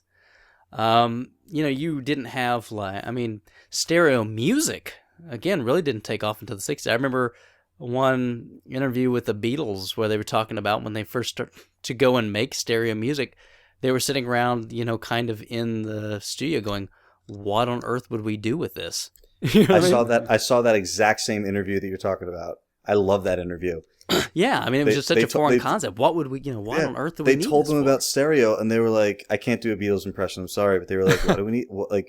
We have one speaker, everything comes out the one speaker. And then they got to play with it, and they were like, we could put one guitar on the left, we could put another guitar on the right speaker. So they were like putting the balance all the way left, and then they couldn't hear the other, and they were like running back and forth in the studio between these two speakers and hearing different things. And then it's like, oh, now I get, because no one ever figured, okay, well, why would you want stuff coming out of different speakers? That sounds weird. Right. But then once they played around with it, it was like, oh, this is fun. Yeah, and if you listen to a lot of Led Zeppelin, boy, they really messed with stereo a lot. If you listen to that stuff with headphones, a lot of stereo use. And I would even say the same thing with the Sega Genesis. You listen to a lot of Sega Genesis, especially if you have headphones on, you can really tell they play around with a lot of the left and right separate channels quite a bit.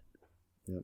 And they don't use it in more of a surround sound kind of way in many cases. They use it for fun little tricks with the music or whatnot. Foreshadowing. Now, of course, after that, there was a certain thing that happened that where they said, okay, well, stereo is really cool. What if we expand that? With a weird word. Yeah. And in, I believe it's the 70s, they tried to launch this new broadcasting and sound method, something called Quadraphonic. And Quadraphonic sounds just that. It's quad 4 speaker setup. Yep. And there were some quadraphonic albums. There was separate quadraphonic receivers you had to have to get those sound. And there were quadraphonic radio broadcasts for a time. There were songs that were made in quadraphonic sound. But it really never caught on. It never got to be a big deal. Have you guys ever seen Bull Durham, baseball movie? Yeah. So that's the only reference that I can think of to quadraphonic is in that movie, where like they're riding on the bus and Tim Robbins is a character, this new pitcher, like he thinks he's like the man, and like Kevin Costner's character is trying to convince him like, no, you're really not. Like you need to like be better at everything. Yeah. And his whole thing is like, dude, like look at me, I'm like 22, I got a quadraphonic Blaupunkt. And he's like, you don't need a quadraphonic Blaupunkt, you need a curveball. but yeah, it's I remember my dad had a Jetta. I forget what year, but I remember seeing those words, quadraphonic Blaupunkt stereo. Yeah. I remember listening when I was a little kid to some quadraphonic albums. When it was pretty cool, but again, it was so, again, it was almost like at that point in time, what are we going to do with this? So it was, again, kind of experimental, and it just never really went anywhere. It was expensive at the time because you have to think audio gear was not cheap. And then you had to buy twice as many speakers. Yeah. So just never really took off. Now, later, these ideas came back around for other use, mainly, theater-style sound. But Quadraphonic was not what we would think of as surround sound. It wasn't designed or used like that. It was more of like just a twist or a turn or an experiment off of stereo. Right. And so it wasn't a spatial thing at all. That just wasn't the way it was. Right. And then we moved into, first in movie theaters, they came out with this idea of surround sound where there would be multi-channel sound, right? Yep. And then that moved into the home with the Dolby Pro Logic system, right? Yes. Dolby Pro Logic is it's actually pretty effective for if anyone out there has a receiver capable of it. Basically what Dolby Pro Logic does is it takes a standard 2-channel stereo signal, so you have your left and right, but for people who have a surround sound setup, so maybe 4 speakers, 2 front, 2 in the back, or maybe even 5 or 6 or 7 with some of these newer systems, and it takes that signal and it doesn't just put exactly what's in the front in the back. That would just be stereo times 2. Dolby Pro Logic takes the signal, and through this patented algorithmic technology that Dolby owns, they really try to simulate an actual surround sound experience. And if the signal is designed with that in mind, it works even better. There's a handful of GameCube games, including some of the Star Wars, the Rogue Squadron games that they say Dolby Pro Logic 2, like designed for Pro Logic 2 right on them. Mm-hmm. It's a really cool tech that allows you to take an analog signal, like a non-digital, non-discrete signal, and push it to surround speakers, and actually does a really good job of doing it. And I want to say, if memory serves, that there were a couple N64 games that also incorporated Dolby Pro Logic.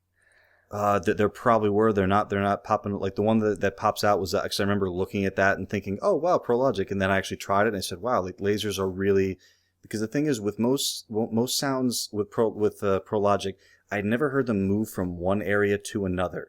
They just kind of originate in one place. Right. So with Pro Logic, I remember hearing a laser originate from in front of me, and then past me it was a mist, then it went behind me, and I heard it behind me, and I said, that's cool. That's the thing that I would expect from discrete digital channel sound, but not from non-discrete 2-channel sound. Like, that's really cool.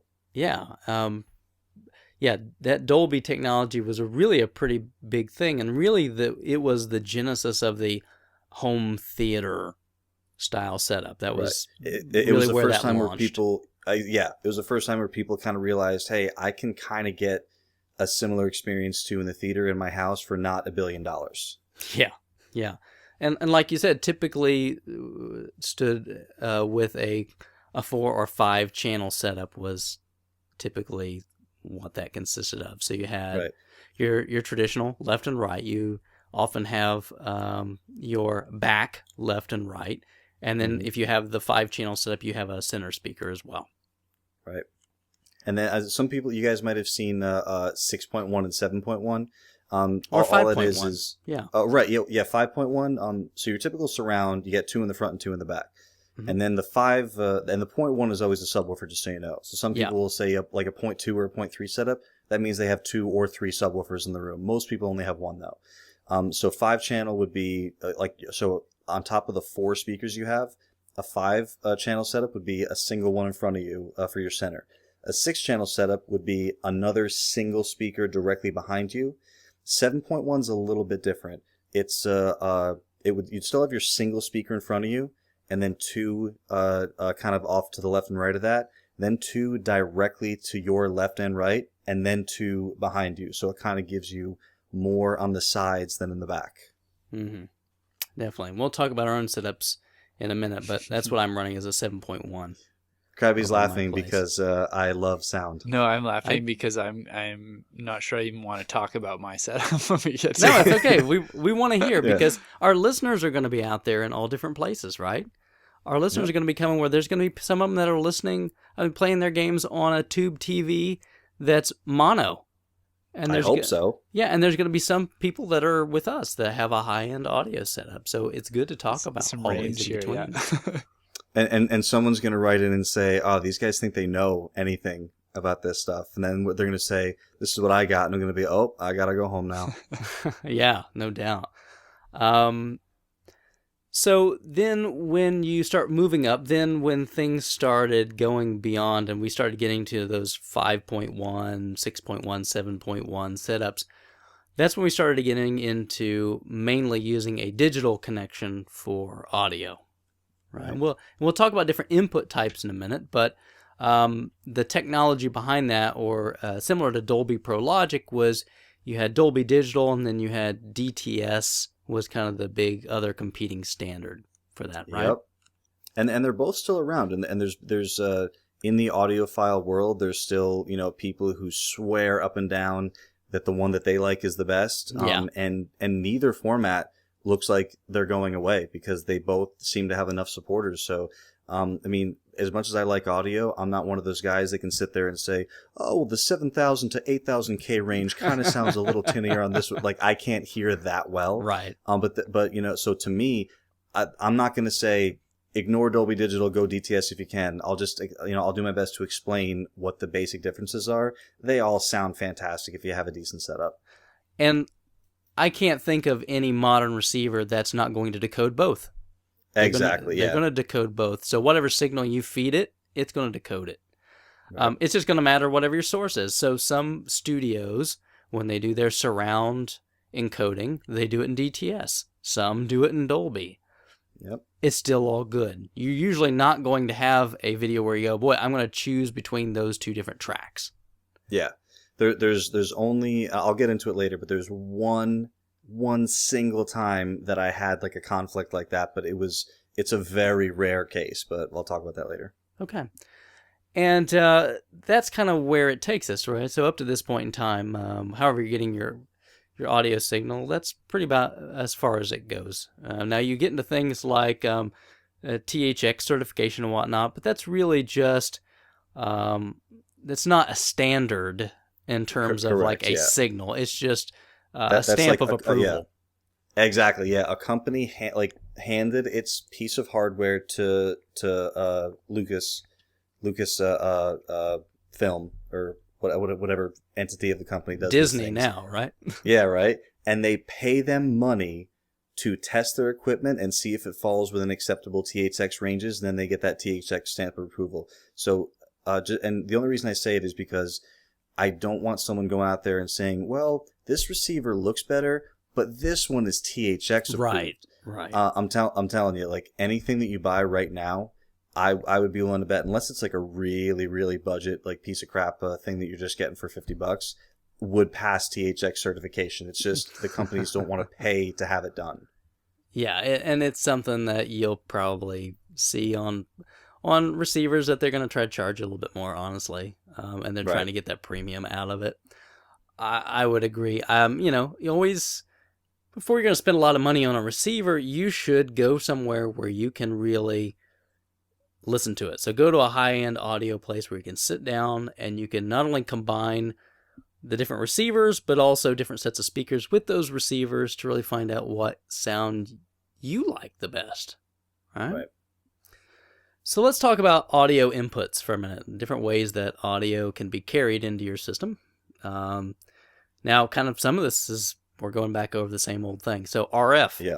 Almost all of it we're going back over. Yeah. And RF is just, again, it's radio frequencies. It was started because, again, radio. And it's just mono sound typically, although you can get stereo from that. I honestly don't know if there's any way to get Dolby Pro Logic through RF, but I would highly doubt it. Yeah, I don't think so, but then again, I've never tried. Now, I don't know if there's any way for that signal to, I don't know. I would think that it's probably too delicate to go through such a crude interface. I mean, like, I mean, I can imagine there being a piece of hardware that could accept an RF type connection, like like from like an NES or something like that, and then maybe the device it's going to has RCA outs.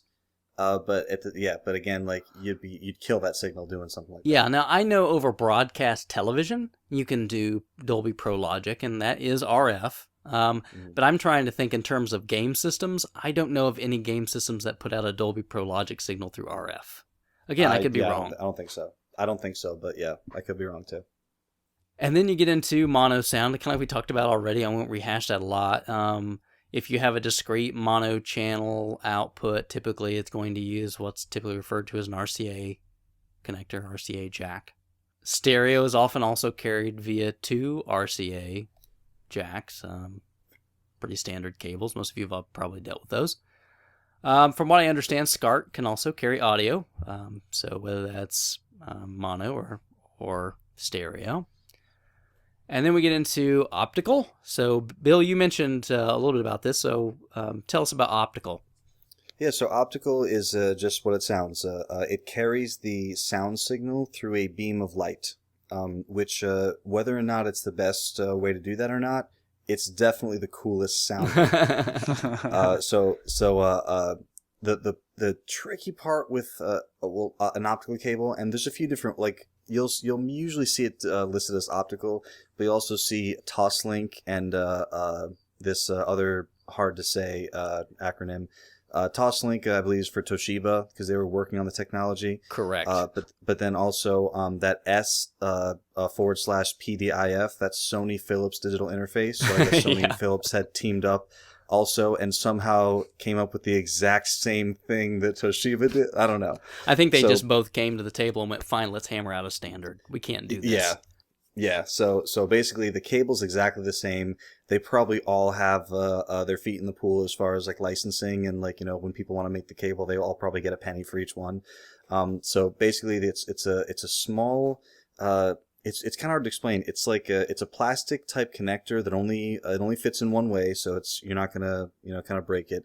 And there's a very small, fine, usually gold tipped on the nicer cables, kind of a hollow kind of link where if you actually plug the optical cable into the device that's outputting the signal, and then don't plug it in the other side, you can see a beam of red light kind of shooting out of it, which is the other cool part of it. Beam of light. So now it's a digital cable. It's carrying the signal through light, which I can't overstate how awesome that is. And that carries discrete sound channels. So you're no longer talking about just like discrete, left and right for stereo. So that will carry a separate digital signal for your left, your right, your rear left, your rear right, your subwoofer, as well as a sixth channel or a seventh channel. If it was encoded that way on the Blu-ray disc or the game or the movie or whatever you're watching, and if you have those actual speaker channels set up physically at your home theater setup, so I want to make sure I say this the right way. There's a lot of difference of opinion, and it has a lot to do with your setup. A single HDMI cable can carry the same digital signal as an optical cable. There are some people who like to use optical because they want to limit the number of stops that the audio makes from the source to the receiver, but that doesn't make a whole lot of sense to me because the HDMI is going to the same place, going to the receiver. Well, can I mention it in my case? Yeah, sure. My receiver does not have HDMI inputs, but I've got a lot of optical and coax. So what I can do is route all my audio into my receiver and have one audio that comes from my TV. So everything is routed directly in there. But then I've got my video is going through HDMI cables. So technically the sound is there, but I'm not using it. Right. So in that, yeah, that's a good point because my receiver has 5 HDMIs. So I haven't had to run separate optical cables unless the device that I'm using doesn't have an HDMI, which is rare. But I did have an older TiVo that had the optical output for audio and just component out for video. So in that case, I use an optical cable. Yeah. And then, as we mentioned, I kind of briefly alluded to it, there's also coax or coaxial. That is, again, it's a digital connection. It's just one cable. It's one wire, and it uses RCA jacks on the end. It's just the kind of cable it's made out of is called a coaxial cable. Just a special, similar to coaxial cable that you would use for like television. It's just coaxial is the way the wires are wound up and twisted inside the cable itself and the way it's made. Then HDMI, right? So which we've kind of already covered. So obviously you can send which send can that. carry all the same thing, all the different kinds of digital signals. You mentioned briefly like Dolby Digital. So do you want to talk about the differences between the different digital sound setups? No, take it away. So Dolby Digital was the first. Dolby Digital and DTS were the first big ones to come out. Dolby Digital is compressed. So if any of you guys, pretty much everyone out there should be familiar with MP3s. MP3 is compressed digital audio. Does it sound like so? If you have like a really high bitrate MP3, like a 192 or a 320 variable bitrate, it probably sounds really, really good. Does it sound as good as uncompressed audio? That's one of those things that the audiophiles will argue about. But Dolby Digital is compressed. DTS is uncompressed. So the difference is uncompressed obviously takes up a lot more space on the disc.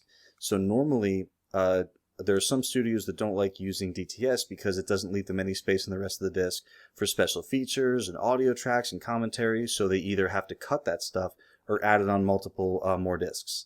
Again, even though Dolby Digital is compressed, you'll find it's much, much more common than DTS, and they both sound fantastic. You're going to find a lot of audiophiles telling you one's better than the other, but in my experience, I don't know about you guys, I haven't found a huge quality difference between Dolby Digital and DTS. I don't personally have the ear to be able to tell. Now, you'll hear that same argument in general when people talk about any type of sampled digital music versus analog. We'll talk about that in a minute. So you have a lot of people that are still into vinyl and whatnot simply because it's purely analog.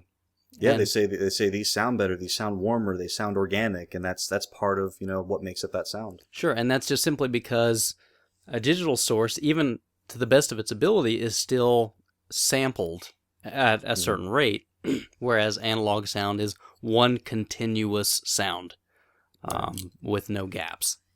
Right. So now I'll just do real quickly the most recent standard that if you're talking about now Dolby Digital and DTS, that's typically when you're talking about DVDs and certain broadcasts on television or satellite. The next step up from Dolby Digital is Dolby True HD.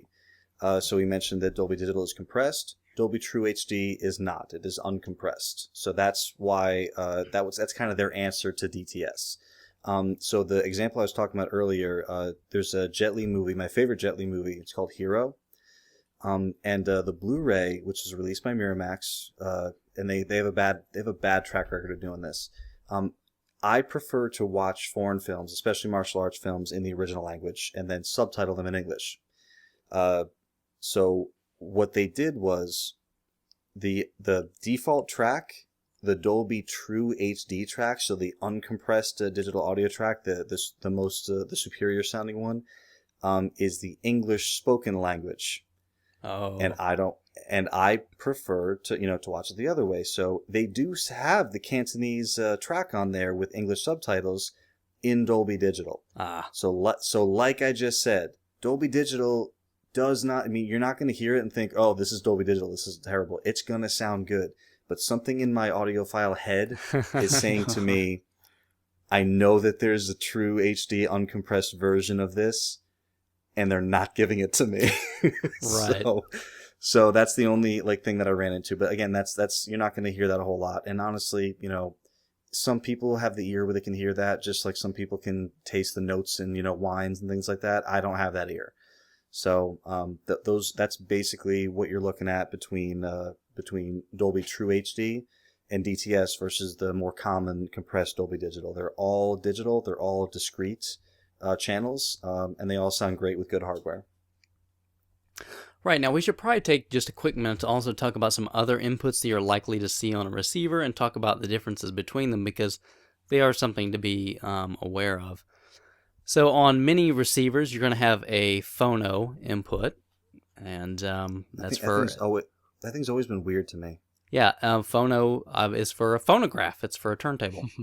Yep, that's what my dad had plugged into his phono port, and I remember him telling me, "Oh yeah, switch it over to phono," and I don't know, I just never understood the difference in the range of that connection or what it was.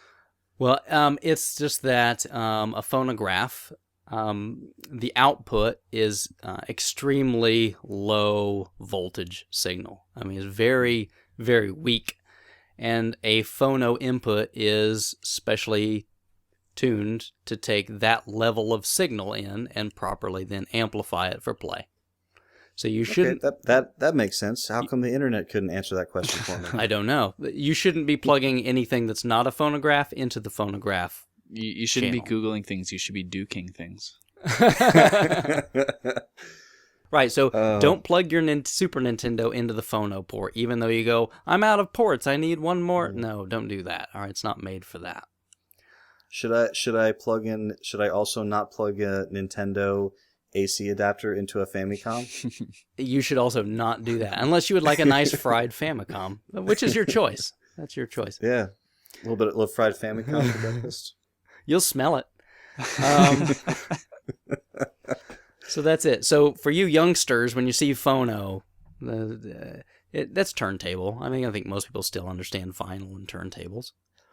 Yeah, they still sell turntables at most of the electronic stores. They're usually the type that have that USB connection, so you can convert it to a digital file.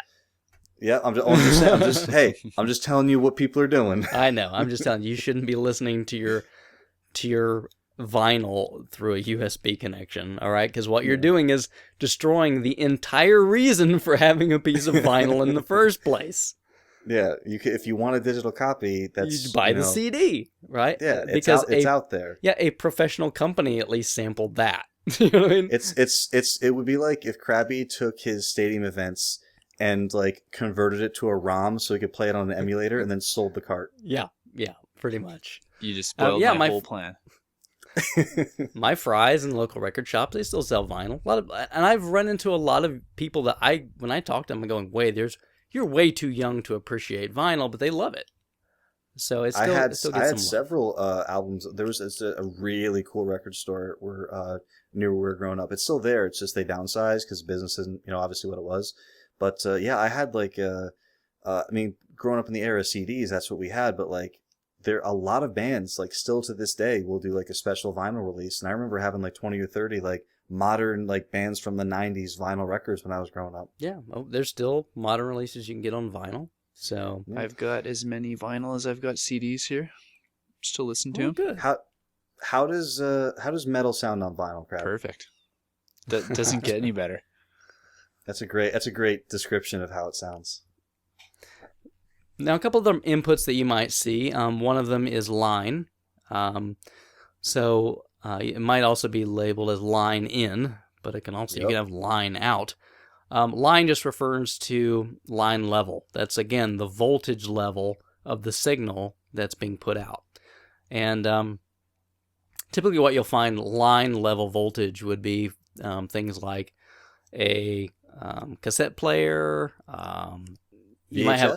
Line is not amplified. It's a low voltage again. And the big thing to point out is don't plug the headphone jack of something into the line input in your receiver. It's not made for that. Because you're taking an amplified signal and shoving it into the line input, which it's not designed for that. So the phono jack isn't for your headphonos? No. And then lastly is mic. And again, these are designed for microphones. And again, microphones put out a very low voltage signal. But it is different from both phonograph and line. It's much weaker than line.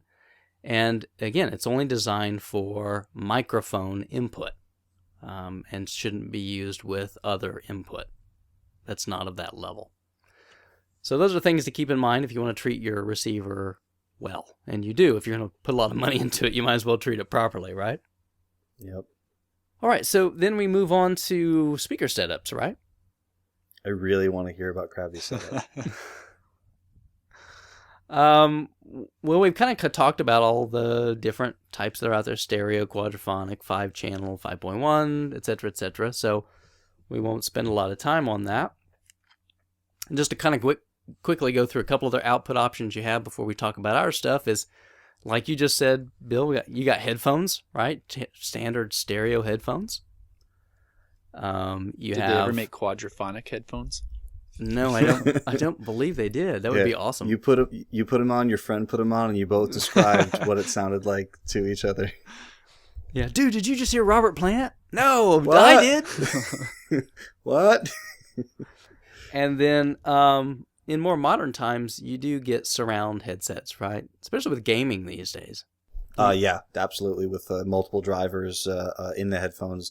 I was never actually a big headphone guy until I went. It was I think it was like PAX a couple of years ago. It was before Gears of War 3 came out, and they had these. What's that company that makes all the headphones Turtle right Beach. now? Turtle Beach. It may be. It probably was them. They're like white. It might have been a Titan. I can't remember. Okay. But they're big, right? Titan. They're in like Best Buy and everything. I'm really only familiar with Turtle Beach, to be honest with you. Okay. I don't deal much with those. But I threw these headphones, and it was the same thing as like your first surround sound experience. You're like, whoa, that was legit behind me. Like these are no joke. And then like I had a sawed-off shotgun, and I went up to some guy, and it actually kind of like made me jump, because it's not just that the sound is right there. It's like the quality of those drivers, and if they're balanced correctly, a nice set of headphones is a really great thing, especially for anything that any game that'll benefit from positional audio. Yeah, I think I mentioned a few shows back that I did a trade for some Turtle Beach headset, and while I like it, it's good when everybody's asleep and I want to keep a little quiet. I still really prefer my speakers to a headset. Yeah, me too. All right, so I think we've kind of talked about most of the technology, unless do either of you guys have anything else to add to that before we kind of talk about our own stuff? Not on my end. Nope. All right.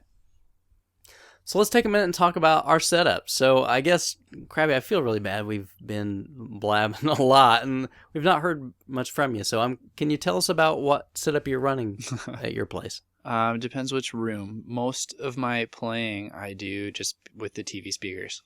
Nothing extra. Is that even on modern systems or just the classics? Yeah, even on modern systems. In our downstairs living room, we've got one of those I forget what you call them, something in the box setups you're making fun of. I guess it would be a 5.1. Okay. Yeah, we use that once in a while when we're watching like Netflix, or I don't even often turn it on that often. So even when I'm playing like Wii U, PS3, 360, I just run it through the TV speakers.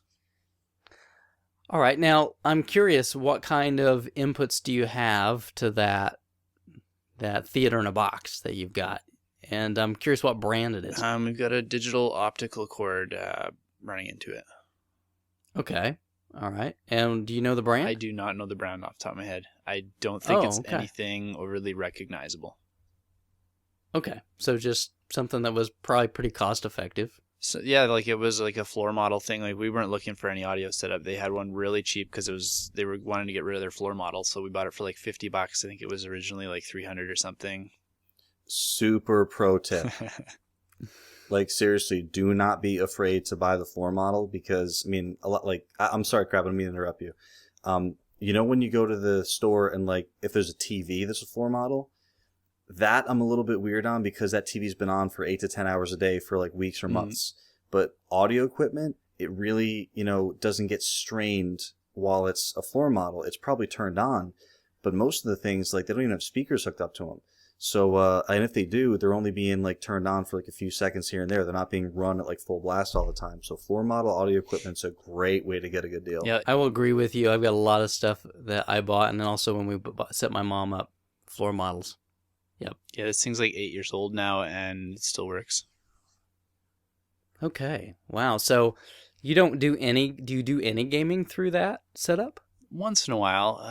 Only like when I do a lot of my gaming when the rest of my family's sleeping, so I can't be too noisy. But like this week, my wife's out of town with my son, So I can be a little louder. I'll play with it this week, just because I can, but normally I don't. Okay, so I'm kind of curious too. What size are the speakers that you've got set up? No If you idea. can just guesstimate. I mean, are they Yeah. are they the size of a can of pop? Or are they, There's 2 tall ones next to the TV that are probably like 3 feet tall. And then the wall-mounted rear ones are probably 2 or 3 cans of pop.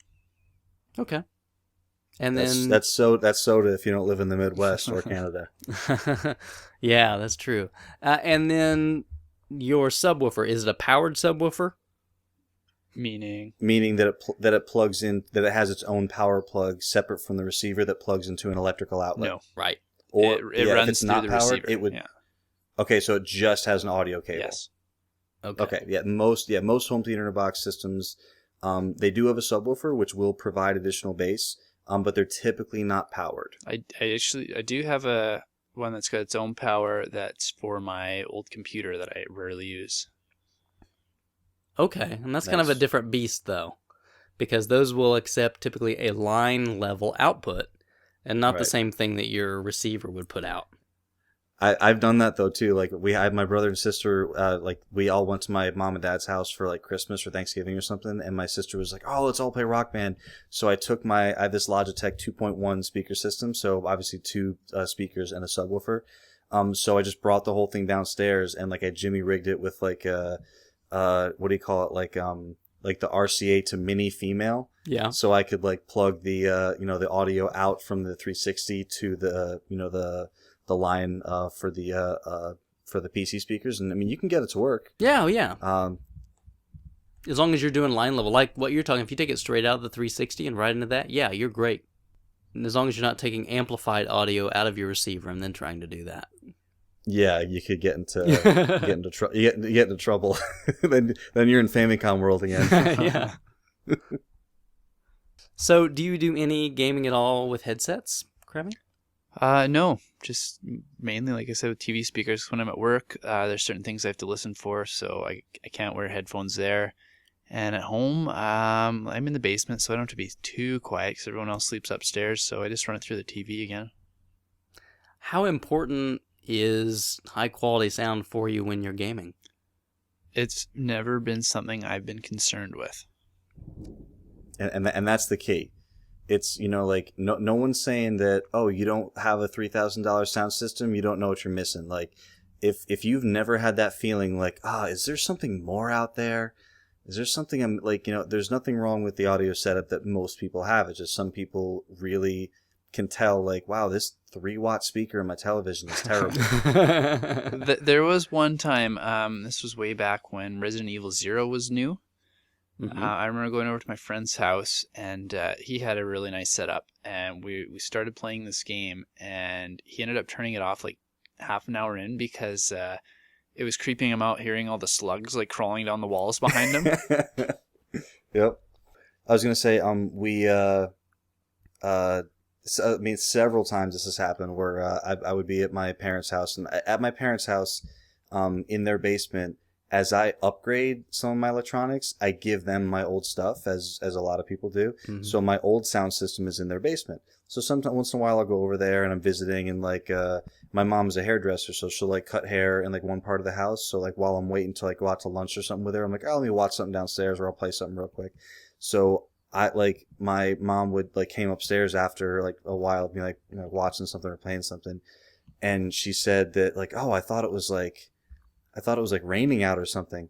I was like, why? She's like, well, we heard rain, but like it was just your speakers. Like it's hard to explain, but like it's not just the loudness or like how many watts it can put out, but the authenticity, like how real that certain things can sound with really well calibrated audio. There was one time when it even fooled me. Like we were playing, I think, Vagrant Story on the PlayStation 1. And there's a thunderstorm going on at the beginning of it, and we hear this thunderstorm is going on, and we turn the game off, and then there actually was a thunderstorm happening like in my town, but we had no idea. We thought it was 100% in the game. Yeah, and I think that's the best thing to talk about is a high quality speaker setup. You're going to have a pretty amazing dynamic range of audio frequencies that you can get that you're just never going to get out of a TV speaker, or even a stereo setup. I can't explain to people like watching Jurassic Park and not feeling like the subwoofer is creating the Tyrannosaurus step, like actually feeling like there's a Tyrannosaurus outside the door. Like I know it sounds silly, but like, yeah, it's just one of those things that you have to experience. Yeah. So, so Bill, what about your setup? I have gone through several setups over the years, and I've kind of settled on the one I've been with over the last 3-4 years, and I'm in no rush to change. I think everything sounds good. So and again, I used to work at Best Buy. I don't anymore. I got a lot of good deals on this stuff, both through a product that goes, they call it end of life there, but it means clearance, and they have to get rid of it. So I got a lot of good clearance deals, and I normally could never afford this stuff.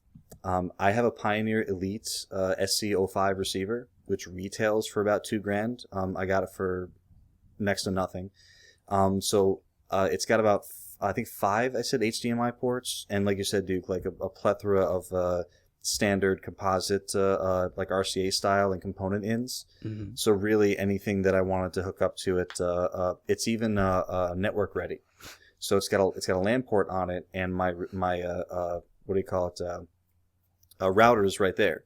So I have a network cable connected to it. So I actually have it pointed to the media server that I have. So you could point your your PS3 or your Xbox or whatever other device to your media server, but I just figured the fewer stops the better. So I'll just go right to the receiver, which will put it right to the sound system and the television. And then connected to that, I've got a 5.1 setup. So I have Klipsch WF speakers. So 2 floor standers in the front, 2 bookshelves in the back, a center, and a decent. I think this sub. It's a Klipsch sub. It's the X01, I think it is, or X03. Again, if you were to look this stuff up, it looks like I have money, and I really don't. I promise.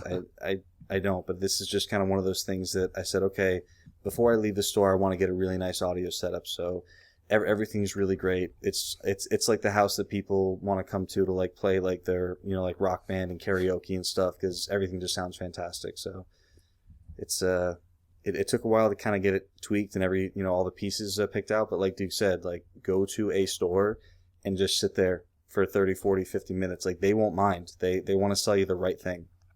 Yeah, because you're talking high-end purchases. So right. And the only thing worse than selling you the wrong thing is them having to process a return and then have to sell it secondhand. Yeah, because then they're going to eat it. Yeah.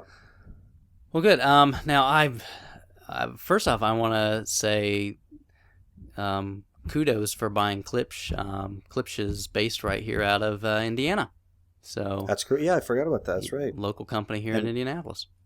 Yeah, and again, like we said before, there will be there's no correct brand.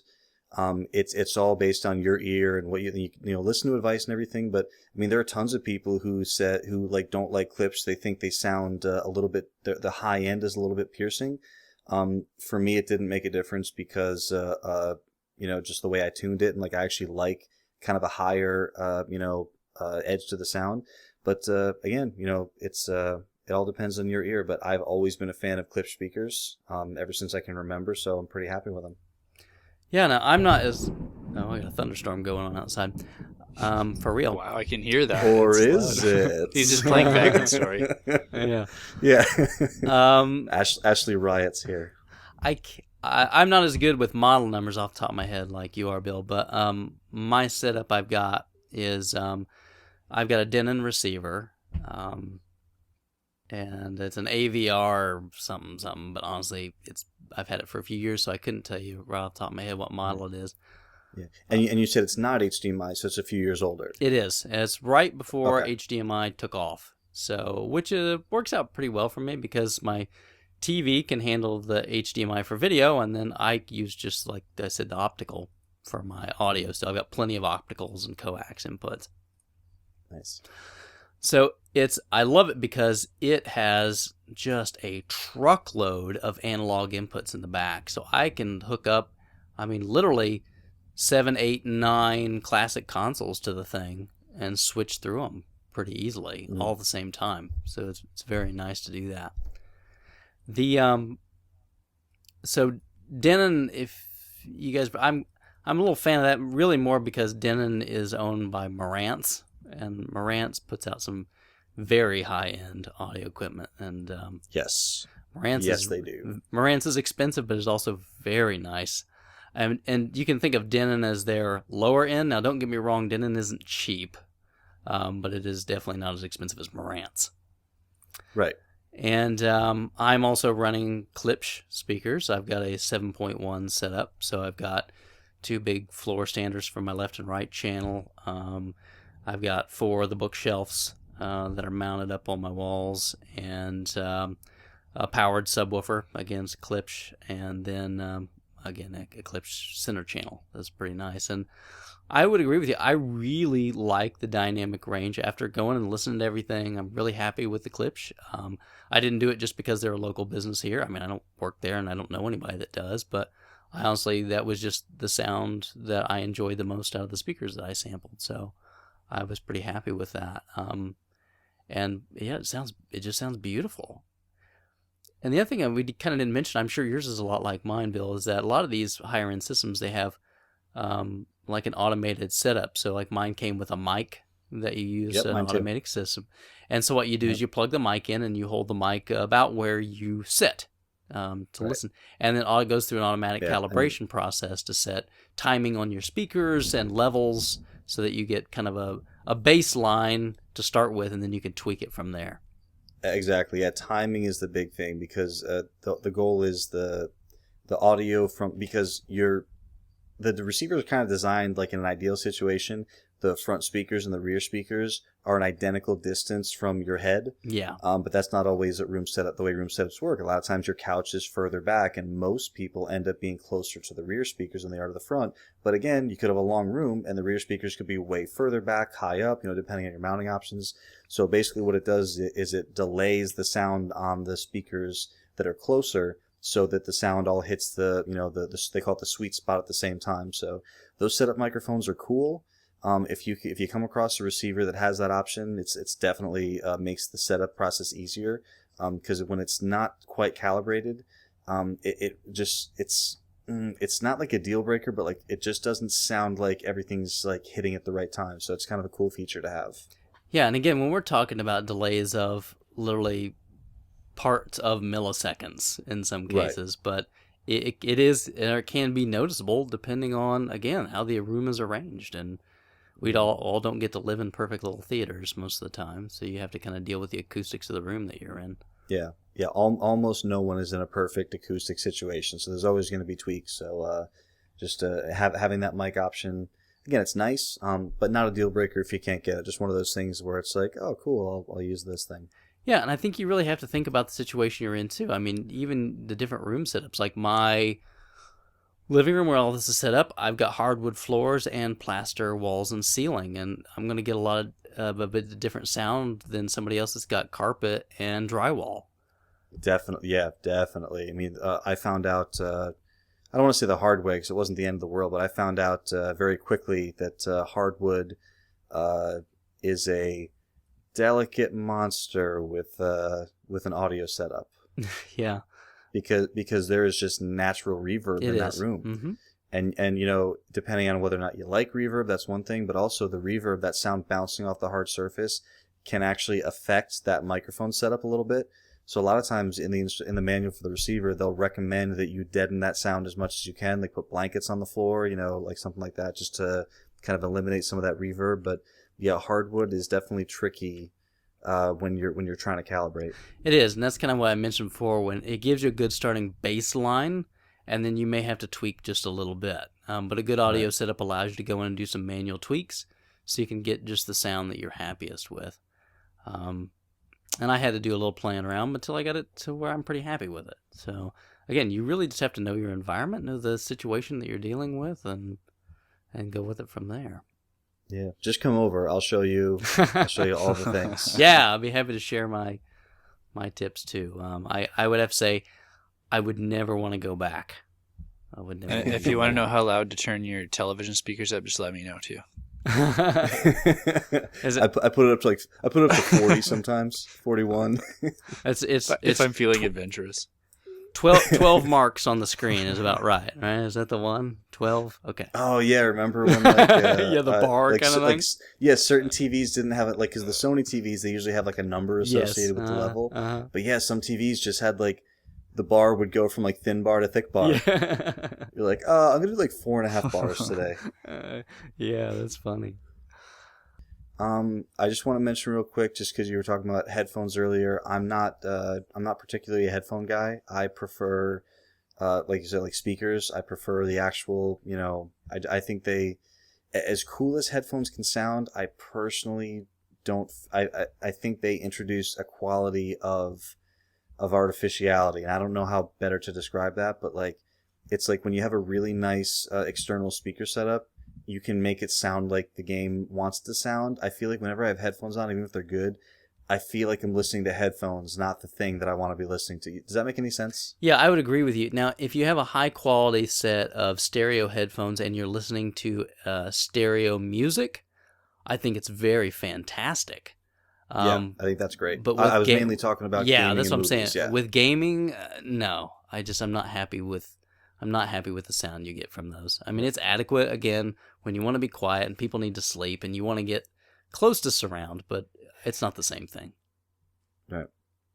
But besides that, I mean, that's just my whatever opinion on headphones. If you have headphones and love them, that's awesome. Sure. But I really think there's a lot to be said about a decent sound setup. It's probably more so modern games than the classics, even though you can definitely play whatever you want on a modern sound system.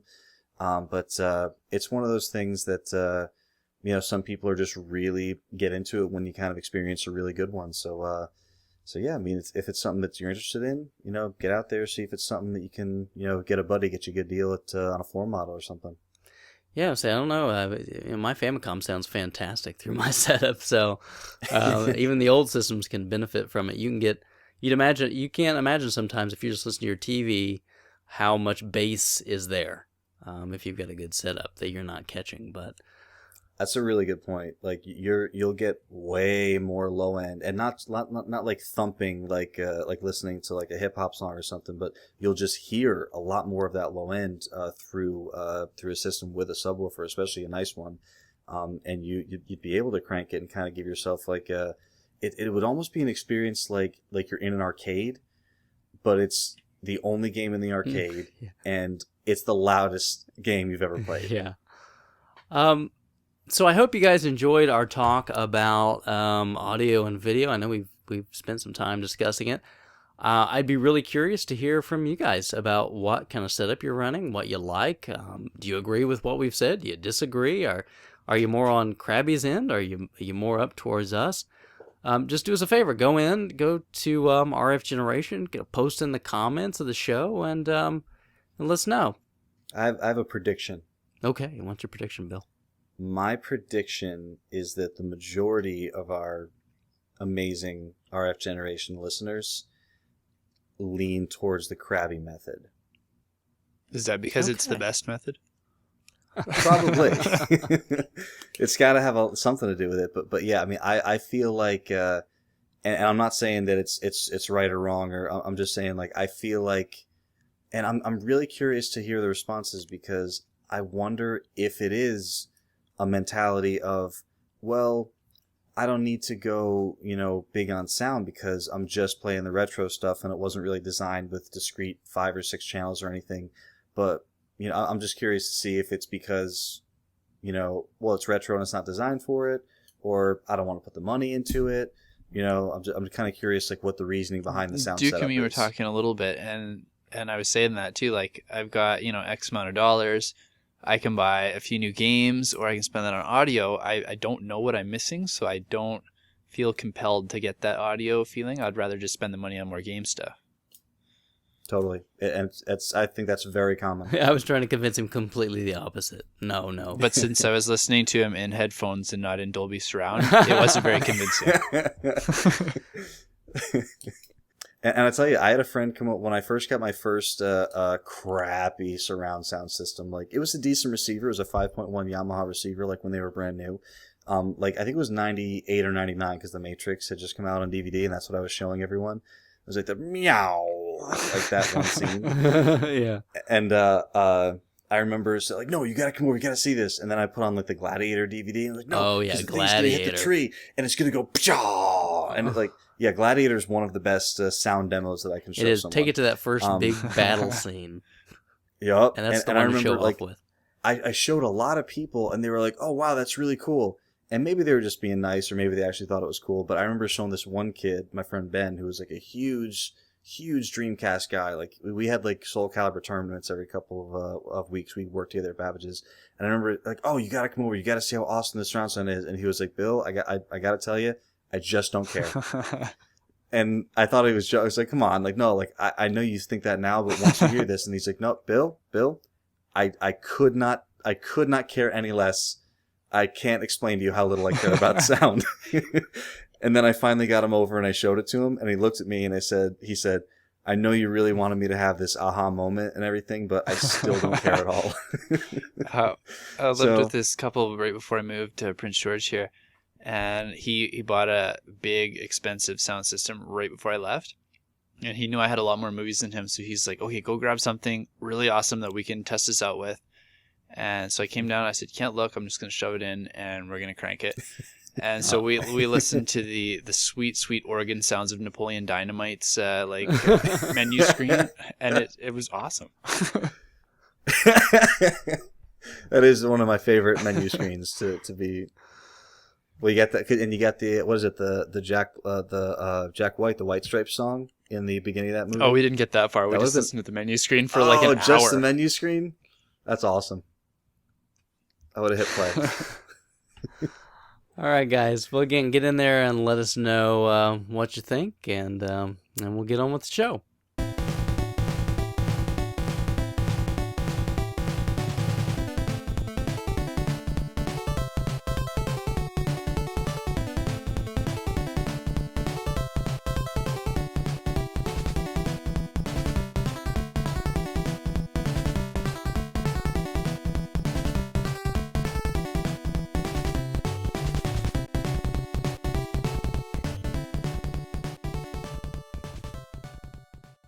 All right, well, I want to thank you guys, as usual, for coming in and listening to the show. I hope you guys enjoyed it. And a couple places where you can find us, right? So, Krabby, where can people get us? YouTube, my favorite. YouTube, right. Bill, where else? Well, I was going to say YouTube, but since Krabby took it, I'm going to go with Podomatic. Podomatic. Definitely. I will mention you can also find us at collectorcast.com. Where else, Krabby? I really want to say Podcast Pickle this time. We are on Podcast Pickle. And Bill? Oh, also the Zune. Oh, no, wait. iTunes. You can find us on iTunes, and subscribing does help. Yes, and rate us. We did get one person rated us, so I want to say thank you. Was it 5-star or 1-star? I believe it was a 5-star rating, and they left a little comment, so thank you. Yeah, then it couldn't be Zagnorch. No. And then if people want to communicate with us, there's a couple different places they can do that. So Krabby, how can they communicate with us? On the RFGen forum. That's right, rfgeneration.com. Other ways, Bill? I think we may have mentioned Twitter and Facebook, but we are all on Twitter and Facebook under Collectorcast for both. And we're trying to keep an open dialogue there, like random cool video game related stuff that happens. Just shoot it to us and we'll chat about it. Yeah, come talk to us. We appreciate it. As always, if you would like the show, hey, if you ever want to contribute something, you certainly can. You can always, if you go to collectorcast.com, there is a PayPal donate. If you want to kick something back to the show, we really appreciate it. But obviously, we're just doing this for fun and for you guys. So until next episode, I guess we'll talk to you then.